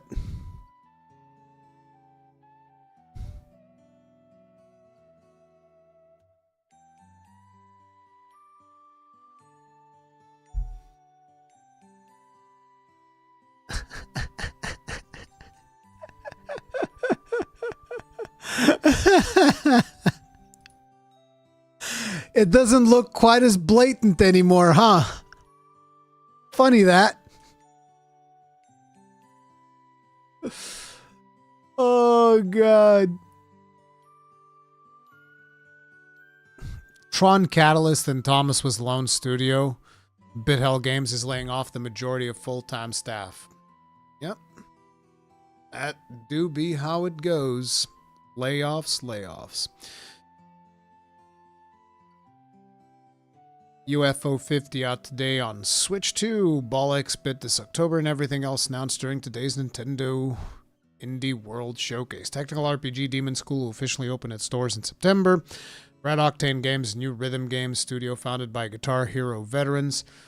Mortal Kombat Trilogy confirmed for Mortal Kombat Legacy Collection physical editions announced. PlayStation moving away from hardware-centric business model to a platform model. Everybody wants to be a platform nowadays. This is why I think that at the end of the day, everything's going to be either on Steam or maybe GOG. Who knows? I'm hoping GOG can actually become a bit of competition because GOG is really good with their DRM stuff. The problem is that, you know, a lot of publishers don't want to put games on GOG because of its DRM stuff. That's the thing. But I feel like GOG is actually a really good platform. The Battlefield, Call of Duty. A lot of people have been talking about Battlefield 6, but I'm just not interested. Yeah, it looks like not a whole lot has been happening in terms of news.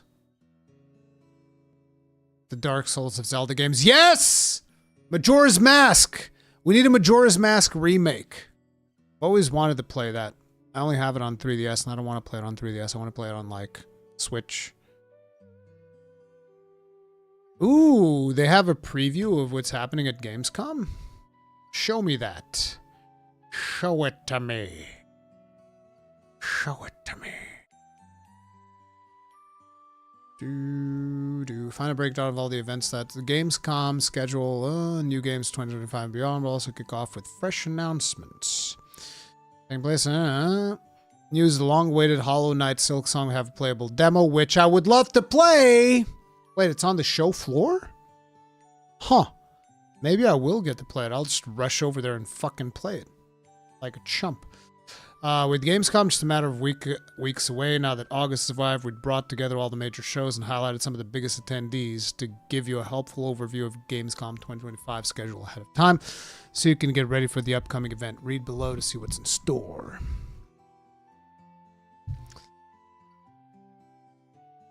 Games Night Live, Xbox Gamescom broadcast. Wait, they're doing one? On the 20th? I'm not going to be able to see that. Future Games Show is also doing one on the 20th? Damn, bro. Bethesda's doing a broadcast? What the fuck? All these things are happening and I'm not going to be here for it. It's almost like if you're a streamer, you're better off just staying home. It's so weird how this stuff works nowadays. You're better off just staying home. Just stay home and watch the shows. We have a live performance of Claire Obscure OSTs at Gamescom.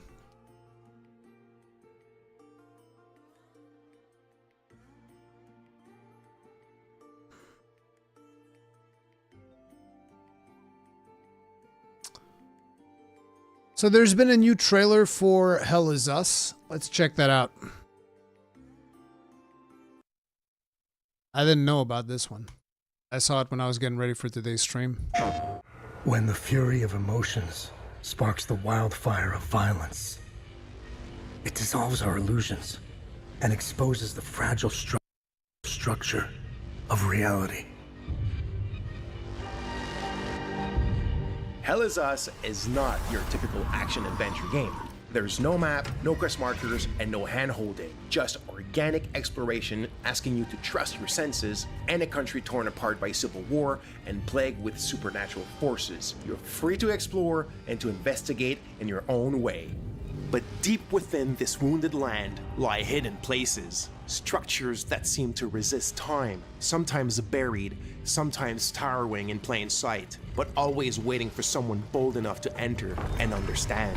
We didn't design these dungeons as mere set pieces. We built them like old school video game challenges. Tight, crafted, deliberate. Every corner, every obstacle, every encounter is there for a reason.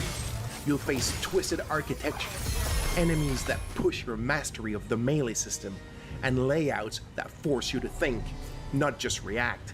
If you missed the days where exploring a dungeon was memorable, this is for you. I'm telling you, I think that this game is going to be really good.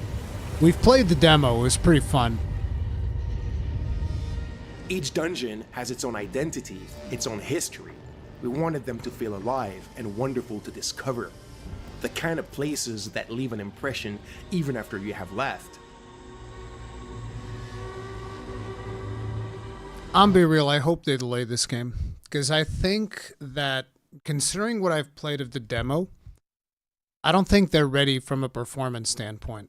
I think that the game's going to launch, and it's going to be a shit show with performance. I hope I'm wrong. I always hope I'm wrong when I say this.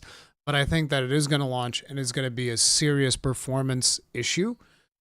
And because of that, it's going to remain on negative reviews, because like that's one of the things that's been happening a lot on PC is like every time there's even the slightest hint of a performance issue, game gets nuked into oblivion, probably deservedly so. And I think that that is going to be the fate of this game if they don't delay it to ensure that it is properly optimized. Left.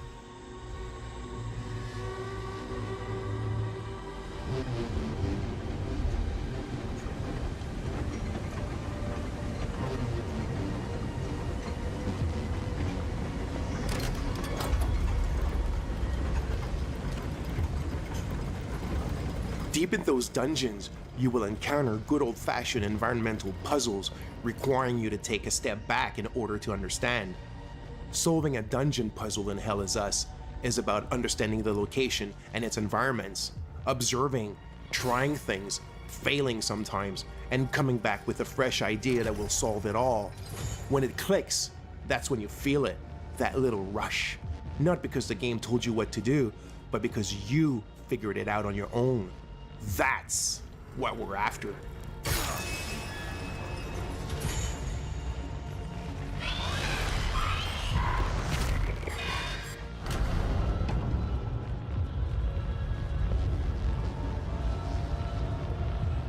I really hope they delay. Like, this game has so much promise. I'm so scared of this thing launching without having decent performance, because it's gonna be it's just like every game that I'm interested in nowadays. I'm just always scared that we're gonna run into another wild situation where I'm having the time of my life while I'm playing the game, and then I make a video and it's just like 50 comments telling me, how can you make videos about this game? Don't you know the performance is bad? And it's like,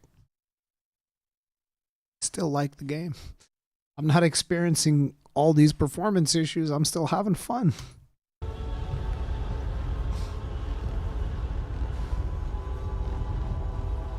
While puzzles are a key part of the dungeons in Hell Is Us, there's more to them than just that.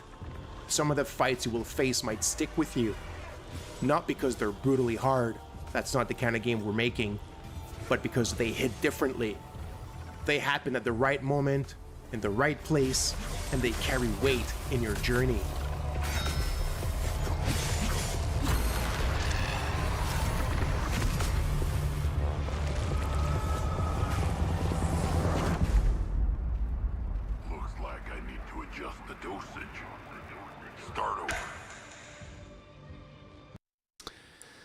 Nacon, PlayStation 5. Oh yeah, this is on the PlayStation channel, but yeah, this is another game that I'm interested in. I was trying to see if I could get in touch with these guys, and I don't know if I'm going to be able to see this at Gamescom or not, but it would be cool. Yeah, that's another one. The enemies felt hard in the demo. Yeah, they did.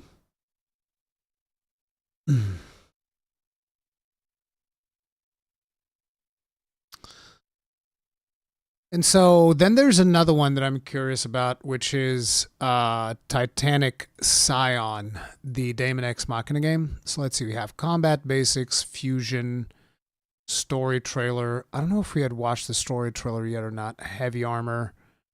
And then there's a gameplay demo. So I guess we'd start with story trailer. I'm going to watch all of these trailers just to see what's going on.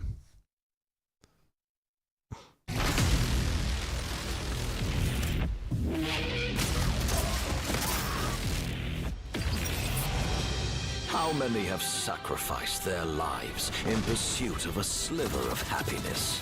The wish to be with those they love. No one can change humanity forever. Not outers, not humans. All I want is to destroy this divided world, then share its remains equally among those strong enough to survive. What are you? I will not give in. Prepare for my might. You will pay for this. This art style reminds me of Xenoblade. I never saw you as fool enough to kill an ally. The same as you, a non-human being created by human hands.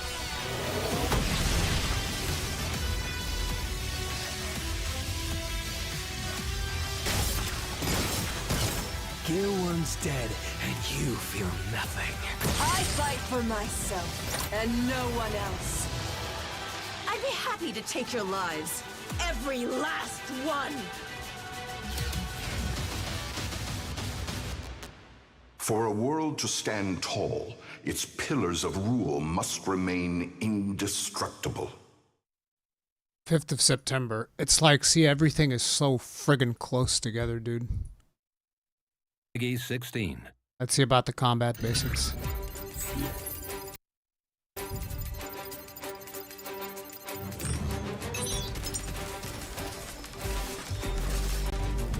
Armored suit known as Arsenal, soar into combat.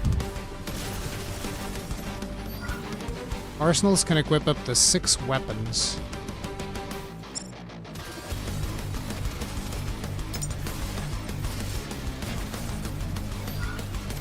Bazookas. Bows? Really? Missiles and railguns.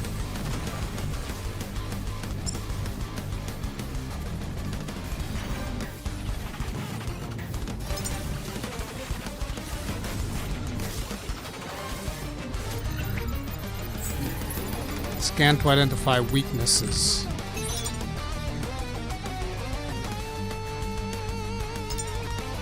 Hard exterior, soft exterior. So you'll want lasers for hard exteriors.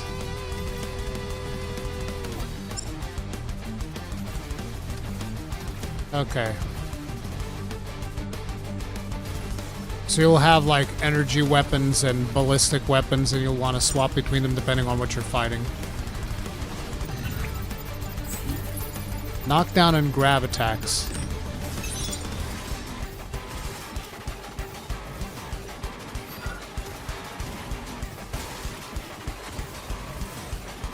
That looked a little bit awkward. Oh, what the fuck? Large enemies can have parts of their armor turn off.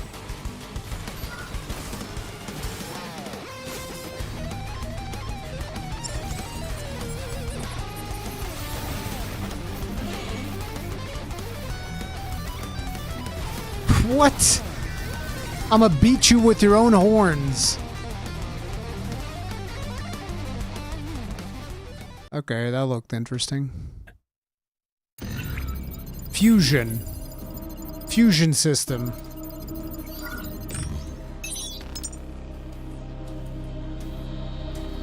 Splicing immortal factors into your body.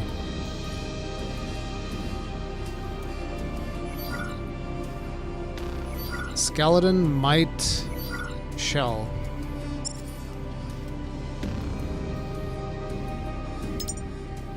Determines the skills you can acquire.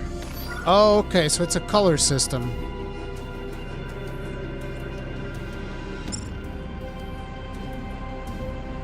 Oh, your body starts mutating if you start doing stuff. Okay. Abandon your humanity and gain power. What the hell? I don't want that.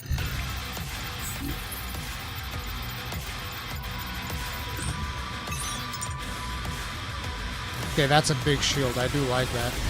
Damn!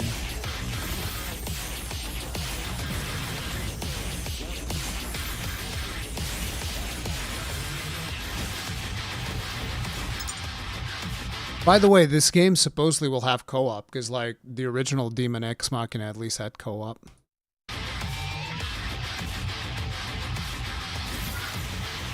By the way, is Demon X Machina available on Steam? Did they ever do that?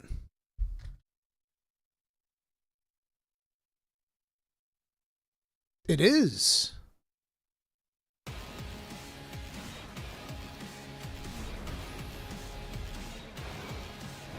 I should check it out. Because I have it on Switch, but if you can get it on PC, I might just check it out on PC.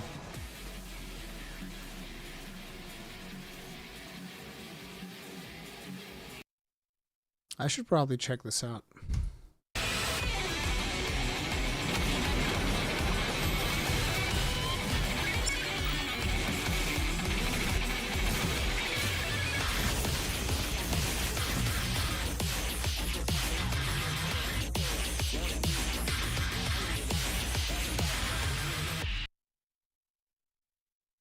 Heavy armor.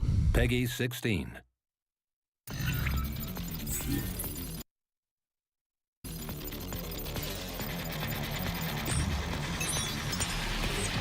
External armor that can deliver powerful attacks.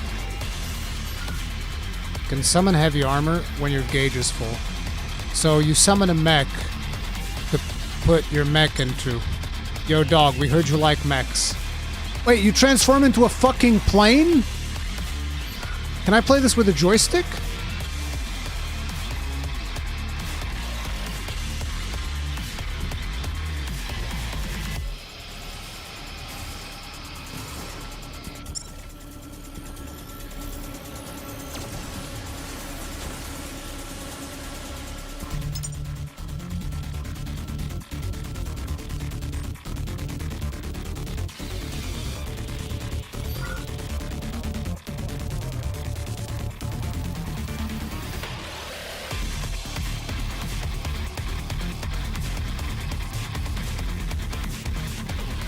Then we have some gameplay in here.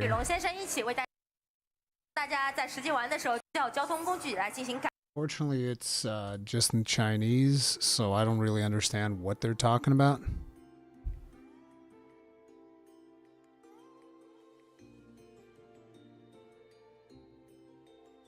So you get a bike. It looks like it's open world. Because the last one was mission structure. That bike doesn't look like the smoothest thing. Wait, what the hell? It transforms? Now it's a big cannon?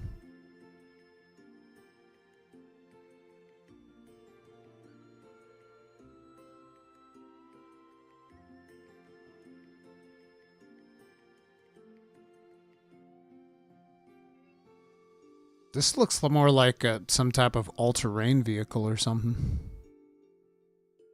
Because you can fly. Looks like that's a boss fight over there.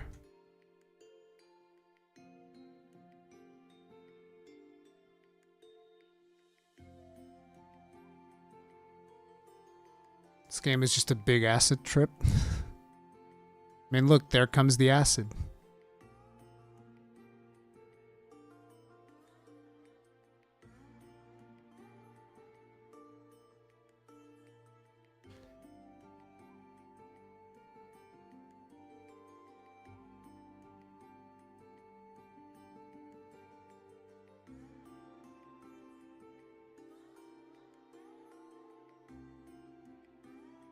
Multi-hit attack. Boss closed up.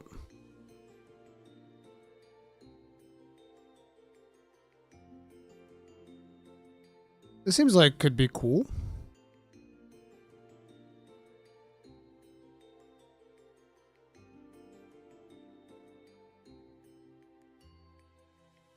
I don't know, I'm curious. I want to play it. I also need to go and play the first one, which I never got around to playing.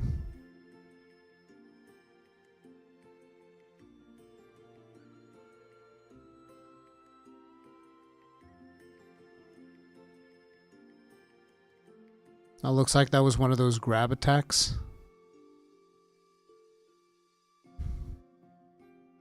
Oh, he got like a piece. Gonna beat you up with your own thing.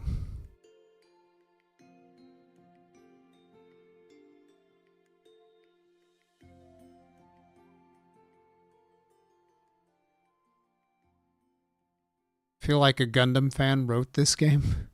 Jesus. That was probably one of those skills that they were talking about with the fusion system.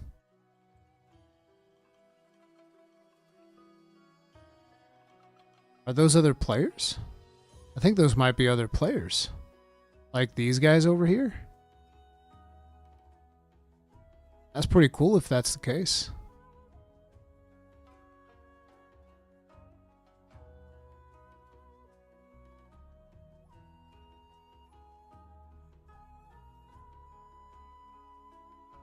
It looks interesting. I'm down to check it out for sure.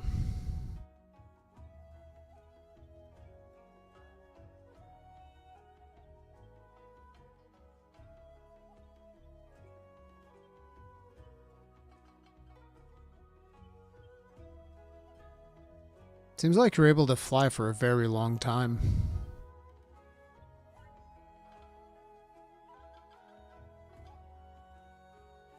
Big artillery.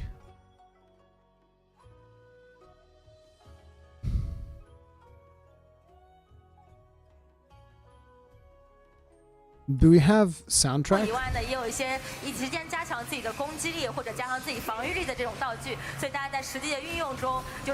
I really wanted to listen to the soundtrack, but what is your favorite type of genre? It depends on what the mood is striking me for. Most times it's going to be the Monster Hunter-like experience. It's either that or Soulslikes.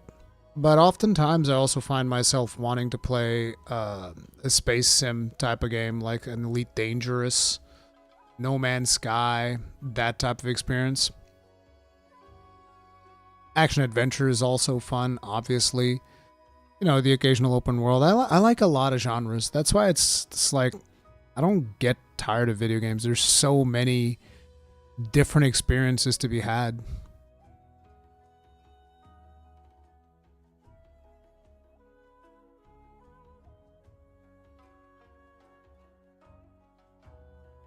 Yeah, this is looking good. It's looking good. I'm curious to see what else these guys come up with. I had some more videos queued up, but I'm going to take a break. Tired. Ugh. Been getting overwhelmed. Sorry about not putting out as many streams or content as I usually do. During summer break, it's going to continue to be rough. I might make a video talking about that. But, yeah. I love you guys, and I'll talk to you guys later, all right? If you guys enjoyed the stream, do hit the like button. It helps out a lot. Thank you so much for joining me for this edition of Conscast. I'll get you guys the next one. Stay strong. Stay safe. Peace out.